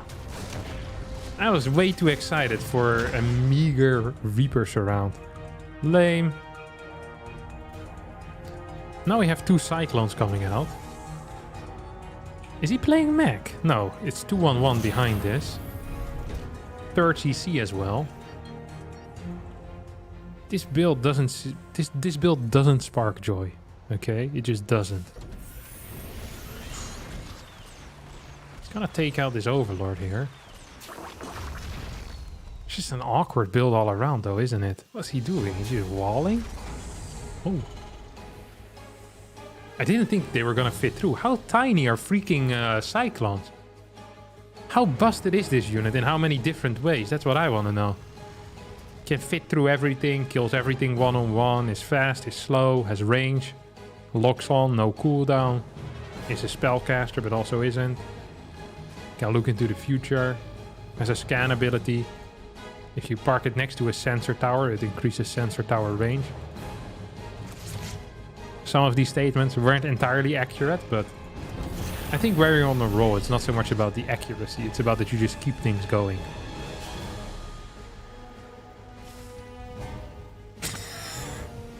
Is that so cozy? That I hadn't heard quite yet. Then again, it's also not one of the things that I usually care very much about. It's the size of their gun. I didn't know that was quite the case. As cheap as a Stalker. Stays crunchy even in milk. See? There's so many things that come into play here.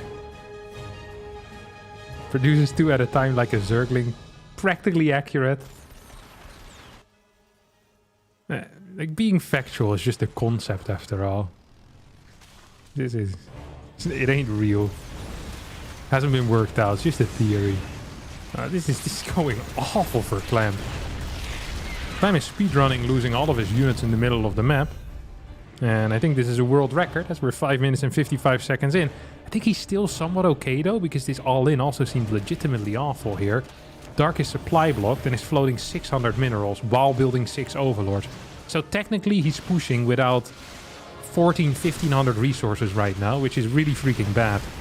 Clem is up in workers and I don't see him dying, and thus I think he's in an okay spot. Yes, this looks really bad and the resources lost tab doesn't look great. But Dark once again is kind of shooting himself in the foot multiple times with 2 different types of guns. And then being surprised that his feet hurt. Now it's coming in clean with a couple of biles as Clem now moves forward. I think Clem just cleans this up clean.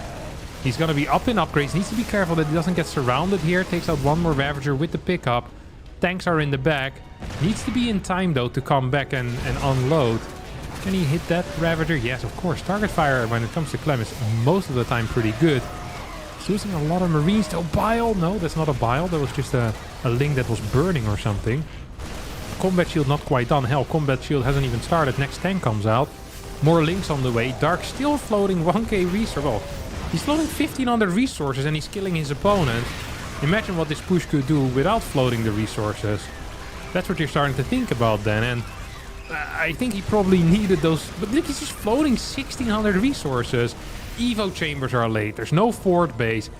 He has 4 queens. Like, all of this could have just been producing with no impact whatsoever on what he's currently doing here at the front. I just don't understand this. Now, this Ling Run by could deal some serious damage. At the same time, 1-1 is getting closer to finishing up. More links rolling in towards the natural. Biles not gonna connect. Clem's control on two sides is phenomenal, as it always is, really. Links head back in towards the main base. This time Clem not quick enough. Still pulls his workers. It's 46 workers to 61. Clem here is chasing. There's really not that many units remaining for Dark right now. There's 1-1 upgrades, while, well, there's no upgrades here for Dark. Overlords being rallied across the map at random as well. We have 3 more gases on the way. Now, don't get me wrong. I think Dark's position is still playable. But he should be so far ahead had he not been floating this entire time. Just the entire duration.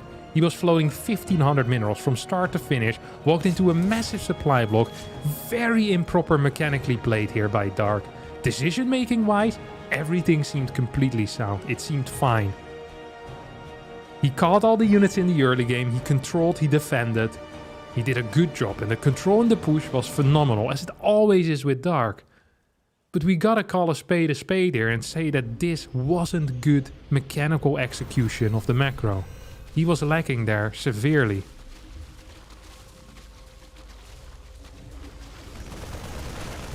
Of course, it was a very action-packed game, but that's not an excuse. He's one of the best. 7 more overlords on the way here, as he once again is walking into a supply block. Combat shield about to finish up. Armory has finished as well, and that could start the +2 attack here at some point. Clem has the cash in the bank right now, starts it instantly. Clem's been macroing like a god behind all of this, but because his early game was so awful, still not necessarily in a great position. Combat shield finishing up in a second, as the second factory is now on the way. Clem is trying to keep his opponent busy. Actually, maybe Clem wouldn't even mind an attack out of Dark here. There's 3 tanks. Actually, 3 tanks is very little though, isn't it? If there was 5 tanks here, I'd say this looks good for Clem. 3 tanks though, that is meager, isn't it? That is really meager. 4 tank is on the way. Second tech lab on the way. Thank you, Ed Rubin, for the Rubin, for the $2. Much appreciated. Here comes the attack. Dark always comes in from 2 sides. Never just one side. Initial biles will not hit any tanks. There's 160 supply to 131. Once the roaches disappear and the Ravagers are the only thing remaining here, these Marines start fighting very well. This is a good fight for Clem. Holy crap. Destruction. Oh my god. The Death Star blowing up is nothing compared to this. There's a reason they call Clem Han Solo. That's because he destroys things. I think it's Han Solo that blows up the Death Star, no? I haven't actually seen Star Wars. I know all of these pop culture references because people keep making pop culture references around me. I've seen the Star Wars in which they race on the sand map.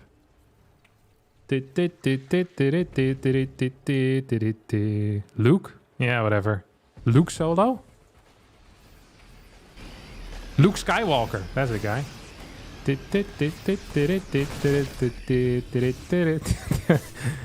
It's a good song though. I used to listen to that quite a bit. The Cantina song. I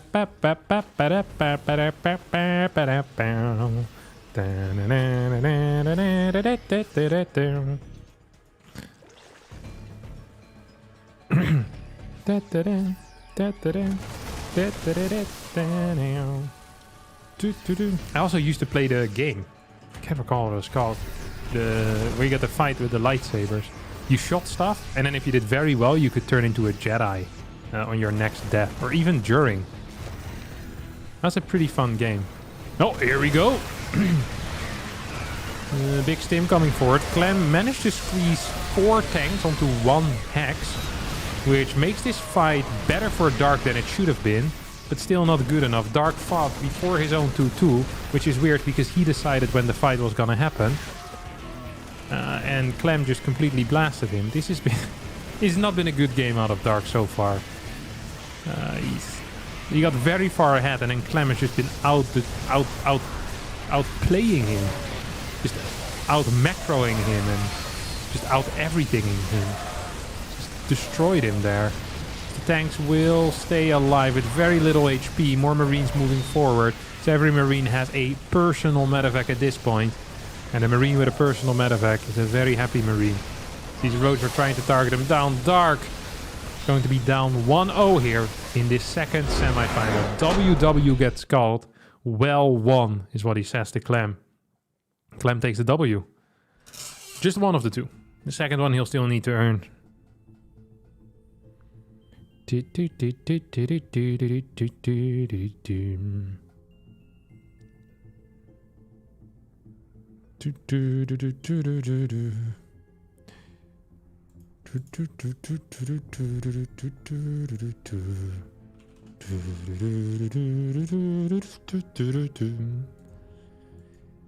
you remember Stefano? Yeah, of course I remember Stefano. Ili Saturi. Yeah. Longtime friend of mine. Lovely feller. You're in shambles after these Star Wars comments?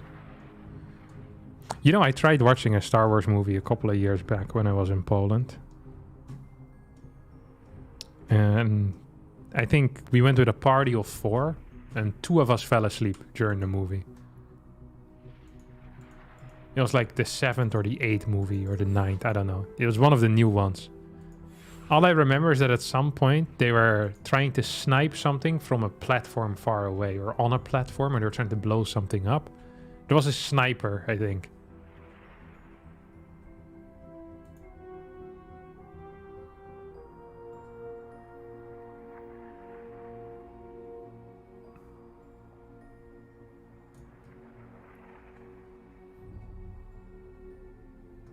The new ones are not that good. Yeah, I'm sure. I feel like I've watched some of the old, like I know the racing. I remember being very impressed with the, is it called pod racing, where they race around the, just around the map, I guess. I thought that was fun, like that scene or the, but I can't recall much else of the other movies. I feel like I've watched them though, or at least one of the others I watched. It's also one of these weird things is that people that are into Star Wars care about which order you watch the movies in, and it's not chronological. You have to watch, I think, 4, 5, 6, 1, 2, 3, or like 3, 2, 1. Like it makes no sense. I think it started in the middle. Like I'm also not quite sure how anyone managed to convince investors or any studio that was a good plan. It's Star Wars, but we start in the middle of the story. And it's like 3 guys sitting behind the table going, yeah, that sounds fair. That's a good idea. Yeah, piss off. I hope he plays gas first this time. Because I'm not liking these double Reaper builds so far. 4, 5, 2, 3, 6. Isn't that easy? 4 is really 1. Yeah, here we go. 4, 5, 6, 1, 2, 3. 9, 1, 3, 1. So you watch 1 twice. Second trilogy is a prequel. You're a prequel. 1 is the one with the sand racing. Yeah, I watched that one. I watched the sand racing one.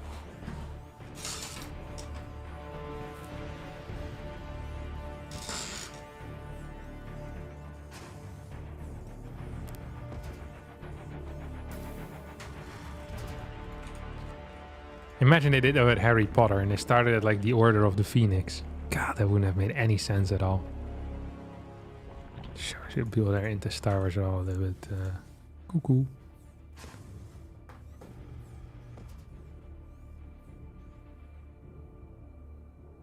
Have you seen the animated movie in between 2 and 3? No, I haven't. Of course I haven't. Why would I watch that? I haven't even seen the regular movies. Generally not a huge fan of animated films. There's a couple of animated films I like.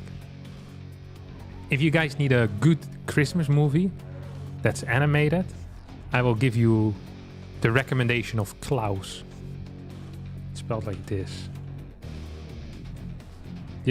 I will say, if you're in the mood for a Christmas movie, this is a nice Christmas story that was very different from other Christmas stories. Okay?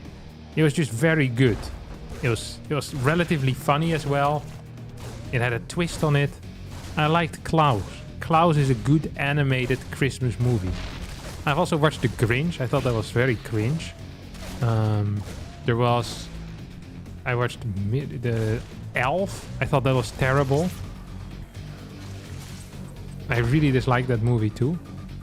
Klaus, however, that was good. Yeah, Klaus pulled the heartstrings. It really did. Nightmare Before Christmas? I haven't seen that.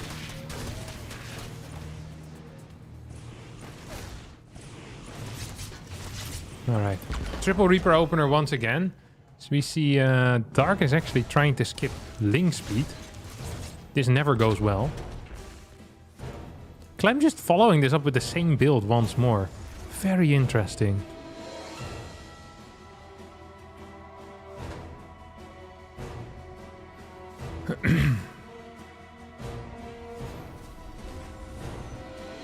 Best Christmas movie is Die Hard? I don't think that is true.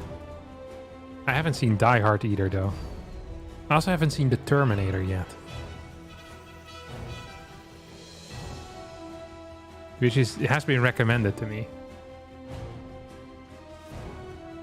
By multiple people, actually. But this was my recommendation corner, though. I recommend Klaus. I like that movie. It's good. Oh, right, there was other animated movie. I liked Up. I watched that. Irene suggested this. That we watched this. I was impressed by Up as well. It was nice. It wasn't great. It was fine. I like the anime movie that I really liked was with the robot, the cleaning robot. The cleaning robot. Tell me.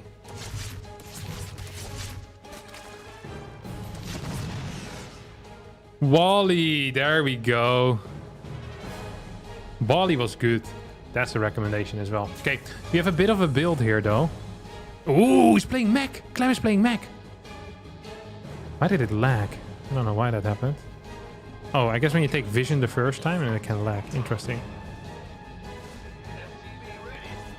So we have 4 Cyclones. There was no speed here.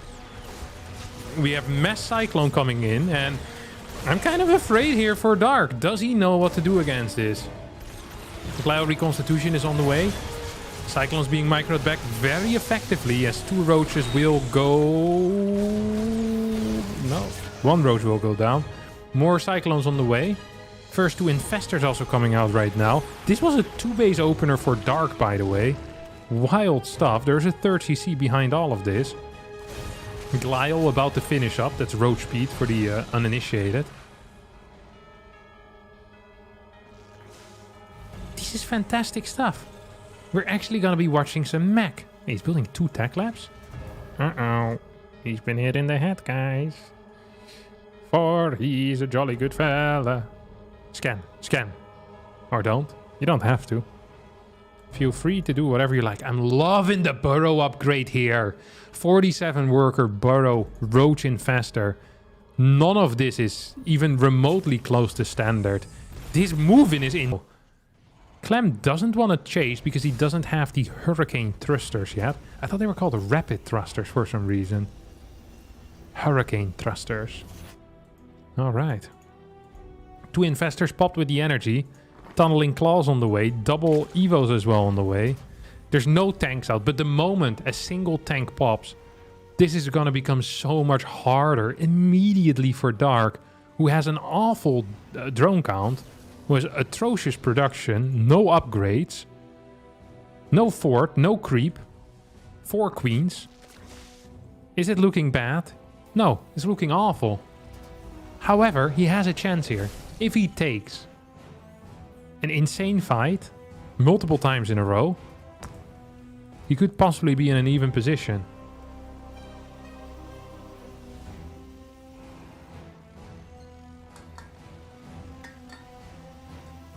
Your favorite movie is Hulkvater? That sounds like a German cult movie. I'm not gonna watch it. My bottle was empty, by the way. But I only realized as I already had lifted it up in the sky. So I decided to at least pretend like I'm drinking something. But then I called myself out, so it didn't matter anyway. 2 workers get killed, 4 Hellions end up dying. Harstem doesn't like Germans. I don't like these movies that have like a cult following. It's the same with the... I've mentioned this many times before. It's the movie about the dude. I always forget the name about it. I'm so dumb. What's this movie called? The dude, and he's looking for someone that peed on his carpet. The Big Lebowski. There we go. Yeah. Now, it isn't always true, but 95% of the time when someone says that they like The Big Lebowski, they're off in the head. It's like a... Yeah, it's just like a free... It's a free little trick that I'm giving you here. It's like a cheat code. Okay? It's like map hack for knowing whether someone is an idiot or not. Ahead of time. Like before any other signs are there. It's a litmus test. Yeah. It really is. I don't think you understand it. Like the carpet, and he's trying to figure out who peed on it. But that's funny. They'll try to explain the jokes to you. They always pretend like it's you who is the idiot. Like it's some genius movie that has some covert humor, some jokes that only if you have 300 IQ you can get it. It's really crazy. Oh. This looks like a fight that can't be won here for Dark.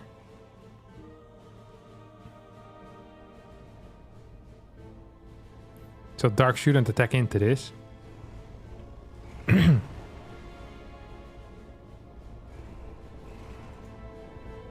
Maybe if he hits a fungal at some point.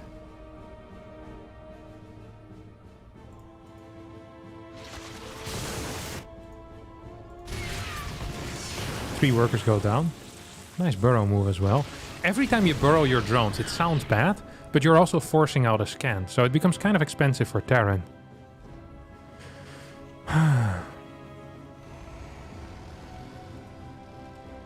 14 tanks are out. This is why no one liked mech. It's because nothing happens. Now I recall. Oh, move back, move back. Ooh, that's a big fungal. A couple of biles going to connect as well, as these tanks are going down at a rapid pace.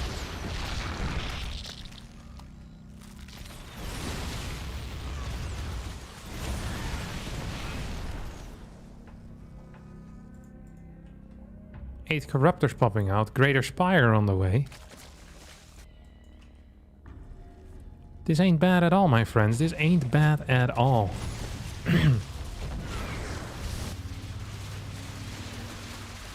82 works to 73. Can we have Ghost or something? Yeah, we have 3 barracks.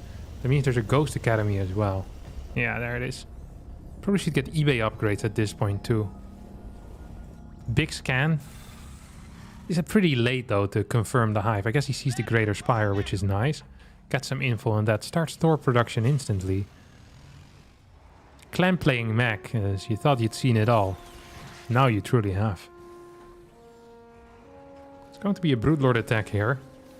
Broodlord attacks can be kind of tricky to deal with. As Clem is now moving towards the top side to try and take a 5th. Dark still only on 5 bases, but 10 gas is definitely adding something in there. Do we have a pre-Inferno Igniter? Yeah, we do. It's Blue Flame Hellions. 8 Brutes are out. There's 2 Thors with 2 more on the way. It's going to bring the total up to 4. 4 Thors versus 8 Brutes. I don't actually know who wins this. I never like fighting this though as a Terran. Cyclone tries to connect from the top side. Thor's moving forward as well. Here comes a fungal. Does get a connection. This is a gnarly fight here in which Clem, I think, gets the better end of the trade. His queens are fairly low. Thor's all still alive, right? Yeah, not a single Thor has gone down. Lots of Cyclones died, but this is as good as it's gonna get. Truly is. How many Brutes have died already? 0 as well. Fungal tried to connect. Control on these Brutes is really phenomenal. It really is. Another Thor goes down. 6 Brutes versus 2 Thors and a Sniper. Yes, if this Thor dies, then these tanks might actually be in some serious crap. The next two Thors are still pretty far away. This needs to unsiege, needs to re-siege to deal with all of these ground forces. This is the last time that Clem is playing mech in his entire life. Tanks in the back still helping out. These 4 Broodlords pushing through. Dark finds a way into the third base of Clem. As there's one more no, there's 2 more Fungals remaining. If he can hit just one of them, that would be huge. It goes just barely out of range. Here comes a hit. Does connect. That was huge. That was massive. Brutes in the back dealing with the tanks that come flanking in. As Clem ends up falling after a fairly passive game from the young Frenchie. And our Zerg player here is gonna tie up the series. Gonna make it exciting to see who will join Oliveira in the grand final today of the Kung Fu Cup number 2 of the winter season. GG gets called as Dark, with legit the worst opener, 2-base Roach Infestor, is going to hold this. Rhino Viking against Broodlord. He probably should have tried mixing in some Vikings, but I'm not even sure if he had a starport. I don't think he had a starport. I don't think he did.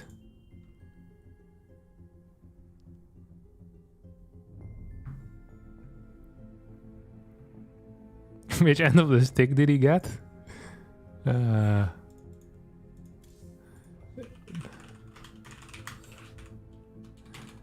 the wrong end of the stick. Tournament. You can join. Sorry. Okay, party. Yeah, got both ends of the stick. Dark just had the stick. Smacked him in the face with it. I knight you. Dead. Stabbed him. Absolutely Minecrafted. Oh, Champs-Élysées.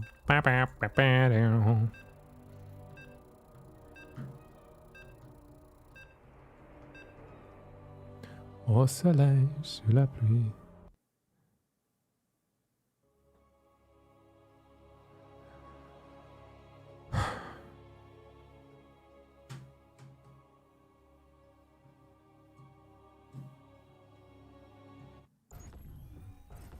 When is your album coming out? Anytime soon. It will be there at some point, don't worry. Is South America part of the North American server? I think the server is just called Americas. And there's no specific server, I think, for South America. You have the Brazil server, maybe? You have Brazil, Australia, Singapore, West, East, Central. I think these are the servers you can play on. Australia? Did I mention Australia already? Australia, Singapore, Brazil. Yeah.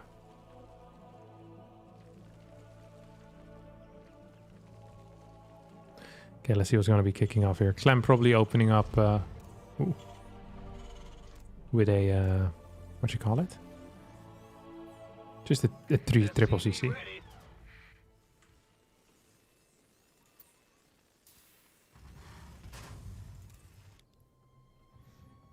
What is Wardy doing? I always like following other casters, then I don't have to control anything. Wardy is a decent observer, because he usually uses other people to observe as well.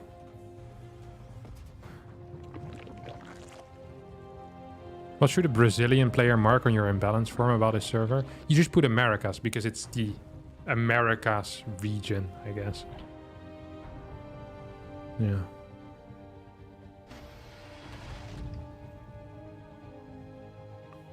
Yeah, I think Vardy usually follows Indy, if I'm not mistaken. No, not this time. Look at some difference. I'll follow Indy. Indy is actually a good observer. Indy does a lot of the actual professional observing. He also casts in Polish, but he's a professional observer as well for most of the English events.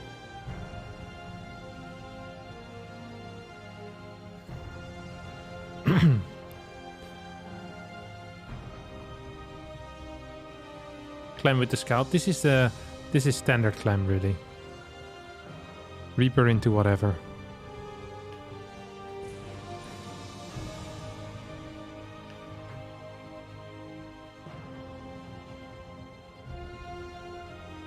Ooh, second gas though. It's not quite going to be what I had expected. It's going to be a double gas pre-triple CC here. That's going to delay the triple CC quite a little bit. Look at those zoom ins. Who's this guy doing that? Stop doing that. It's messing with my head. Does he think this is a joke? We're watching StarCraft here, man. Come on. Get it together, brother.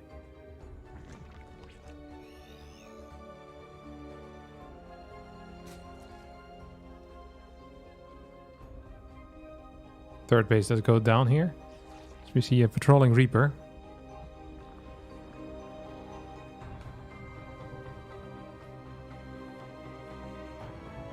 Two Hellions, Starport. Kind of curious what Clem wants to do. Still looks to me like he's going to be playing Hellion Banshee, but rather than playing it off of triple CC, he's going to be playing it off double CC, which is going to make a big difference here in the eco. Perhaps allows him to get faster cloak though, so that's nice. How to make a patrol that closes a circle. Oh, if you just hit multiple points and then you can close it in the end. Then it can be a circle. You can also make a triangle or a square or a hexagon, or the one in between a square and a hexagon. Whatever that thing is called. I forgot the name of it for a second.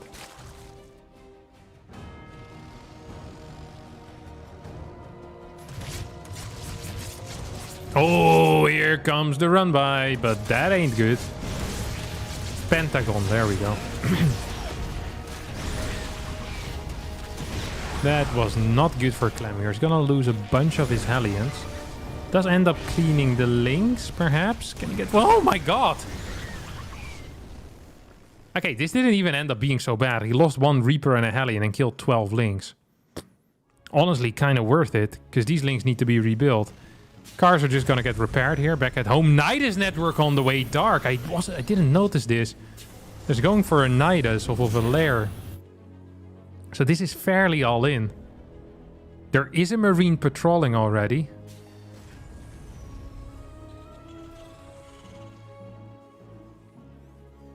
Oh. Come on, buddy. Needs to be fast there with the pool. I think Clem knows. Clem is well aware as to what is going on here. He's gonna scout this with the Banshee as well, though. Sees the Nidus networks like, oh, that's an interesting thing. Do we have a bunker going up in the natural? Yes, we do. We have a Banshee that can stay on the high ground here to deal with whatever is coming his way. Siege tank on the way. The Banshee needs to stay here. Rest needs to move downstairs. First Nidus network finishes up. Second Nidus network is going to be in the main base. That is a fact. But where is it going to be in the main base? Is under attack. Maybe over the wall? There's no Overseer here. No, there is. Overseer's on the high ground. Good moves, good moves. I mean, Dark needs to transition into something from here. Because this is as over as it can be. Another Nidus gets thrown down. A Roaches from here, okay. Tank is up. Clem's control is very good in these situations, by the way. Look at that. Very nice control indeed. Moves forward with the tank. Has the Liberator sieging up here as well. The Hellions now finally move downstairs. No, they don't. That was an F2 move.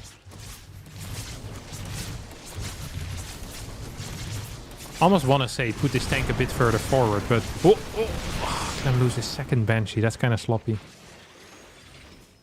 Why the second Nidus behind? Perhaps to make it easier to spread creep there, to deny both bases at the same time.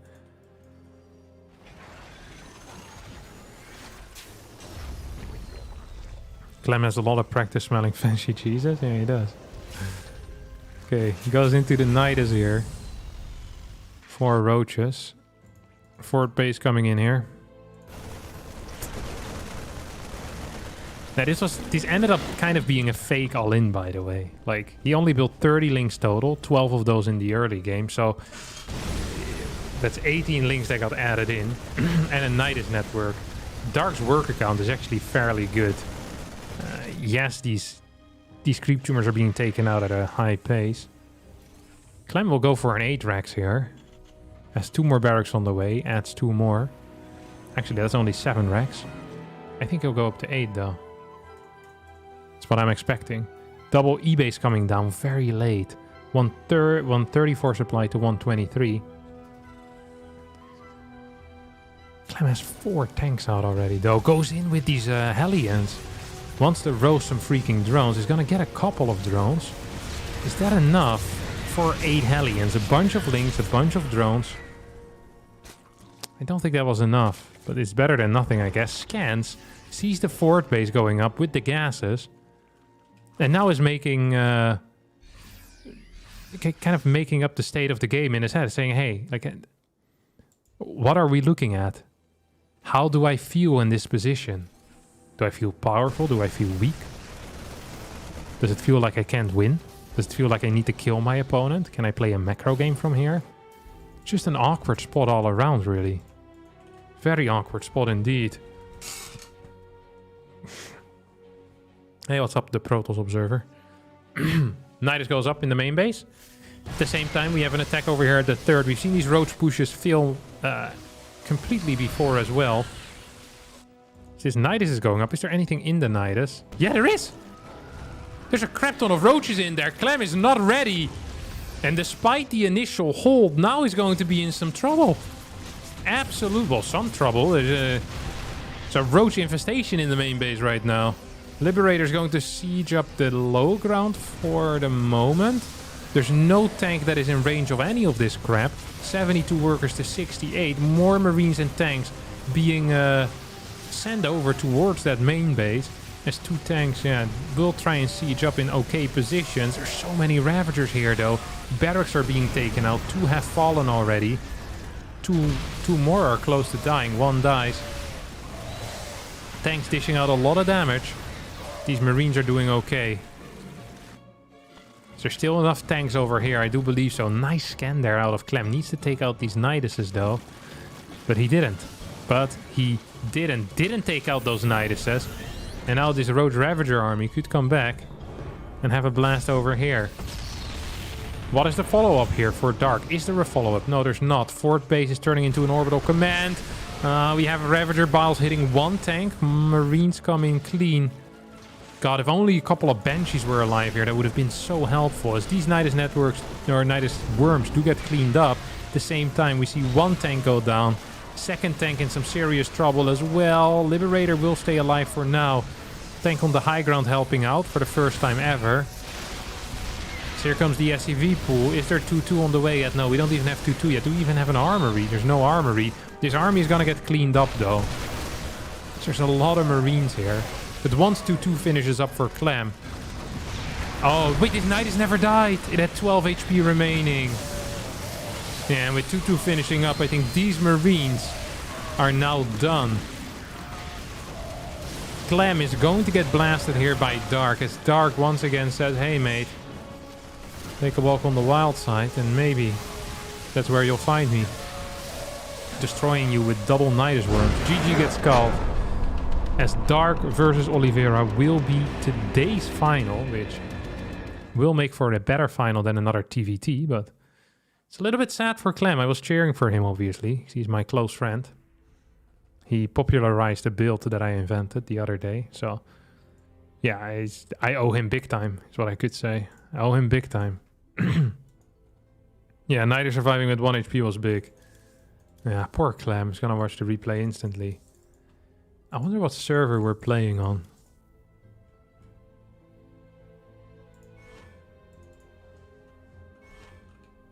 I guess we're playing on the Asia server.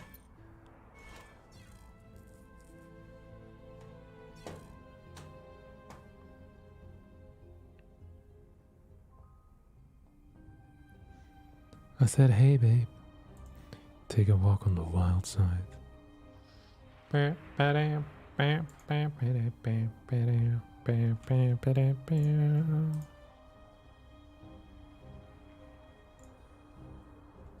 Harsher, tell me a Protoss builder to reach 5k. I am 2k. My words can't help you, my friend. You're too far away. My words will not have an impact yet. First, you need to practice yourself in order to, understand the things I'm saying.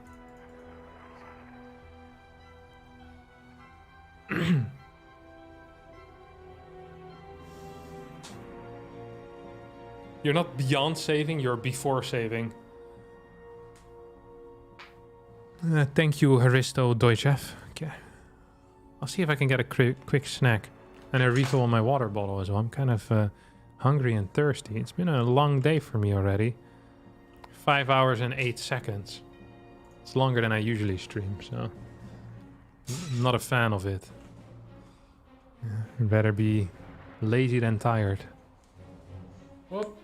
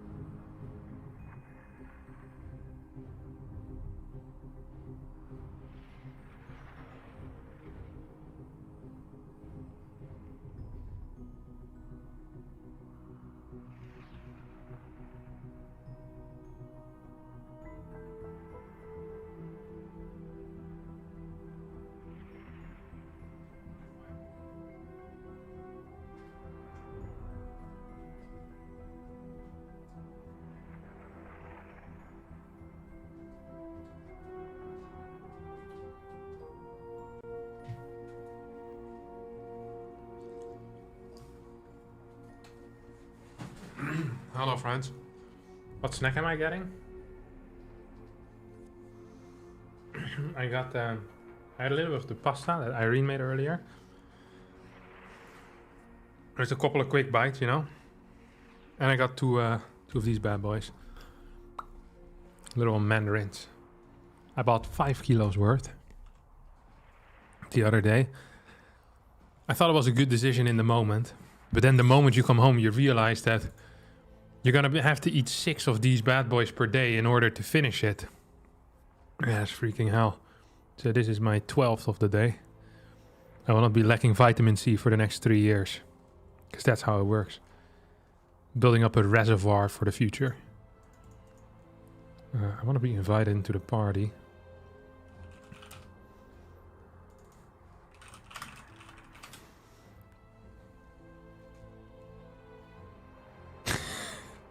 Clem isn't that impressive as a player.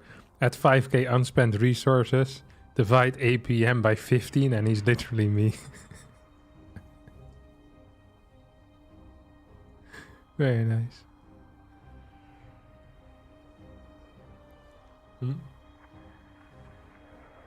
These bad boys are very hit or miss as well. Sometimes they're delicious and sometimes they just feel like they've been in water for too long. You know what I mean?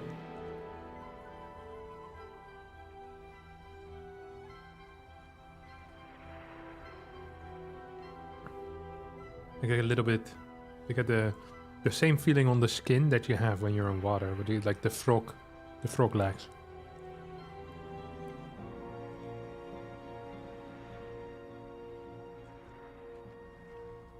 But onions you always buy in large portions, no? Thank you, Matt. Oh, for the $5. I'm glad you like the Tempest video and the content in general. Appreciate that. Kind words.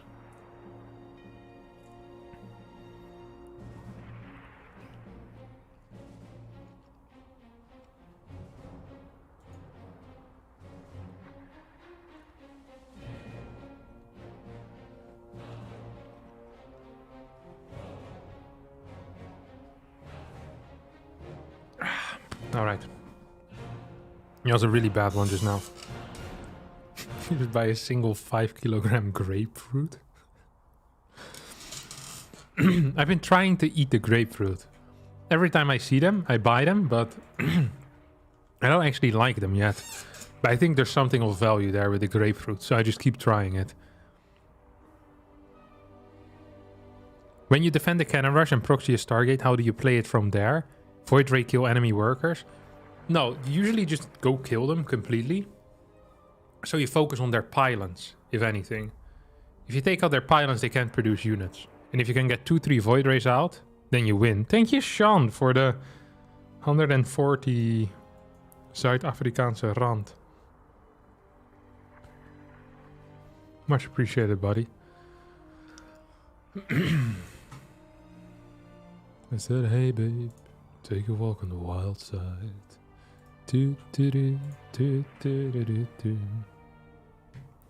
Yeah, I've eaten the cotton candy grapes.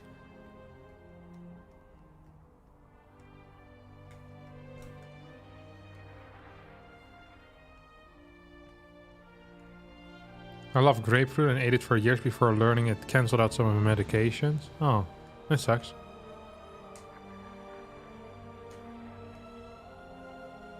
Yeah, the cotton candy grapes are really not bad. I enjoy those.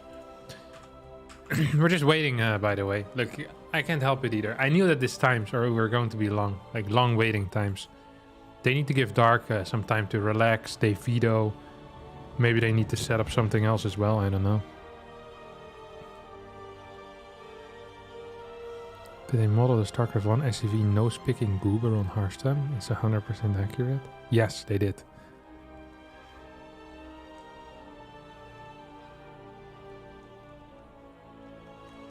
I know. Whenever I had the cotton candy grapes, I kind of like them. They're really tasty. Uber sweet. Very tasty.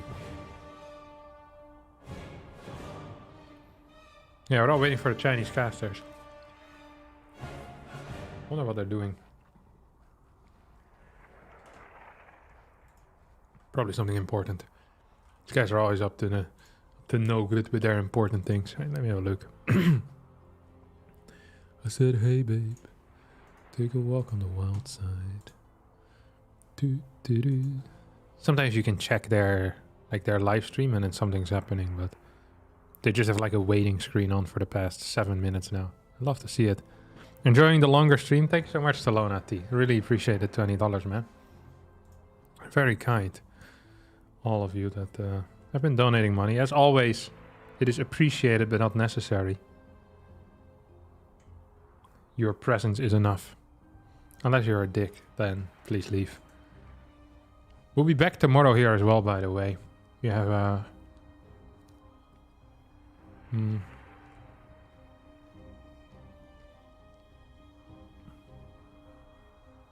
tomorrow we have the Korea versus the world event with 10k prize pool. Winner takes it all between Maru, Dark, Hero, Cure, Solar, Oliveira, Serral, Rainer, Clem, and MAXPAX. Absolute banger of an event, obviously.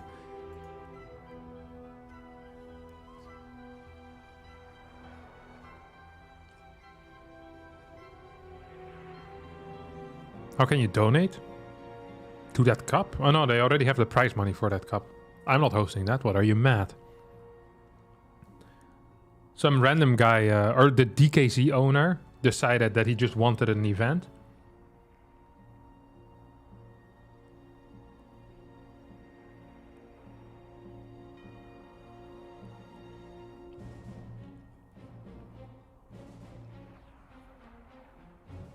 It's really exciting. It's legit the best players that foreign country has versus the best players that Korea has. Archon tournament was fun. What can I do to see more of that? I think what I'll do is I'll host an Archon tournament every 6 months or so. And then around that time I'll need some funding. Because more funding means better players will sign up. Last time I had a really nice guy called Static who funded the entire prize pool. So, funding is always welcome if you want to fund one of these events. But I don't want to do them too quickly behind one another, because then players find it less interesting and I find it less interesting. It's really fun to have these as kind of novelty events every now and again. Thank you, Haristo Deutsche, for the $50. Really appreciate it, man. Very kind.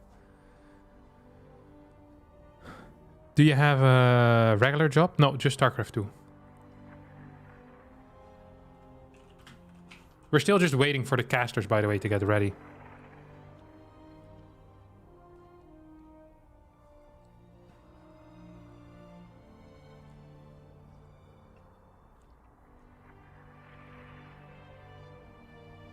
I usually don't do donations, but when you say it's appreciated but necessary, it feels like you're twisting my arm.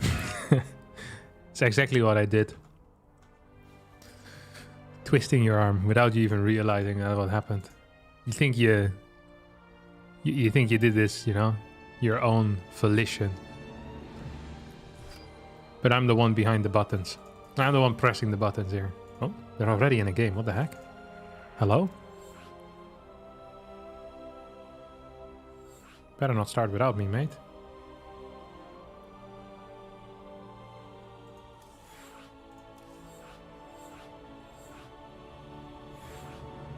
Who are they inviting me? Nice. It was close again. They keep forgetting to invite me. Forgetting. It also what happened to me. Whenever we used to go on school expeditions, the teachers always ended up forgetting me in the museum or the amusement park. Now it's all fun and games the first time, but when it happens for the 5th time in a row in the same year, you're starting to suspect that maybe they don't like you as much, you know? Just like my friends always used to forget to send me party invitations. Just a coincidence that it always was me who they forgot.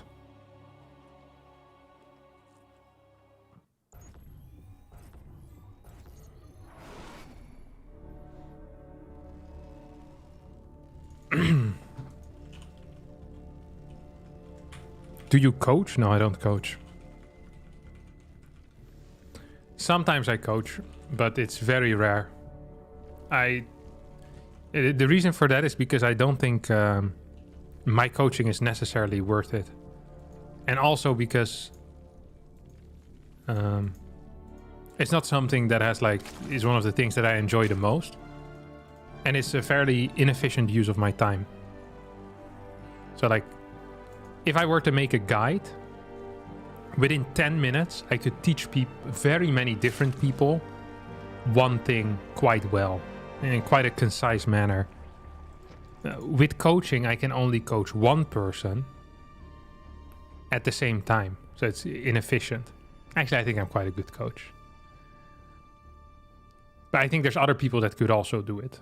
You know, so if I were to do it, I'd ask for such a high amount that it wouldn't be worth it to buy my coaching. You know what I mean? It's better to just find... There's loads of coaches. Just look at them. Yeah, there's websites for it as well.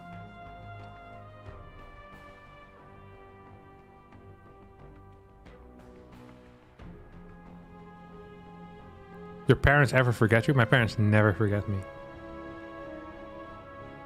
Any guides planned? I'll make some guides, okay. I keep asking for guides all the time. Then when I publish a guide, no one watches them. What's up with that, huh? What's up with that? I don't know what's up with that. Alright. Finals here of the Kung Fu Cup number 2 of the winter season.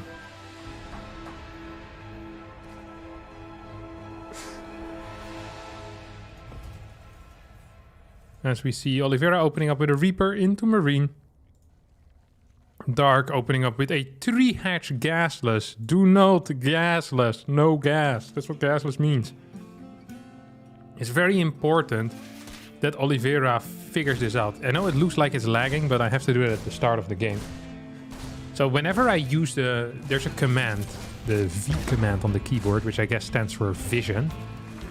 And it allows me to see in someone's vision. But in order to kind of render that, it seems like there's like a spike whenever I click it. So I don't want to spike the middle of the game. So just spike the start of the game. I don't think it impacts the players, but that's why you sometimes see a little bit of a lag spike. So I do both of them at the start of the game. And then it seems to be fine with it for till the end of time. I don't know why that is. It makes no sense. Uh-oh. So did Oliveira see what's kicking off here? He saw the timing on the hedge. Does he know what that means though? I don't know.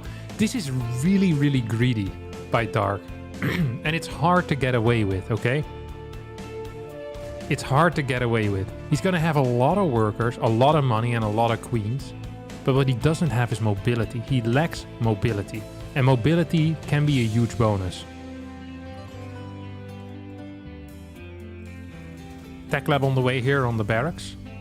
It's going to move over towards the starport soon. The second refinery has started as well. Oliveira going for Heli and Banshee. I don't think this is very good at all against what he's playing against right now. 3 gases at the same time, all fairly standard. Maybe a bit early even, if anything. Maybe a bit early, if anything. These gases. Overlord is on the way. Dark is macroing well for now. There's a lot of gas. Look how much cash he has in the bank. This is quite normal. This might actually be a 41 drone roach rush. I don't think that's a build. Not sure why I said that then, but... What has been said has been said. I can't take it back. Alien is just kind of moving around. There's 4 out, soon to be 6. 1 creep tumor goes down. So Dark played the greediest opener possible and has lost a single tumor so far.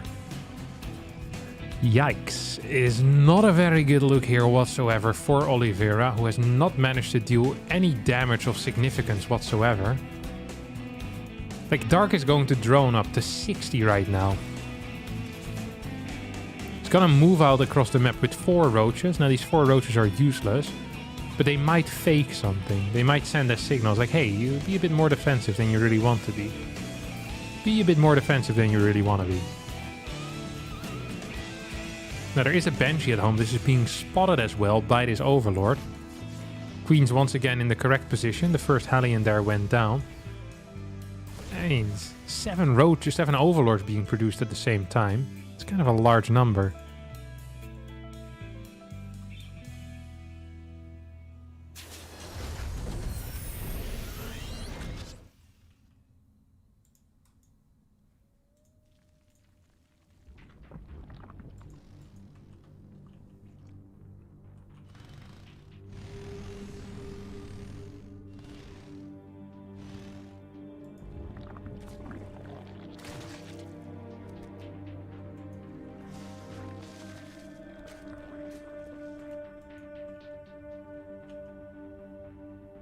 Four roaches now moving back.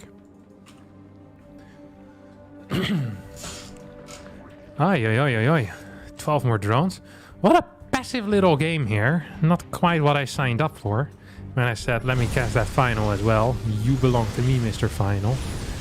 No, I wanted some fighting, some aggression, some action all around, and we ain't getting it for now.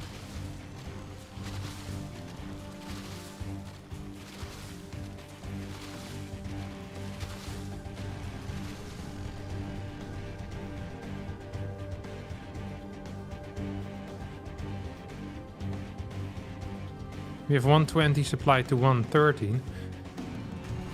Bailing Nest as a follow-up, so it seems like most Zergs agree on one thing, and that is that a Roach opener is safest. Then their follow-up often differs, and Dark has a very big toolbox, you know? There's very many different tools in there. Some of the tools don't actually work, but most of the tools have some type of specific purpose. And then Dark can really pull any tool out at any point and say, hey, now it's the turn of this bad boy. Like, what is that? It's like a hammer, but it has the ability to drill things as well. It's like, where would you even use that for? It just hammers a nail in your head and starts drilling it with the back of the hammer. It's like vibrating in your head. Like, I didn't even know that was possible. Yeah, Dark does that to you. 81 workers, adds in a couple of infestors as well. I think this is something that in general we're just gonna see a whole lot more, is we see these unit compositions with 1 or 2 infestors, because there's no pathogen glands necessary, right? So these infestors are basically free for the taking. You build 2 and they're useful instantly. You don't have to wait for no upgrades. They build quickly, they're out, boom, they're for you. 5th base, it's not gonna get cancelled at all. This is just gonna stay alive. +2 carapace is on the way. Dark in an okay spot. Oliveira has landed his 4th base. Oliveira has to be one of the most boring players that I've seen so far. Just camping. Today, he hasn't really impressed me with his action-packed games. To be fair, this is a very bad map for attacking, and it's a great map for defending, which is why I think so far Golden Aura is my least favorite map in the map pool. Together with Rådhuset Station. Gold base being taken here. Now, this is one of the things that I do like on this map is the fact that we have 2, what I usually refer to as neutral bases.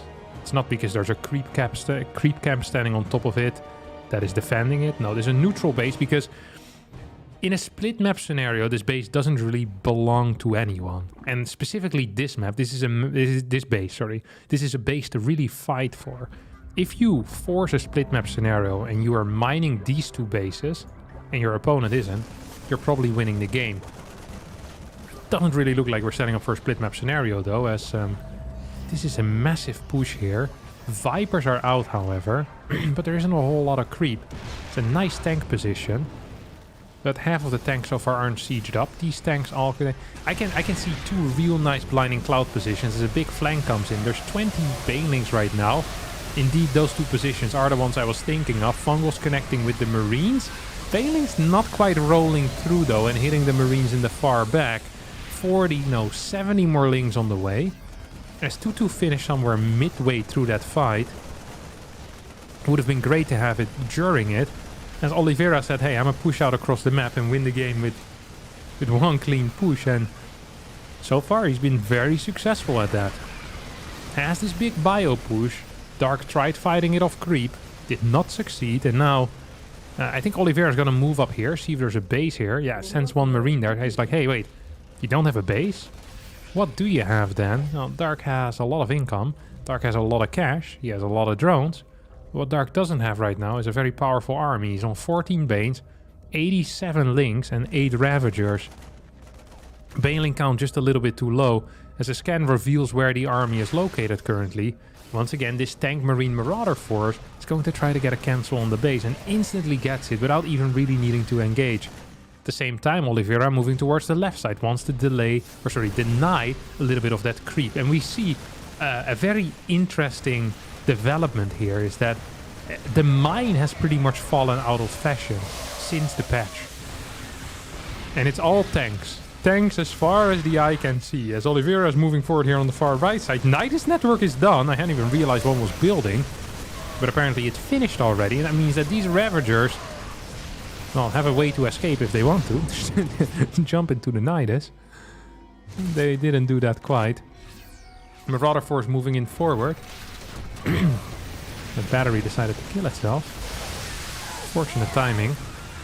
We're in the finals here, and Dark gets the cleanup. Ultralisk Cavern on the way. Wants to really re-expand towards that 6. But even just mining this gold for now is actually very valuable. I can't stress enough how valuable that gold in particular is right now.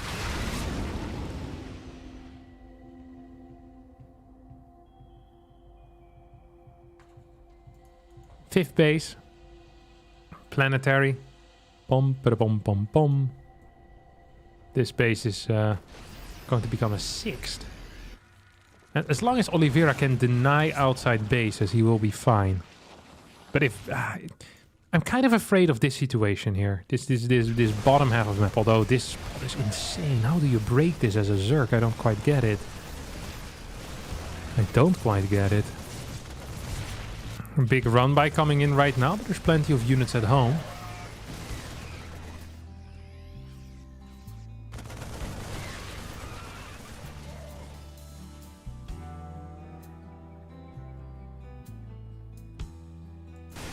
At the same time, this gold is being attacked. Nidus network going up in the main base. Oliveira trying to stim in position. This planetary is gonna get blasted. Don't think that should survive. Don't think it should indeed. Planetary goes down. At the same time though, a couple of drones will fall. Hatchery has been rebuilt instantly. Worker count still in favor of Dark. As this Nidus did absolutely nothing. Are the first ultras out yet? Not quite. Single medevac that's empty over there. I'd love to see these Vipers kind of jump into action, throw down a couple of these parasitic bombs. It's always useful to have in a fight. First two Ghosts are out as we have triple factory. No one of these mines are actually burrowed. That means that Dark is going to get a very good little engagement there. And although it felt like Oliveira was in firm control of this game, he's had a couple of stinkers here. Not the greatest fight in my mind. Not the greatest fights. This hatchery is gonna get taken out another time, unless Dark can come in to save it last second. No ditch effort being made here. It's not gonna send it. It's gonna instead send it here on top. Tries to hit a bile. Actually hits a Ghost and even one of these medevacs. Nidus network will get cleaned. As snipes connect with these overlords. Will not quite clear those. 4 infestors being sent out towards the middle of the map as the right side now is being taken for Dark. Dark is an overlord pooping here just to be sure. This base is still empty. So Dark has mined a bit from here, but not quite enough to make this base completely useless. And right now he's losing a lot of creep on that side of the map as well. Dark needs a cleanup.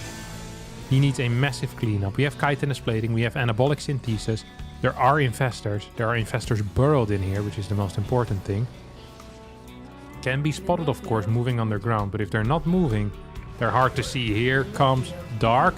Infestors, infestors, infestors, unburrow and go.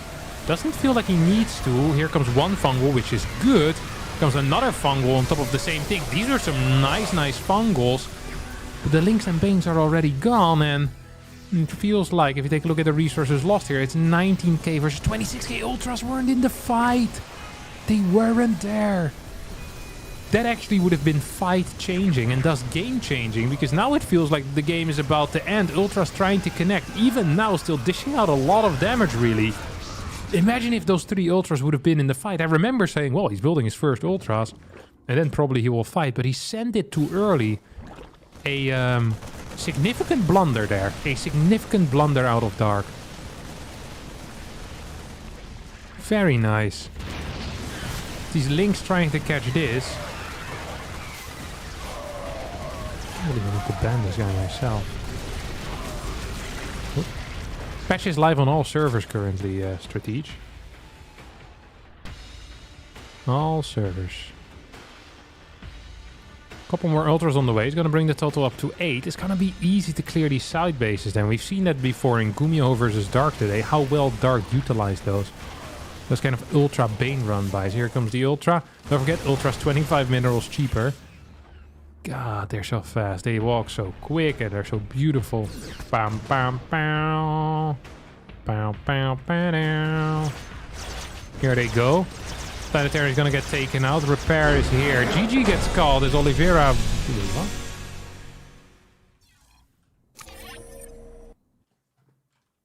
Did I miss like a major fight or something? I guess there was this thing. I guess there was no army at home. Oh, this is dealing some real damage. Guess he wasn't mining anywhere else. I quickly need to leave before I mess it up. Kind of odd. Kind of odd. But he left it. Alright.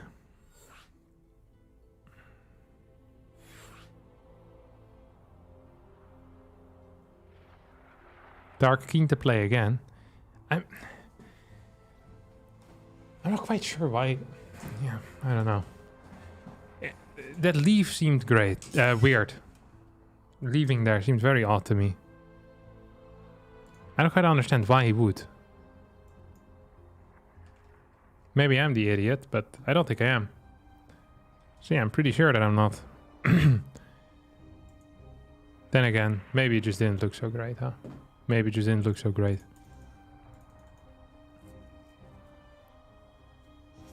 Itchy nose. Alright, buddy. Show us the next game. GG. Go, go, go, go, go. He's trying to play from behind in the series. He's doing a good job then. He also was behind versus Clem, right? 1-0? Yeah. 0-1.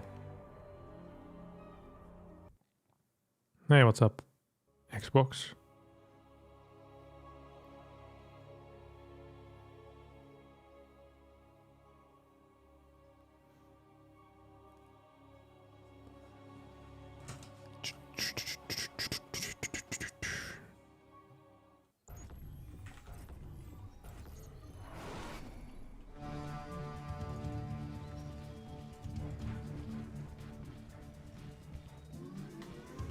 Clem quit oddly too now? I think so, in one of the games. But I can't quite recall if that's true or not. I have bad memory, usually. Just tuning in, how have Max and Hero performed so far? We don't talk about what happened there. Let's just say there's no Protoss in the tournament anymore. Because we're in the finals. So it's a TVZ. It is what it is. It truly is what it is. And the semis also didn't have a single Protoss, my friend. It did not.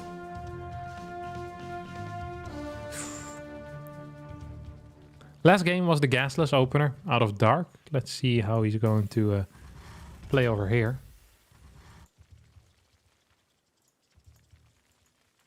Seems to me like he's taking the gas. You can see it by the rallies on the drones, where they're going. Ay, ay, ay, ay, ay, ay, ay. Alright, Oliveira, show some fire here. Hatch extractor pool. That's all we're seeing so far.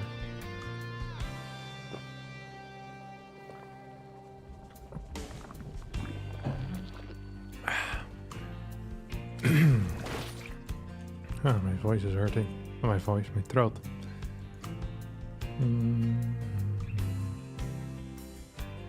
Yeah, bottom of the bracket was much more stacked.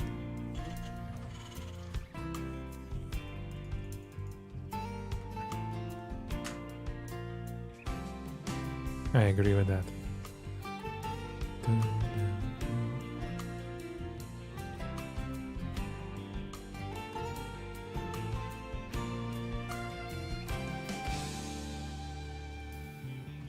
Here comes the Reaper.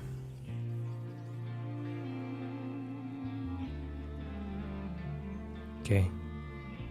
How many worker kills, or how many link kills does he get? I'm willing to bet on 0.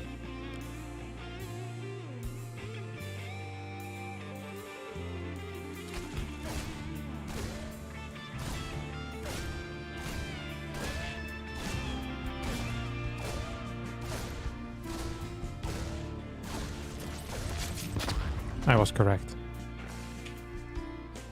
Very nice. 30C on the way as well. Factory. Here, just above this thing.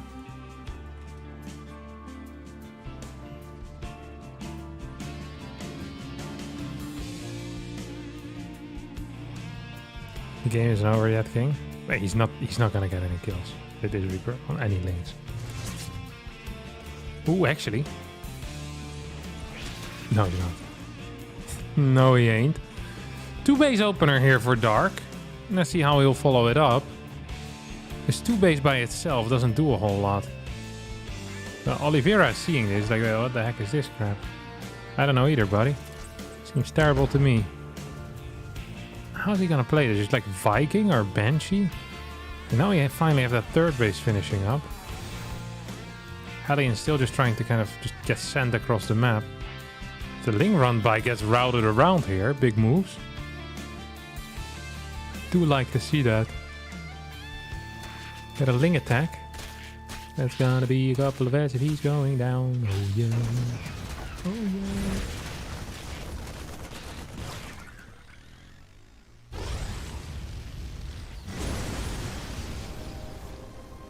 Is Dark the strong favorite? I have no clue how good Oliveira is right now. But I would have said that Dark is a strong favorite, but judging of game 1, Oliveira looked okay. He looked smart. He always looks quite smart. I like his builds. He's playing extremely greedy StarCraft, by the way. It's gonna work out for him as well. Viking into Lip. What's this? 4, 6 cars. Seems kind of risky against the 2-base play, no? He saw the 3rd. I don't actually know what's risky or not, but it felt risky to me. Double E-base will come behind this.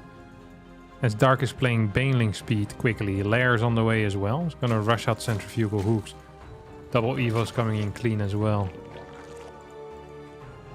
So we have 4 Hellions and 1 Reaper here. Where can I watch the Korea versus the World event tomorrow and at what time? You can watch it here on my channel. It starts in about 17 hours from now, I think.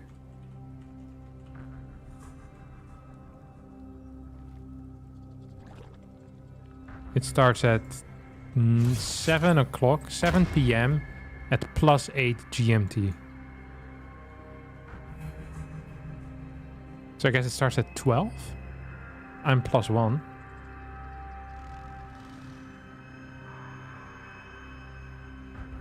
So that's what? Is it 18 hours from now? I'm so bad at this type of stuff. I hate time zones. Spire. Am I +2 because of summertime?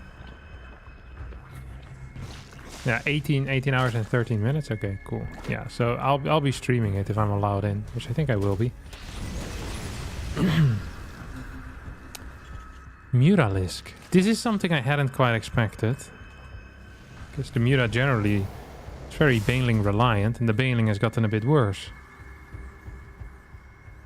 Mutas won't be out for the first push either. So that really is what it is. Liberator moving towards the left. Still have this Viking around. Killed the 0 Overlords. I'm not even sure how that is possible, but it did happen. Double drop. Gets spotted in the last possible second as the Queens move into position. Just to deal with this. Dark knows how it's done. He definitely does know how it's done. Boost over towards the 3rd. Banelings are out already. And 8 Mutas now on the way. Very scary prospect if you're in one of those medevacs, my friends. Very scary prospect. Boost has ran out. Is available once more. Oh. All of these Marines are going to get taken out, I think. All of them. Unload is too slow. And there's not enough Marines there to defend. And that was a big pickup here for our good friend Dark, who has 1-1 as well. He's going to take out this Lip. And then probably play some Ling Mura Bane.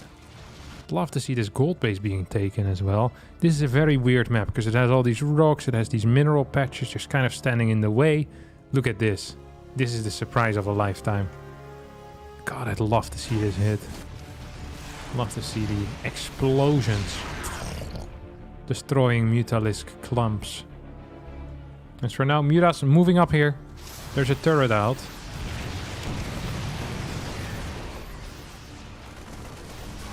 Armory got forgotten though, that is a mistake. It's gonna delay the extra upgrades. Look at the cash that Oliveira's floating here. Just for a bit. Mini, mini, mini, mo lover. Fourth base is also just very late. Dark had his real quick. Now he's blocking himself here with that creep tumor. Would love to throw down that hatchery. You see that on that, what is that? 1, 2, 3, 4. I don't know what this is called either. The 8? Octagon? It's called an octagon? Yeah, because that's what they call where they fight in, no? With the UFC. The octagon. Very nice. Yeah, I get my confirmation from chat as well. God. I know everything. Truly a genius. Don't really think Dark can fight off creep here. Don't really think that Oliveira can fight on creep here. Dark doesn't control his Mutas for a little bit, which is silly. It really is.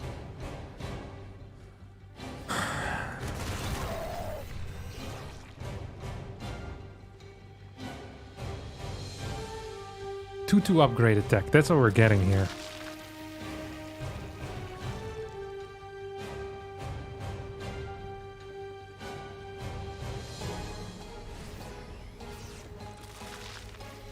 Baneling count is at 18, not very high. 30 more are about to finish up though. Mine's not quite connecting yet. Spains do get a couple of hits. At the same time, we have a push towards the left side. And that means that this base most likely is gonna die. At the same time, Oliveira is dying at home as Dark is setting up a massive W here for himself. Well, I say that, but eventually the forces here will run out. Is this going to get stopped? To me, it seems like the answer is yes. Hellbats are helping out, but more links now rolling in. 2-2 upgrades versus 1-1 is a massive difference, and this also didn't really run out of steam at all. There's still 10 mutas around. There's 84 links, all of them now move commanding across the map. And I think that Dark has done it, tying up the series with a dominating performance here in game number 2 on Alcione.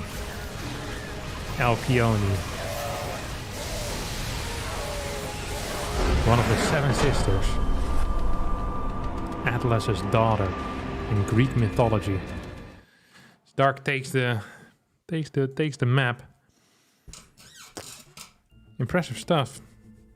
I like it. Although fairly one-sided game.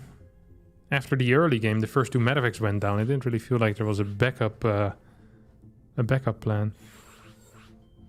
How do they decide which unit skins are allowed? Are all of them allowed in tournaments? Yes. The reason for this is because the players don't see the skins.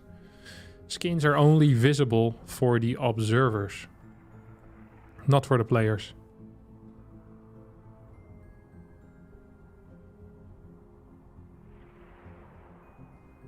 Your chair squeaks like a mine burrow.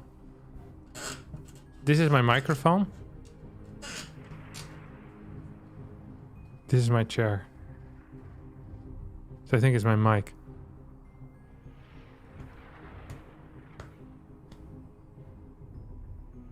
How are they disabled for the players? This is a feature of the mod.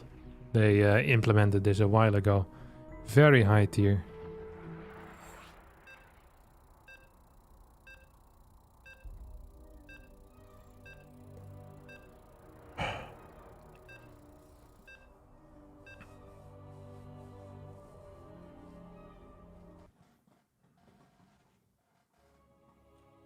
I think it's the Game Hard mod that initially did it. Or maybe the WCS mod, I'm not sure. Yeah, one of the two. Although the WCS mod was just based on the Game Hard mod, right? Made by Ryan Shutter.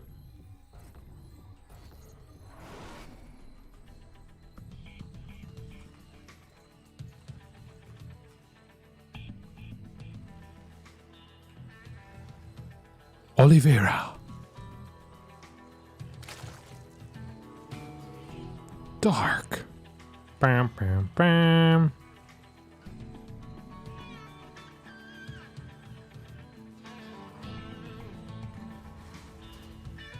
I don't know what Oliveira is going to play. He strikes me as the type of guy that opens up with a barracks in his wall 5 times in a row. Not a fan of that, let me tell you. Not a fan. Alright. Ooh, pool first. It's always Dark that spices things up. Is the last map best of 3? What?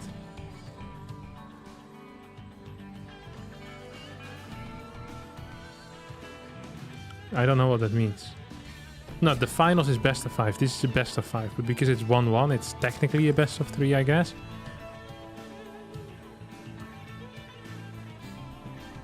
With Baneling and Hellbat nerf, Muta and Ling seems to be the right combo to go. The Hellbat nerf doesn't really impact Muta Ling Bane though. Because the Hellbat nerf only comes into play by the time +3 Hellbats are out. And +3 Hellbats are never out against Mutaling Bane. Until the very end. So I don't think that's very impactful. So overall it's just a nerf for Mutaling Bane. Okay, it's going to be a Roach Rush here. Did he scout? No, but he's going to. Oliveira is kind of like how Clem used to be. Just literally scouting every single game and then playing 1 barracks expand every single game as well.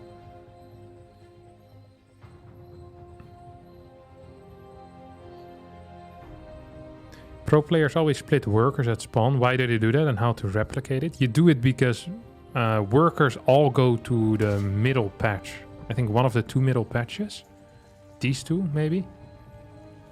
I'm not quite sure where they actually go. And then they bounce around. So it's best to pick a couple of workers and set them manually on where to go.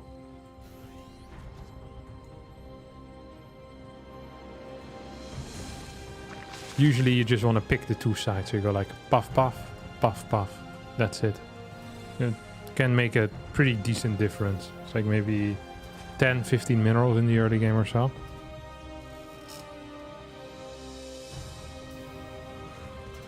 Has Oliveira made a cyclone? Not a single one yet. No.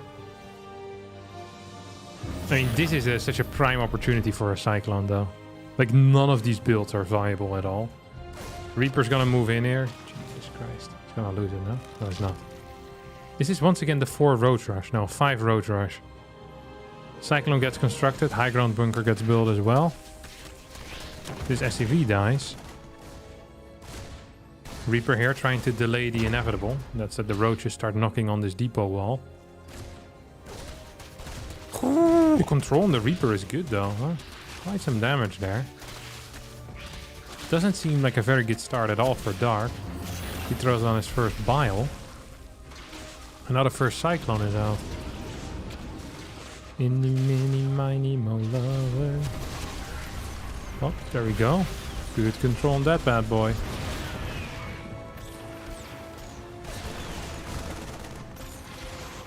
Cyclone continues dishing out damage at a very high pace.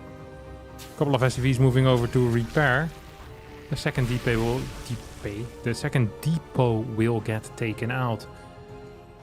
7 more drones on the way. Third base soon will start too. If Dark realizes he has the cash, he can start it now. Almost gets that depot, but instead Ravager will fall. Nice fight there for Oliveira, who can now probably chase this. Ooh, takes a Bile straight to the face. That's kind of silly. Not a good move at all. Why would he do that? I don't know. Now these Ravagers will start running back home. Cyclones can chase as they're fairly low. There's link speed on the way. 2 more gases as well coming in. Feels to me like we're gonna have another follow-up attack here coming out of Dark.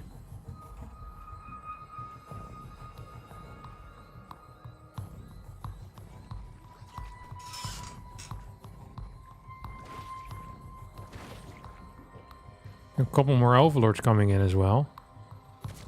And we have link speed that is getting closer. It's going to be a 6 Marine plus 1 Reaper drop. Banshee is on the way out. This is a very weird follow-up. Yeah, it does feel like Dark just wants to all-in off of the initial all-in. So kind of a Roach Rush into another Roach Rush, but this time with links. This is a significant pushing force here. A very significant pushing force. This is no joke, alright? These 3 Cyclones, they pack a punch. The link speed isn't done yet. Cyclones now being targeted down. The control on those Cyclones hasn't been brilliant so far. But this thing's gonna get taken out. Get the cancels. The Banshee is out. 12 more links on the way. Pneumatized Carapace. Wait, what? Do we have Lair? No, we don't. Am I missing something? I'm very confused right now. Cyclones are out, trying to kill the 3rd base. The Banshee is going to stop. This is game. This is absolutely game, unless this Banshee dies. Like, if this CC falls another time, or this hatch falls another time, even if it doesn't, this just looks good for Oliveira all around. So much investment here into this push, and it did nothing. It didn't even deal a little bit of damage. I think it might have damaged one of these depots. That's it. Double hatcheries now being constructed at the same time. Lairs on the way. That's very late. Second Banshee is out. 31 links, 5 roaches, 3-4 Ravagers as well. I mean, this is just chaos. This is nothing. This is legit nothing. This is not a build. Absolutely not a build. Going into 5 barracks here. Dark's not looking good. Still gonna get up to a decent worker count. That's not the problem. Well, this is gonna be a problem actually. There's no Spore here. He forgot about a Spore on this base? Are you serious? Losing a bunch of workers and also a bunch of queens here. This Spore could be in some serious crap. Lair now finishes as the Overseer should start. Another queen is gonna get taken out. This is just going from bad to worse. What is the tank count currently? We're at 1. There's 11 Marines out. I mean, I am 100% feeling some type of push here coming out of Oliveira. And I just don't quite see how Dark is going to hold that. I just don't quite see it. These bad boys moving in. 1 drone, 2 drone, just 2 drones. Spore out of position as these... I mean, these benches are going ham. These benches are going crazy. Sees the road speed being researched, but look at the upgrades here. 1-1, over halfway done. Tank count is going up to 3 right now. Banshees are still alive. Like, what does Dark have that is working for him? He has nothing. Legit nothing. The funny thing is that I think Oliveira could kill his opponent, but also that moving across the map is probably the only way to lose. Like, if he does nothing, he's going to win 100%, I think. Just do nothing, push with 2-2 when you're maxed. I don't think there's a possibility for you to lose this game. I just don't buy it. However, you could also just end it much, much quicker. You rarely ever see normal games out of Dark recently. Yeah, in general, Dark has never been a standard macro guy. He's great in macro games. He's not great at getting there while being ahead.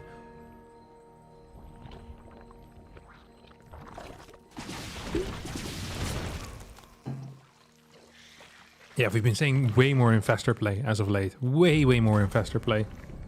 Almost every Zerg builds infestors now against Terran. Because it's much easier to reach. Feels much more comfortable. I mean, he's just gonna push out here. Guess what? There's no Baneling speed. There's 40 Links and 14 Ravagers. There's 4 tanks. 1-1 upgrades versus 0-0. Tanks can be largely off creep. Like, bad boys, what you gonna do? What you gonna do when Oliveira comes for you? And the answer is tap out, because the game is freaking over. Oliveira here is gonna put himself on match point in this series as he takes out the last of the Ravagers and Queens. The flank coming off creep, Baneling speed halfway done, not even halfway done, dropping on top of Ravagers. This is just humiliation on a different level. GG gets called as the current world champion. Up 2-1 here in the grand final of the Kung Fu Cup. Glad to hear that, Skamba.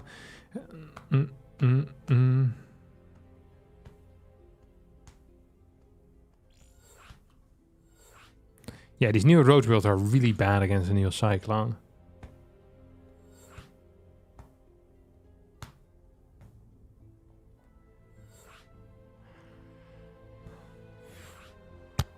Man. Oceanborn here as our potentially final map. Oceanborn is a standard map set in an underwater world. The map features 14 blue bases in total, rocks that can be destroyed to open up paths around the map, and plenty of line of sight lockers to hide your units behind.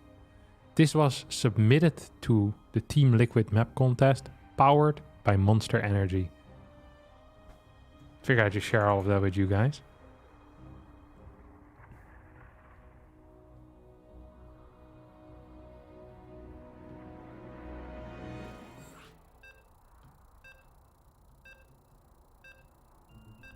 Hey Harstem, probably a reason you never see it, but Terrans never seem to use mules for remote repair for stuff like Banshees. Too inefficient, yeah. We of course all know the exact cost of dropping a mule that isn't mining, right guys? I'm not even gonna say it, because I know all of you are very well aware. There we go. Look at that. Nicolas Koopferman. Instantly knows it. That's actually kind of nice. 225. That is if it's on a close by mineral patch. If it's on a far away mineral patch, it will only gather 200 minerals. So the moment you drop one on the other side of the map, that means you're not losing the money, but you're gaining it less quickly. Right? You're losing mining time worth 200. So yeah, it's usually not quite worth it. And then indeed, there's the emotional cost. Used to be 270. It's possible, I have no clue.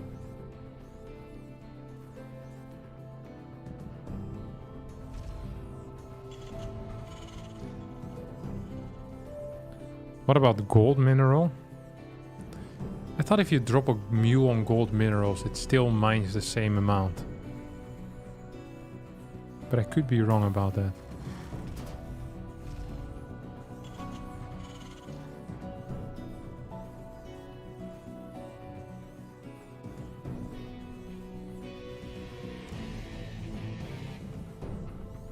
It was 2017 wings. Okay, I wasn't aware of that. Back then I wasn't such a scientific mind wanting to know everything.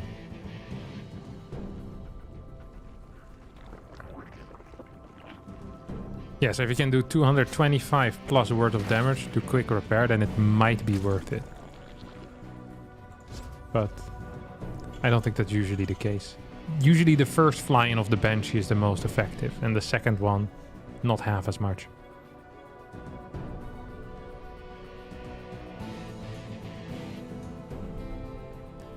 So, a depot takes 21 seconds to build, to answer your question, stratege. So that is approximately, if we include travel time, let's say it costs 30 minerals to build a depot, worker time. A depot is 100 minerals, and thus it's 130 minerals. That means that you're losing 100 minerals every time you use supply drop. And on top of that, the depot have use in a lot of match. Well, specifically in TVZ, they're used extensively for walling. So building them actually has value by itself. Like, it's not just that you need it, you also kind of want it because you need them for walls anyway.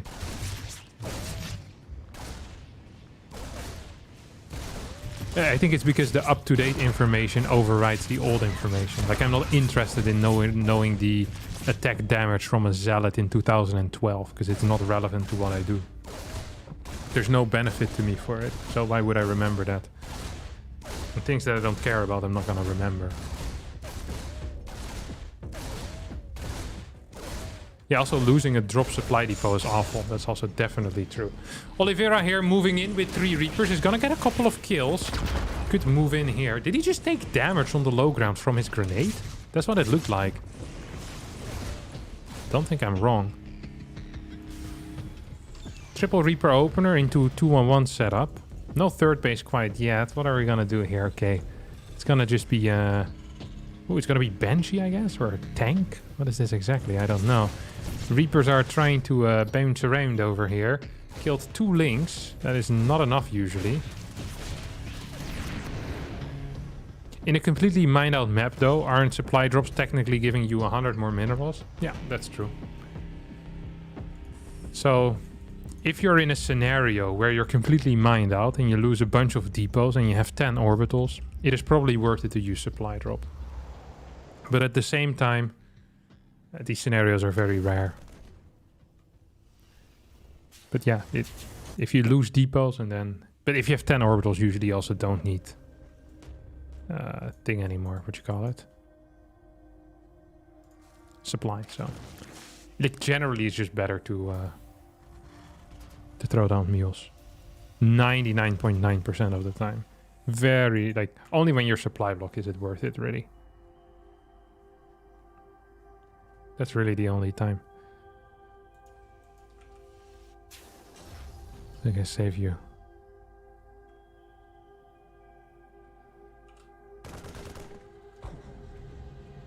Your supply blocked at minute 4. I drop a depot and say it's for the late game. I'm gonna use that one as well. More efficient in the late game, guys. More efficient in the late game. +1 here is on the way. There's going to be a 2-base all-in coming out of Oliveira. Let's see what Dark's plans are in dealing with this. So far, the game that has convinced me the most out of all the games has been the Ling Bane style.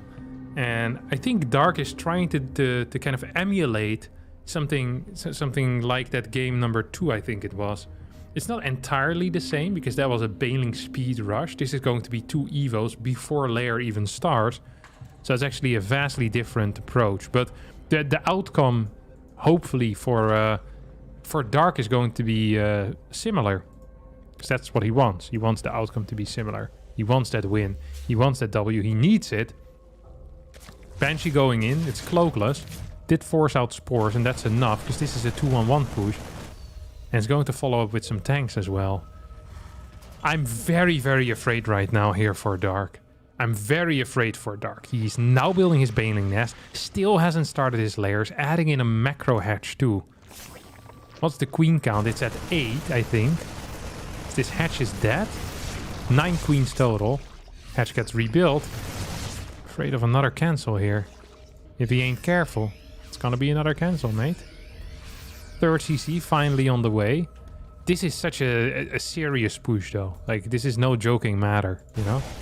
Another cancel on that base. So that's 150 minerals there lost in cancels. Aesthetically, I love this new map pool. Same. It's a very aesthetically pleasing map pool. Very much so, yeah.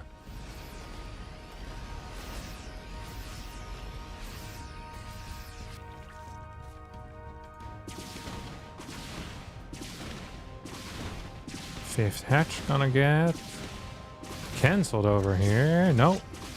Banshee's going to change targets. This base is toast. 42 army supply to 65. +1 against 0-0. Although that is about to change as 1-1 is getting closer and closer to finishing up.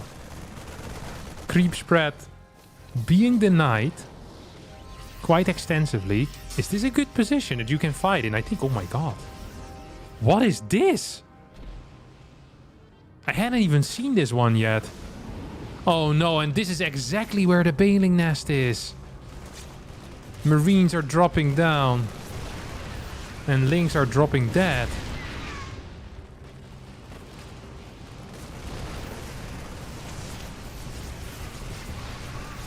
Creep is disappearing from this area. Tanks need good target fire.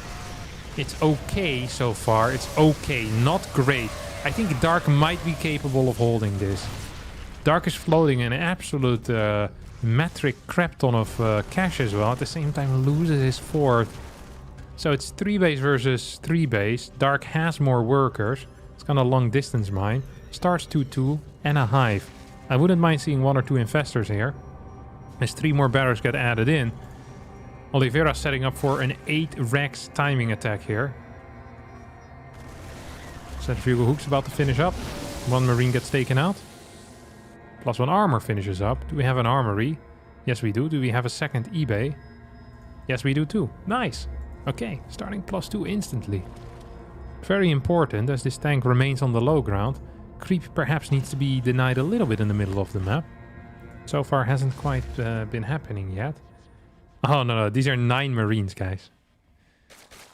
Luckily, a second medevac is going to show up. Otherwise, it would have been a very sad story for one of those Marines.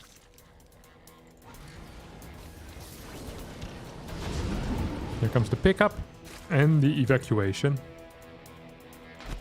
4th CC on the way. Post adding these barracks. So we're at 8 barracks. We're getting the tech labs. We're adding in liberators. Mines. Interesting stuff here.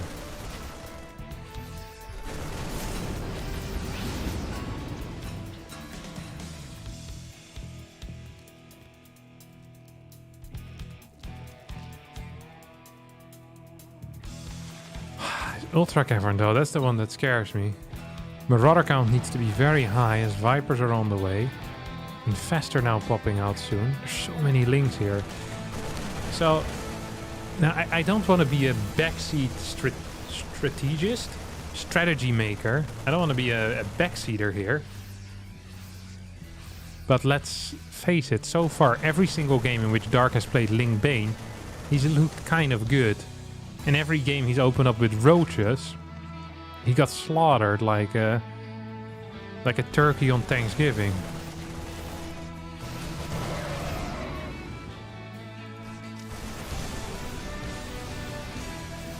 So in my mind, we play roaches in the final game if he ends up winning this. Ooh, nice round here. Gets it in. Overseer lacking behind. God, this guy is slow without the Numante's carapace. Planetary on the way. Instantly starts a 5th. Parasitic bomb's going to connect. Yikes. I think that's dead now. Am I crazy? Am I wrong? We're thinking that we could be something for real. Hey, yeah, yeah, yeah, yeah, yeah. Would love to see these upgrades start for the ultras. Chitinous plating, anabolic synthesis. Useful upgrades. Couple of banelings burrowed around the map. Still no infestors in this comp either. Parasitic bomb perhaps could be cast on that liberator. Here we go. Can he burrow some Banes here? Would be huge to do. No, he just sacrifices all of their lives. Also an interesting move. There's one infestor with this. There's hardly any Banes though. It has to build 10 of them now. He's trying to clear these mines, but not the most successful when it comes to that.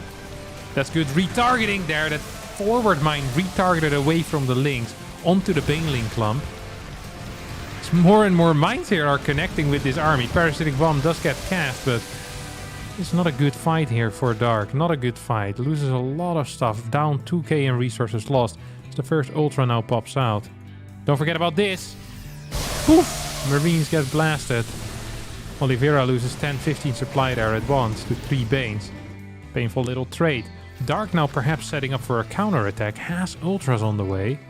Chitinous plating, 3 carapace, 3 melee. Can we do this? Can Dark make it happen? I think he can. Why does this infestor look so big? Why does this guy look like he has bloodlust?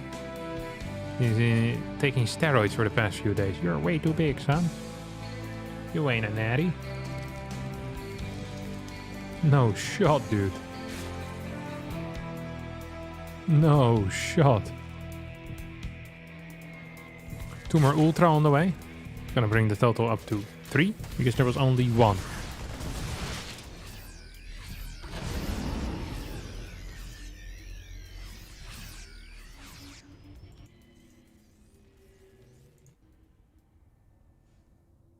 This run by is not gonna achieve anything.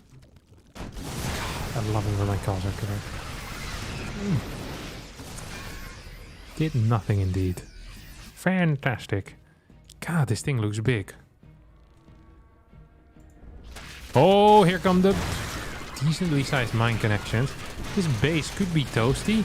Planetary just blasting these banelings though. So this base will fall. At the same time, Dark here is gonna take a good fight. At the same time though, this drop is taking out something. Oliveira pushing in forward. There's a lot of money in the bank.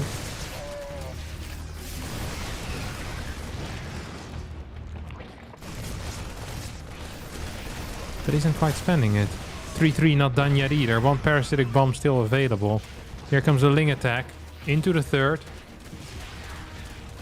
At the same time, these marauders on the flanks are doing a decent job. Without 3-3 though, I don't think Oliveira can fight here. Well, he can fight, but he won't win. Yeah, I can also fight against McGregor, but I also wouldn't win. That's the same odds I'm giving Oliveira right now. Actually, he does kind of win that fight. In that case, I'm calling Dana White. Set me up. Let's do it.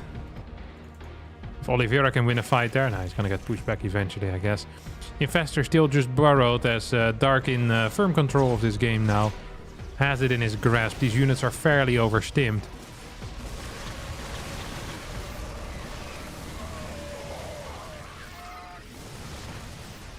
Planetary at the 6 o'clock is gonna get taken out. PD gets called and we are heading into the final games of this series, which is going to be played on whatever map is left over. And I'm not sure which one that is.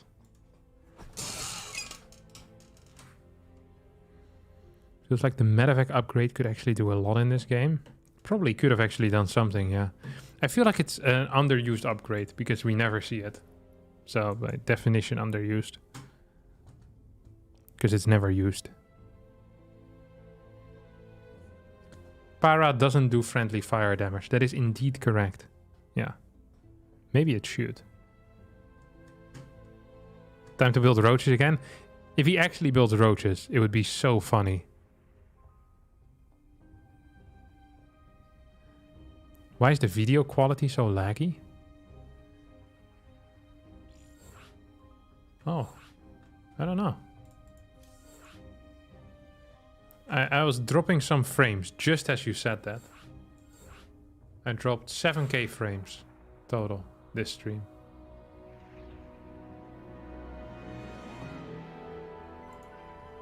So I don't know why that is. I'm dropping a little bit in frame rate.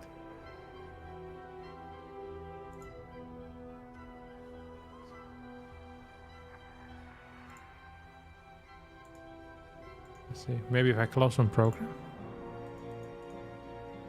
Maybe Irene is downloading something, or like rendering, or live streaming some TV show.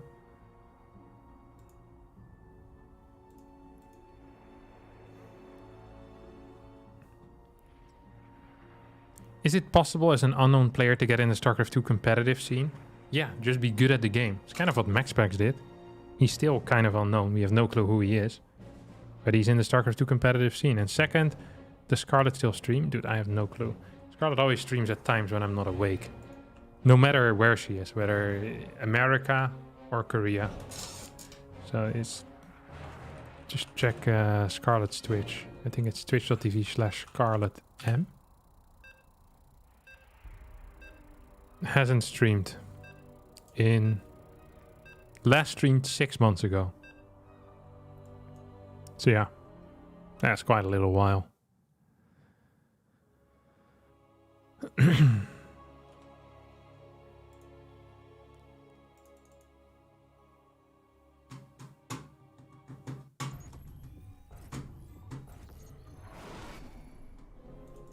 Okay, right now my FPS should be stable though. Like, it's not lagging anymore. Please. It hadn't lagged all stream. I don't know why that is. Oh, and as I say it starts. I see some frame drops. I don't know why this is. I will investigate later today, but not now. It's very little though. Still have good bit rate.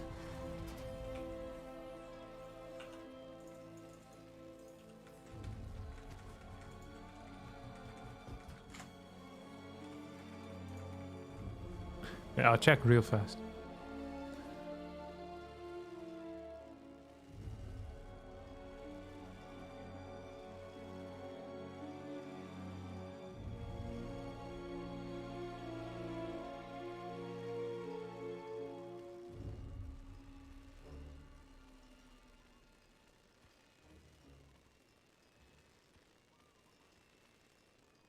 Maybe Windows update.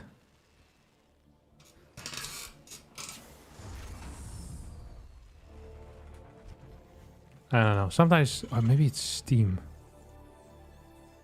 I might have left my Steam open. It's not so important, I think. Another time I'll fix it. Because now we're... The most important thing ever. The finals of the KUNGFUCUP today. CC first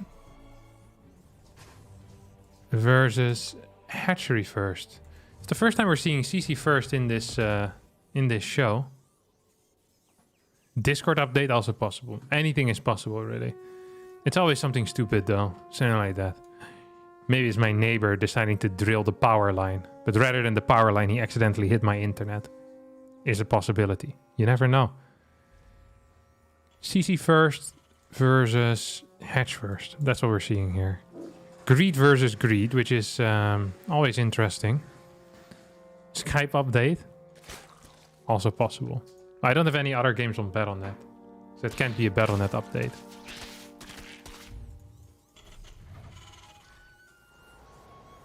You expect another rush from Dark this game? I'd be really disappointed if he just builds roaches again. Oh! Whoa, whoa. We're making it happen here, or what? Very late on the speed, by the way, is Dark. If he wants to get speed. Come on, please get Ling Bane. I'm so tired of watching Dark lose with roaches and win with Ling Bane. It makes no sense to me. Literally every single game he opened roaches, it went terrible. Your Ling Bane is so good. Why would you play anything else? He destroys.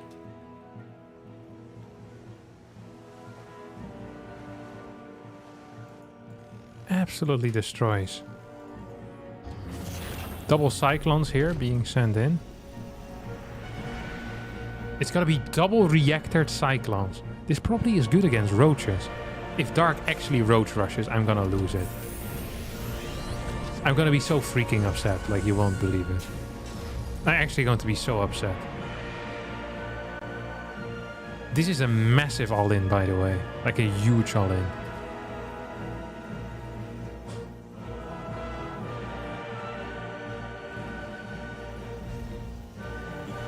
Yeah, Dark with Ling Bane is so fun. He's so good. He's so solid. And watching him with roaches, he's like some... It's like watching myself play Zerg almost at times. It's painful.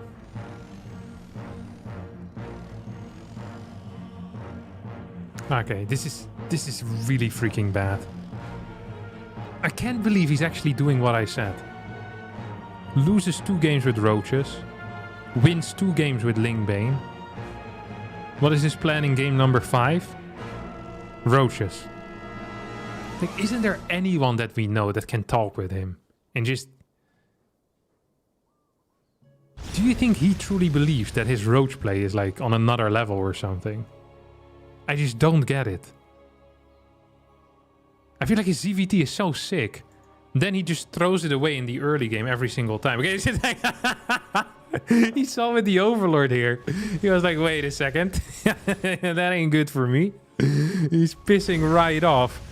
As there's a bunch of Hellions here. 6 Cyclones, 4 more on the way. He's like, no. We're going back home. I think this is just over, honestly. Not sure. Hellbat Cyclone, this is it. Queen's dealing quite some damage. Roaches okay as well. This is getting stopped. Maybe this was better than a Ling Bane defense. So there's 13 roaches out, 2 more on the way. This definitely was a hold. And the 3rd CC is late. And what's even worse is that Oliveira is forced into mech. Now, I'm not a mind reader, but I do believe that Oliveira didn't actually want to play mech. He had a build prepared, and that was it. Yikers. He had a build prepared, and like I don't know how good his follow-up is. Does he know how to play from here? I'm not so sure if he does. Gonna have to wait and see. Cyclone scanning on the creep tumors there. Yeah, the battery's now floating upstairs. Like, wait a second. Where are you seeing everything all along? It's like, yep. I was indeed. Always. That factory was misplaced. You have a 4 CC now being thrown down.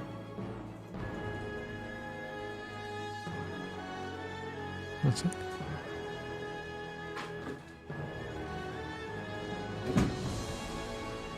Got to close my door, and it was a bit of a draft. A little bit of wind coming inside. Don't want to get cold here. Forced to put on a sweater.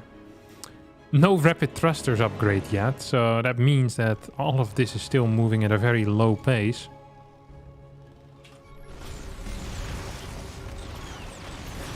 Dark at 143 supply out of 200, which is just great. Great stuff. He's continuing with his roach production here. Now, against mech, I don't mind roaches that much. I think it's actually a fairly good call. He's going for a Nidus network.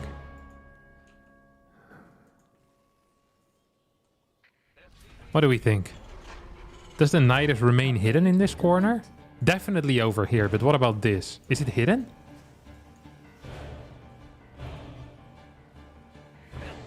I think it's very close, no?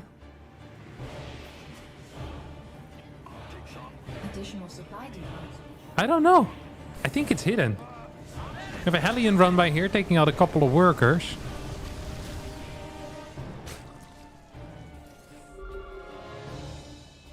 Maybe? Here comes the Overseer. If he built it here, no. Yeah, it's hidden. Wow. Doesn't look like it's hidden though, does it? Look at it. Look at it. That's so close. At the same time though, Roach is moving in towards the 3rd base. As these tanks are being taken out at a high pace. Cyclone's fighting back pretty well though. One tank still alive. Main base now has been infiltrated with these roaches. They have tunneling claws. 12 drones go down behind this. It does feel like Oliveira has lost absolutely everything that matters in life. These tanks are sieging up, and Dark wins the game, wins the series. What a ballsy player playing roaches a final time. Doesn't even need the Nidus. Classic Dark, never loses with Roach. Yeah, a true genius. Oi, oi, oi, oi, oi, oi. Thank you, my friends, all for visiting my stream today. I will be done for now. It's been a long day. Been going at it for 6.5 hours.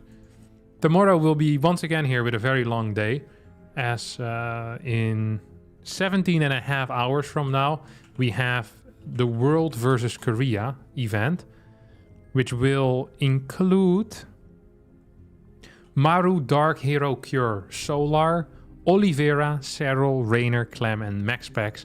10k prize pool, winner takes it all, best of 4 KOF format. I don't know what the heck KOF is. It's a file extension. Oh, it's a King of Fighters. What the heck is that? No, never mind. Well, I don't know what KOF format is, but it is something.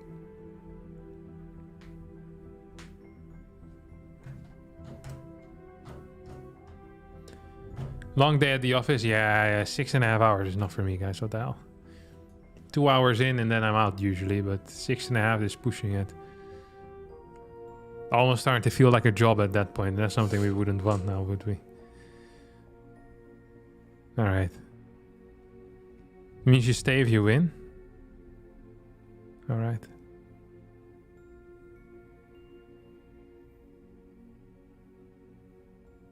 Well, I'm done for now, so I'll see y'all tomorrow, hopefully, if you want to.